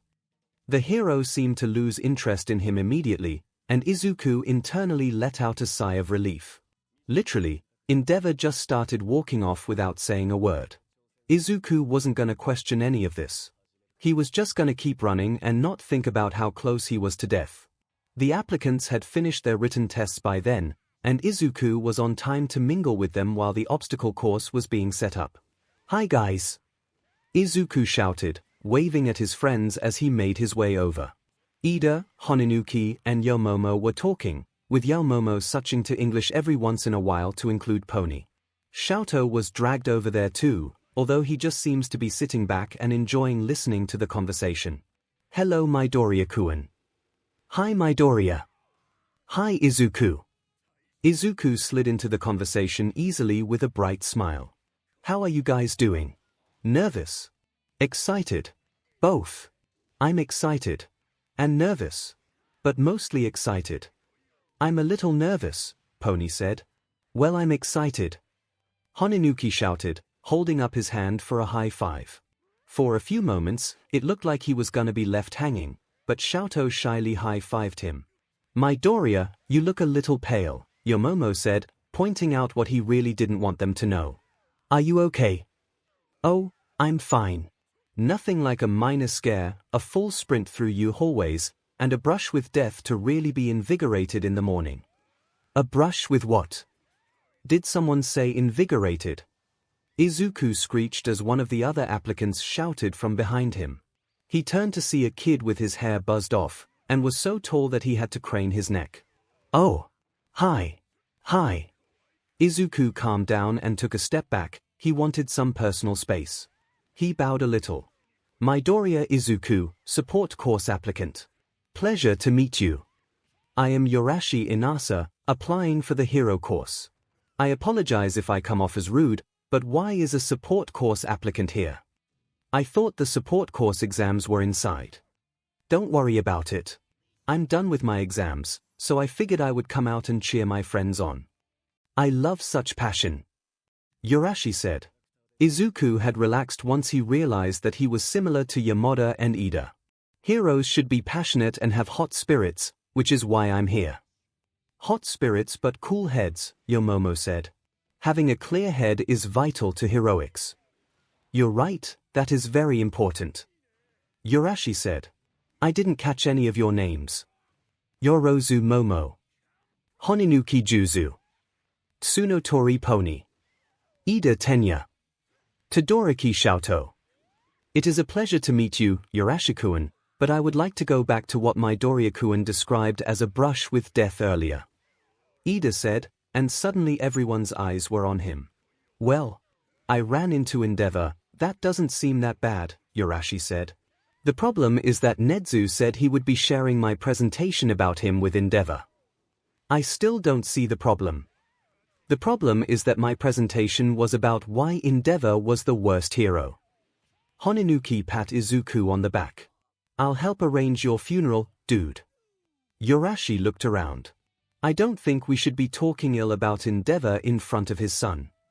Shoto deadpanned, "I helped him with it." Ida started to arm chop. "I'm sure if you told Takomi-san, he would help you." "Yes, because my brother being in jail for murder is so much better," 𝐒𝐬𝐽 said sarcastically. Yorashi looked horrified, so Yomomo said, "He's joking." "Mostly." Yamada-san's voice projected through the speakers, and started calling names to run the obstacle race. 𝐒𝐬𝐽 shook his head, giving his friends a smile. "You guys better go. I'm gonna go get Starbucks. Good luck you guys." "𝐒𝐬𝐽, you have a problem," Honinuki said. "Hey, if I'm gonna die anyways, I might as well." Inasa grinned, wiping the sweat off his brows. "That was an exciting race. I kept the lead by the skin of my teeth." Todoroki nodded. He was quiet, but seemed to be a good dude overall. "It was a good challenge. We should spar sometime. It would be a great way to test both our skills and our spirits. Our friend group has a group chat. If you would like, I could add your number so we could coordinate." Todoroki looked through his pockets, clearly looking for his phone. A raccoon came up to Todoroki, a phone in its mouth. The boy held out his hand, and the raccoon gently dropped it on his hand before running away. "That was impressive," Inasa said. "Is that your phone?" Todoroki nodded, opening his phone up. Midoriya has an affinity with raccoons. It's not his quirk, he's just like that. Inasa took the phone offered to him, punching his number in. Apparently his contact name was just a tornado emoji. "That is very impressive. Also thank you for letting me into your group chat. Although why is my contact name an emoji?" Todoroki shrugged, taking his phone back. "All the contact names are emojis." The boy he recognized as Honinuki ran across the finish line. "Hi guys. That was pretty impressive, good job you guys." "Thank you. You were also very impressive." "Thanks." Honinuki grabbed both of them, an arm around each shoulder. Team Elemental Quirks. Juzu, Shoto, and new best friend I already forgot the name of. Congrats to us. Inasa went to remind Honinuki of his name, giving the kid the benefit of the doubt, but he got distracted by the small smile on Todoroki's face. It's the first smile he's seen from the son of Endeavor all day. As he listened to Honinuki celebrate and watched Todoroki smile, Inasa was struck with the feeling that he picked a good bunch of new friends. 𝐒𝐬𝐽 frowned, a notebook opened to 2 columns of 20 names, one labeled 1A and the other 1B. He was seated at Nezu's desk in his office, empty of the stoat because of a staff meeting. 𝐻𝐻𝐿 was letting the young boy use his office to go over footage of both the recommendation exams and the entrance exams in order to decide which heroic student would be granted one for all. He had already crossed off the names of all his friends. They already have strong quirks, and it would be unfair to give them something like one for all. He also went through the list and crossed off all students with inherently powerful quirks, like Tokoyami Fumikage and Tokage Setsuna. Going through the footage, he then crossed off names of people who have powerful or versatile quirks if they are used smartly. Names like Uraraka Ochiko, Kuda Kuji, Tsuyu Asui, Kaminari Denki, etc. Looking through the newly culled list, he realized that the entirety of 1B was cut. There were only 3 names left: Mineta Minoru, Ojuru Mashirao, and Hagekyo Toru. A knock on the door alerted Izuku to the time. He absent-mindedly groped for the button that opened the door. Lady Nagant, now known as Tsutsumi Kaina, stood at the door, holding a tray in her hands. She has changed for the better since she's been freed. She let her hair grow out again but shaved the sides, something she apparently always wanted to do but wasn't allowed to while she was a hero. Yu didn't really have a dress code, so she wore sturdy boots, a pair of cargo breaths tucked in, and a t-shirt.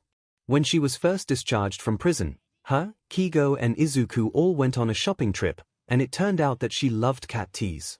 So from then on, Izuku made it a point that whenever they met or hung out, he would give her a funny cat tea or a wine aunt tea.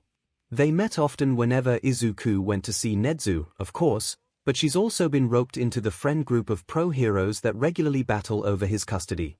She's found drinking buddies in the UA teachers, understanding with Kigo over the suckiness of the commission, and mentees to pass advice onto in the younger heroes. Now she's Auntie Kaina, 𝐻𝐻𝐿's secretary and protector of UA's students. She set the tray down on the desk, with a steaming bowl of curry and a cup of tea. Lunch from Lunch Rush. Thanks, Auntie Kaina, he said, sliding the tray to himself. Is the meeting still going? Yeah, and it doesn't look like it's stopping any time soon, she rolled her eyes. A small lunch break, and then back to scheduling. Izuku winced. Sounds like a great time. All boring admin stuff that I'm going to be the only one paying attention to by the end of it. She checked her watch. I've got to head back. But if you need anything, kiddo, shoot me a text, whether it's on this secret project of yours or anything else. Got it, Auntie. She ruffled his hair, then left, the door automatically shutting behind her.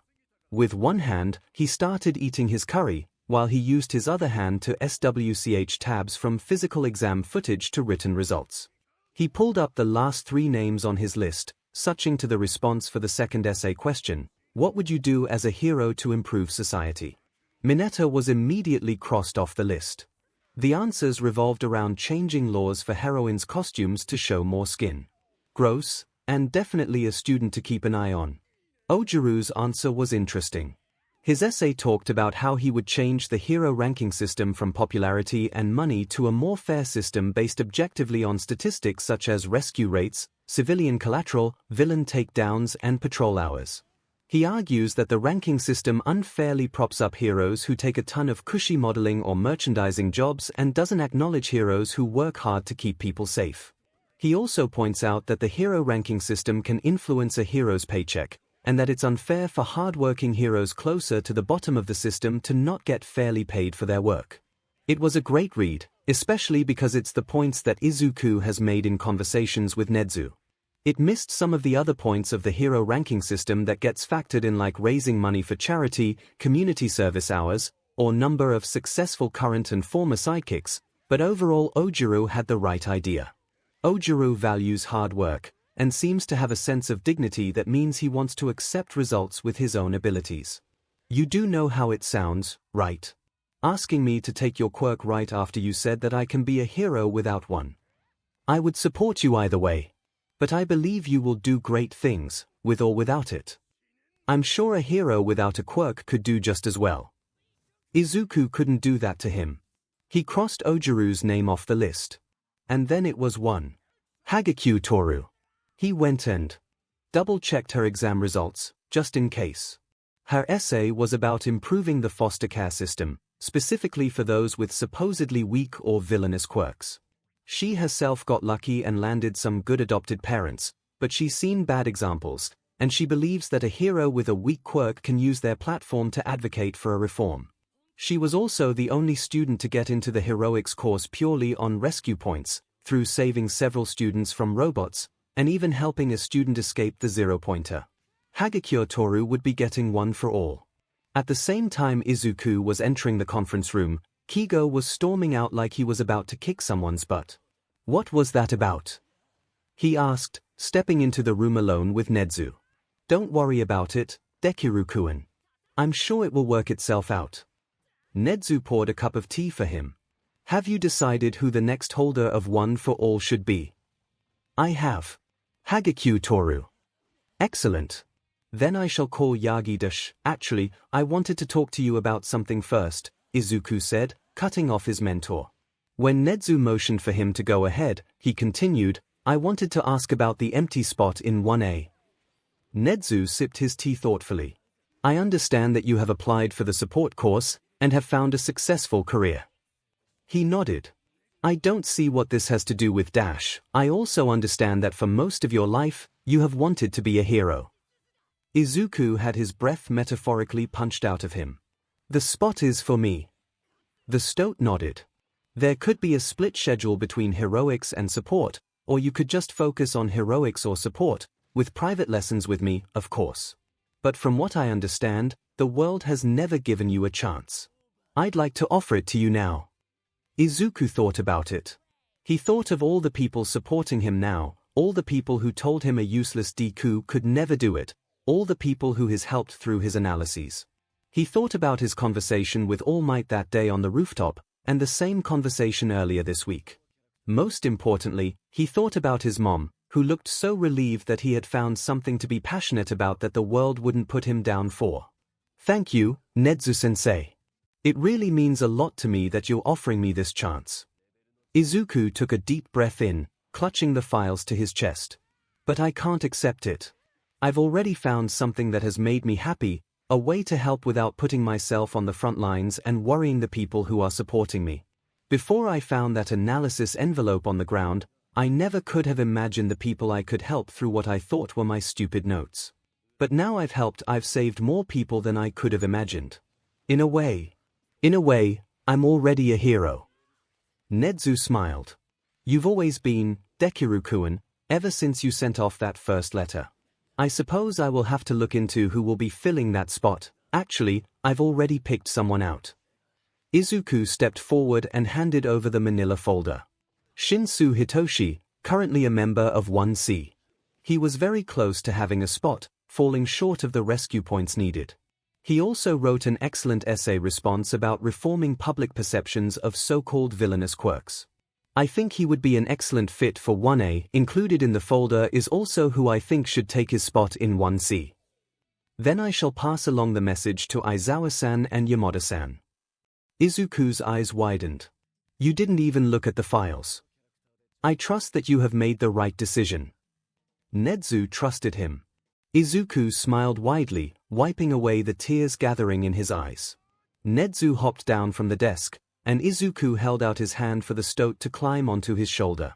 I think we should go check on Takomikun now. Hopefully he hasn't tried to murder All Might. Hasn't tried to what? 𝐒𝐲 thinks he has been doing very well with the self-restraint thing so far. He managed to get through a whole meeting in the same room as All Might without punching him. And considering that the meeting went on for 4 hours, that was incredible. So when Nezu informed him that but Might made his brother cry a second time the day of recommendation exams, 𝐒𝐲 went on a war path. Once the meeting was finished, most of the teachers had congregated in the teachers' lounge, with the exception of a few teachers who decided to do their planning in their classrooms or were taking a nap. This meant that 𝐒𝐲 had an audience. All Might had been sitting at his desk, talking with Yamada and Kiyoma, when 𝐒𝐲 stormed forwards and slammed his fists on the table. I have half a mind to punch you in your stupid face, but I did promise my brother that I wouldn't do anything that would warrant jail time, so I'm going to wait before I do that, 𝐒𝐲 snarled. And I told myself I would wait to have this conversation in private, but I was just informed that you made my little brother cry for the second time. All Might seemed to brighten up at that. Oh, young Midoriya. So there is a brain in that thick skull of yours after all. You're going to explain what the F you did this time, or I am going to dash 𝐒𝐲𝐽𝐻. Kiyoma spoke up, interrupting his rant. What do you mean a second time? Let's just say that the first time ended with Izuku throwing himself off a thing roof. If I wasn't in the area, he would be dead. 𝐒𝐲's feathers were puffed up, his nails digging into the wooden desk. So you better have a good thing explanation dash 𝐒𝐲. He was being physically pulled away by Kiyoma, who put some space between them. Trust me, I'm angry too, but let the man speak. Unfortunately, she had a point. 𝐒𝐲 took a deep breath in and let his feathers return to their natural state. Now that he looked, he could see All Might's guilty face. I am glad I went to talk to him then, he said. The day of entrance exams, I went to apologize to young Midoriya about what I said that day. The entire room was silent. All Might took that as his cue to continue. My quirk didn't come in until I was 16. For my childhood I was treated like I was quirkless. But I had not realized how much worse it had gotten for those who were quirkless. I had gotten this form because of an injury that nearly killed me. I was blinded by my own fears, so I told him what I thought was true at the time, that heroism was too dangerous for those without quirks. But it wasn't true, and I told young Midoriya that much. He can be an amazing hero, even without a quirk. He's an amazing young man, and I told him that I would support him in whatever he does. The room was silent. 𝐒𝐲 folded his wings back up. I understand now, and if Izuku forgives you, then I will too. But if you pull anything like that again I swear I will kill you dash don't kill All Might. Izuku had slammed into the door, breathing like he just ran a marathon.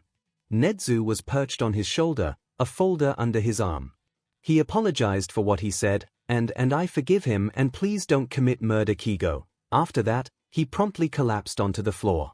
Nezu jumped off his shoulders, walking over to them. Takumi-kun, if you hadn't run off in the middle of my sentence, I could have explained the situation. Sorry, Nezu-san, 𝐒𝐲 said. And like I said earlier, since Izuku forgave you, I'll forgive you. But if you pull anything else dash no murder.